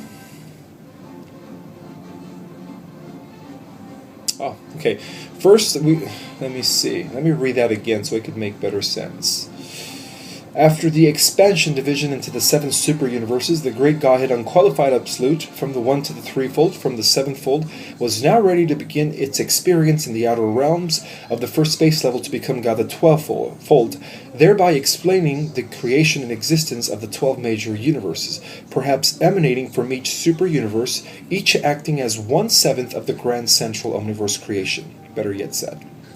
From a holographic perspective, we may now safely conclude that each super universe is an exact replica of the already existing central omniverse, which validates the concept of the holographic concept of existence. And as the 3 is inherited in the 7, and as each 7 carries the properties of 3, then this means that in the 12 there are also properties of 3s and 7s, as there are 3 overall planes of existence, 7 major chakras in our body system, and 5 minor ones, thus making it 12 chakras, all interrelating with one another. Let's sum it up. The 1 first divides into 3, then into 7, then 12, as each further dividend carries the whole of the entire central original essence. This tells us that the inherent property or blueprint for all life that exists is generated from the inner core of all that is, which also again sheds more validation and correctness to the idea of the theory of the central universe, or the central sun theory, which implements the principles of centropy as opposed to the laws of decay or entropy, which is false. So these are some new revolutionary theories that are completely going to shatter the way we've been doing science for the last hundreds of years. And as there is, let me see, where is it? Okay, so let's sum it up. The 1 first divides into 3, then into 7, then 12, as each further dividend carries the whole of the entire central original masterpiece. This tells us that the inherent property or blueprint for all life that exists is generated from the inner core of all that is. Just like our own cells in our bodies follow a genetic blueprint based on a central control program known as DNA, so does the cosmos also operate in the same fashion, following a divine cosmic blueprint that is coming from the center of all that is. This tells us that everything in existence is propelled by an inner intelligence that by far exceeds our comprehension, as we only use 6% of our full brain power in genetic material. Almost as if the entire cosmos is influenced by a cosmic DNA central control program. In light of this, we may conclude that everything in existence is dancing to the tune of our universal architect, God the Onefold, who is in control of all things at all times, and in all of its extensions or creations. Most importantly, this concept validates the idea that everything has purpose and that there are no such things as accidents. After viewing that 3, 7, and 12 are inherent traits in all creation, we can now comprehend why the new physics suggests that indeed everything is holographic in nature, as every aspect of existence is reflected in everything else. So we can conclude that all of existence is orchestrated by the same patterns which all stem from the primal source at first divided into 3, then 7, then finally 12, or at least in our universal extension, and that explains why our galactic systems within the 12 major creations are also further divided into 12 parts known as the zodiac. Now, in an attempt at bridging the two different cosmologies that have been restored back to our world by the higher emissaries, we may conclude that there only exists one great overall central universe or metaverse, as explained by cutting-edge science, with no end and no beginning as proposed by the new physics. Second, by applying the analogy of the primal sacred number, this great cosmic universe is first divided into 3 levels of itself, and that explains upper heaven or upper paradise, nether paradise, and periphery. In the there's 3 aspects of heaven in the grand central creation. There is nether paradise, upper paradise, and central paradise. Or in this case, it is known as the peripheral. Now, in an attempt at bridging the two different cosmologies that have been restored back to our world by the higher emissaries, we may conclude that there only exists one great overall central universe or metaverse, according to cutting-edge science, without beginning or end, as proposed by the new evidence. Second, by applying the analogy of the primal sacred numbers, this great cosmic universe is first divided into 3 levels of itself. This is known as peripheral paradise, nether and upper paradise of the celestial spheres, as indicated in the arranged material. Then the great central universe becomes 7 central universes, all reflecting 7 parts of the grand central motherverse. So in thinking in terms of a holographic movie, if we cut it in 7 pieces, it becomes 7 entire movies, all reflecting the same whole pattern, but in different positions. That means that each and every super universe reflects as a central universe without beginning or end, just as in the case of the already existing central spheres. Since we are part of the 7th aspect known as the 7 super universe of Orvonton, this is part of the 7th aspect of the grand central motherverse, and since 12 is the next dividend, then this 7th central universe known as Orvonton now begins to divide into 12 major creations. So perhaps, could it be that the 12 major universes of God revealed in the Genevan script are part of one of 7 central core creations, all different components or segments of the grand central core of all that is? This explains that each super universe creation has its own central core and Godhead. So in an attempt to synthesize these two cosmologies, we could say that we are one major universal expansion or creation of 7 super universal creations, each with its own core center and 12 major creations. So each core center is like a cosmic central sun to each extending creation as to why there is a central sun on every level, all the way down to the solar systems of planets. In turn, each cosmic sun is one of 7 expressions of the one grand central cosmic sun that acts as a nucleus that lies at the center of all that is. This central hub is known as the Isle of Paradise. It's equally important to know that it is only at the level of super-universes that the great experiment in time and space begins, for it has been revealed that at the highest level of the grand central universe there is no time or space. This condition has always existed for the grand central universe, and of course it continued to exist even after the grand central universe first divided into 7 segments, becoming the central core of the 7 super-universes.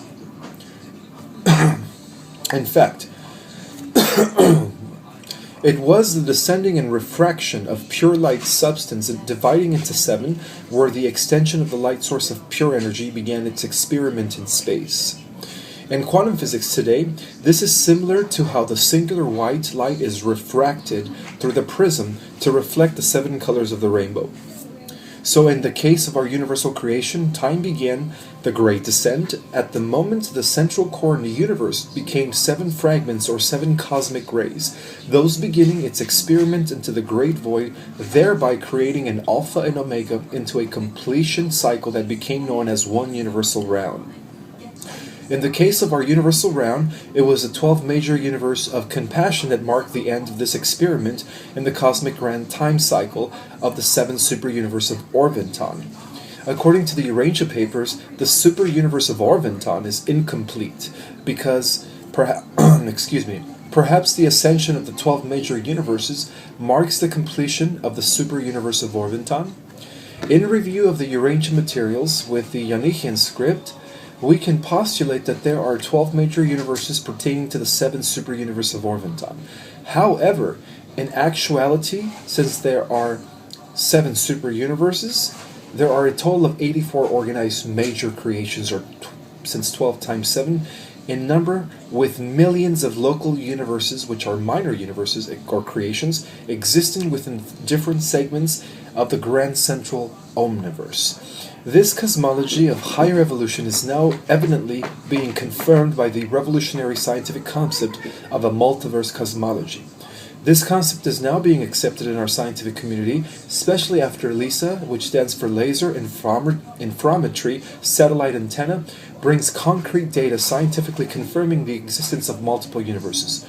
As mentioned, the concept of multiple universes existing side by side has been a hot topic within the leading scientific theories, particularly in the realm of M-theory, superstring theory, and unified field theory. The Urantia revelation only references the 7 super-universes of Orvonton, without much information on the 6 super-universes. Maybe we are only to be concerned with our own super-universe until its completion, which is underway. All local universes of the time-space continuum are created by the descending sons and daughters of light who govern and direct the cosmic force of universal power for our universal Father of the grand central spheres. They are collectively known as creator sons and daughters, or descending children of lights, stemming from the systems of the central universe. According to the Urantia material, they originated in paradise and were the offspring of the first union experience of the Universal Father and Universal Mother, who produced the first family of light, beginning with the 5 cosmic lords, which are the offspring of the Father himself, the trinitized personalities of sons and daughters, which come as a union of the Father and the Son's energies, and also the endless seraphim and host of Supernaphine, Omnaphine, and the different angelic realms, which is a byproduct of the coming union of the Father and the Mother. So that is the first family of light, and that's where we come from. Those are our original ancestors. Even those that create the local universes are the children of the descending children that began in the central universe. So, as it first divides into the 7 master spirits, each master spirit creates his own super universe, and then it divides into 12 aspects of itself. Each 12 aspects also is has its own universal or major creation, and then each major creation further divides into minor creations. So each minor creation also has what you call a overseer or creator, all the way down to galaxies and all the way down to solar systems. So there is divine order on every level.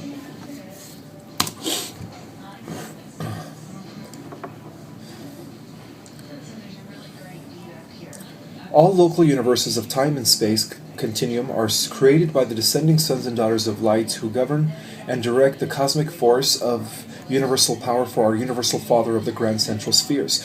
They are collectively known as creator sons and daughters, or the descending sons and daughters of light. These descending sons and daughters of light were given absolute power over their time-space creations, the local universes, which there are millions of them in the entire grand central universe.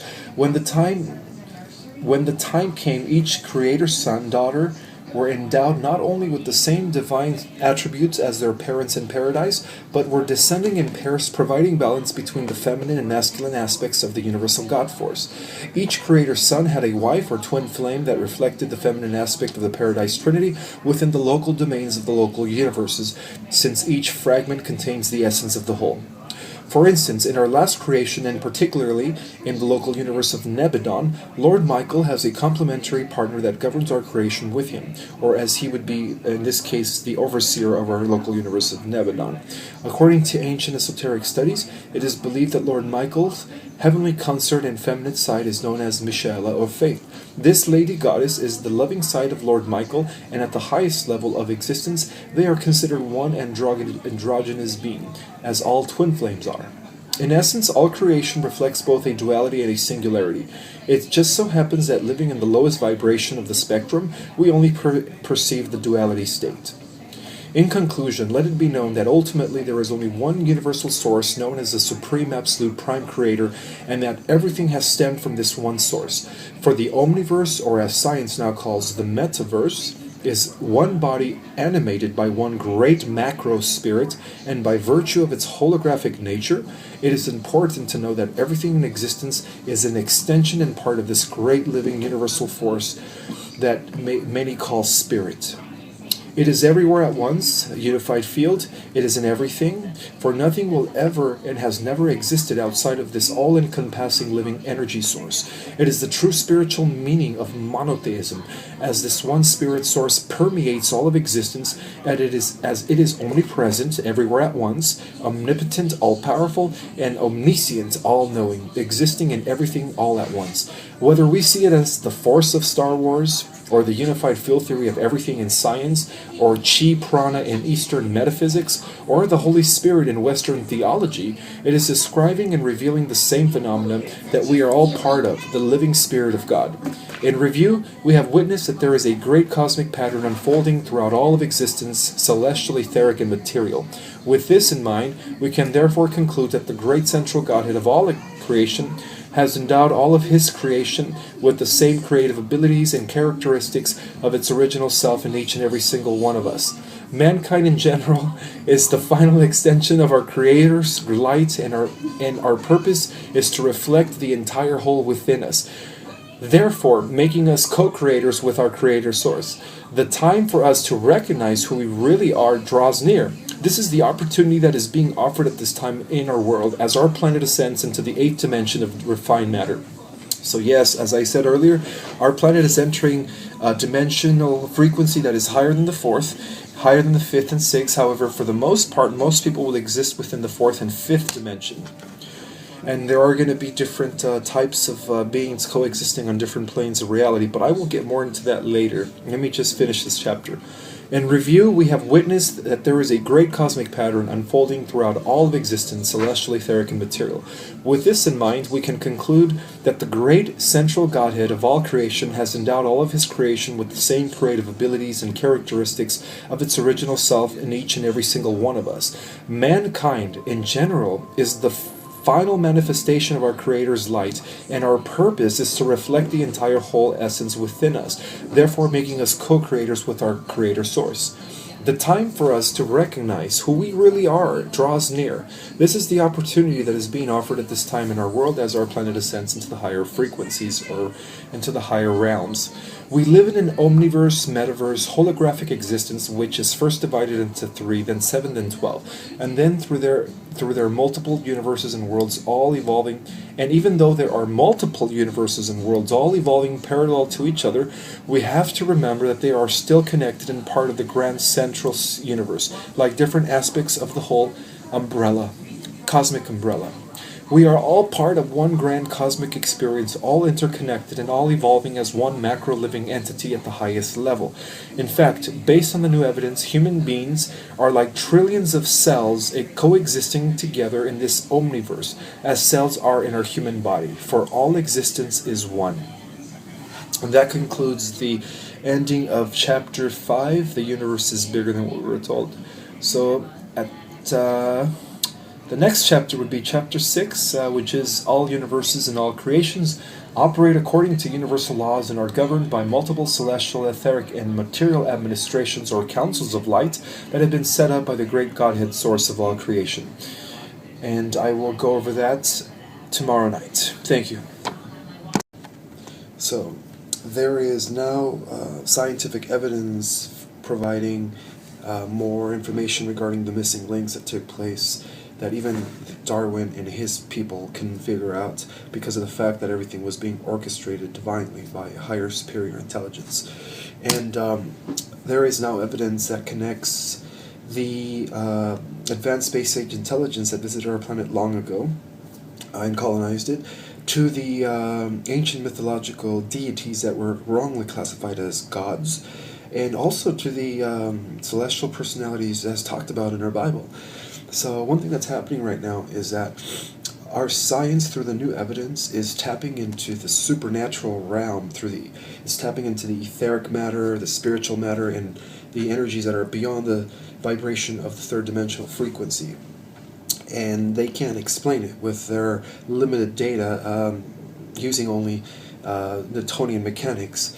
What they are actually doing is the more clever of the scientists is that they're using X-ray technologies to probe into the 90% of the so-called missing matter, and to our surprise they are discovering life forms and intelligences that do exist in 90% of the missing matter in the universe.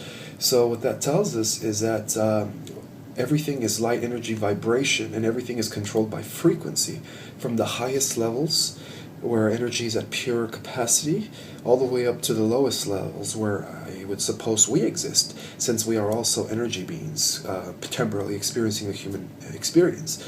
And so this validates the fact that human beings on planet Earth are not descendants of the animal kingdom, but in fact we are descendants of the angelic kingdom. So we were all made in the image of the one Creator.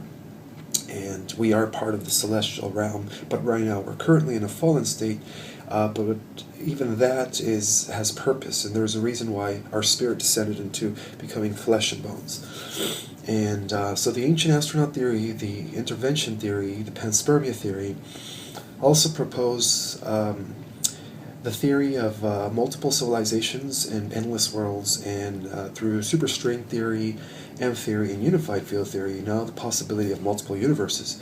So I'm here to say that regardless of how many universes exist and how many civilizations exist, we were all made by the one Creator, and we all share some sort of common cosmic duty of some kind, and which is to follow in the ways of the light. Now, I'm also going to introduce some other theories that are going to give more of a structure and foundation to these other three theories that are at the forefront of our cutting-edge science, forcing us to reevaluate everything that we've ever been taught in school. And so these are the theories that I've discovered, and first and foremost, I would like to say that there is nothing new under the sun, that every theory that has been ever discovered or that ever will be discovered is a theory that already exists in this etheric field known as a universal mind. So all scientists and scholars do is they tap into this reservoir of infinite knowledge, and that's how they're able to derive their theories that change the course of our world in the last thousands and thousands of years. So with that have said, I would like to propose some ancient theories that I've just rediscovered, and will also, act as a structure to these other theories that have nothing to lay on, or no foundation. And that is the theory that our origin was not terrestrial, but was cosmic and celestial. That we human beings today, our planet Earth, are cosmic migratory beings that descended from the higher realms, perhaps from these eternal spheres that have no beginning or end, because our spirit is pure energy, and if energy can never cease to exist, then that means, by the definition of the thermonuclear dynamic law, we are infinite beings temporarily experiencing what is known to us as a state of mortality. So the theory of cosmic ancestry proposes that we were all celestial before we became terrestrial or mortal, and that we were all part of this dissension process that took place long, long ago, in the process of perhaps billions of years, until we became frozen energy and became what we are today, and that is Homo sapiens sapiens. But there is more to us than just being a mortal human. There is a reason why our spirit descends to the earth. Like I said, everything has purpose, and the whole purpose of this descent of spirit into matter is so that spirit could inherit matter and connect the spiritual realm with the physical realm, providing those scientific evidence for the emergence of celestial and terrestrial. And that is the whole reason why we become human, is to inherit a physical form, so that we can be both pure beings of pure energy vibration while maintaining a physical form. And until we became Earth-like humans, we probably didn't have a physical body of flesh and bones. We probably had etheric bones or etheric bodies made out of energy, and we were semi-transparent or semi-material.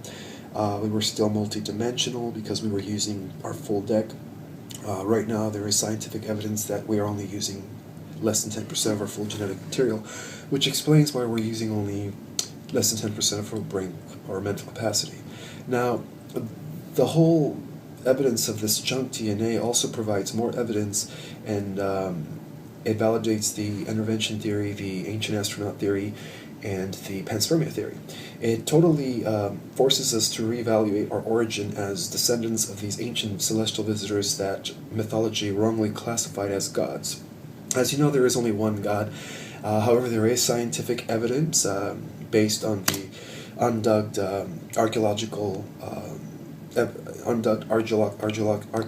evidence, relics, that state that in our distant past there was an advanced space age civilization, and that they made the pyramids and Machu Picchu. They also made Stonehenge, Absbury, and all of the different megalithic structures that are everywhere in the world. So there is now, and there is evidence that shows that our current level of technology could never duplicate those ancient megalithic monuments. So according to the new science, apparently they were done by some sort of celestial angelic personalities that existed in the earth in ancient times. So that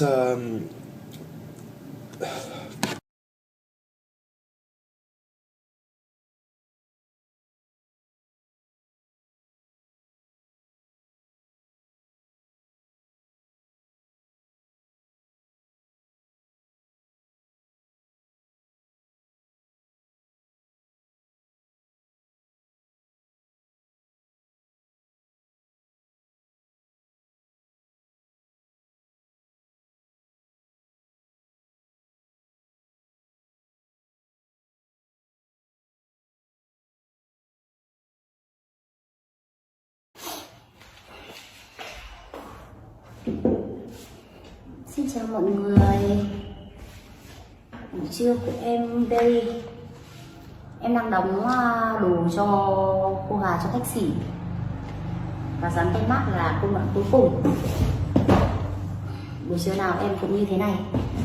Hôm nay rảnh rỗi nên em mới có thời gian quay lại công việc của mình. Đây khách nha. Tem mác địa chỉ rõ ràng. Cô Hà nhà em làm thủ công khách ạ. Cho nên là mỗi ngày em chỉ làm được nhiều nhất là 38-40 cân thôi, để cho khách xỉ. Từ giờ đến Tết thì em ngày nào cũng thế, ngày nào em cũng có mẻ mới.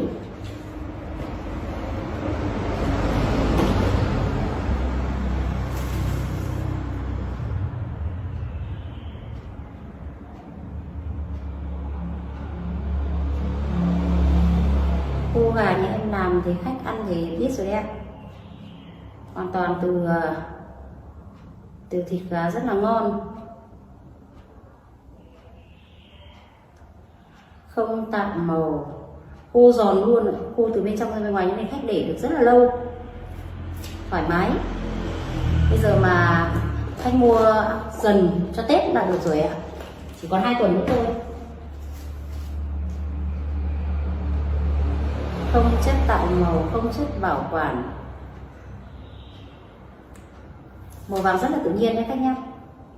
Em không cho những cái phụ gia khác như những cái khô gà nhà khác làm.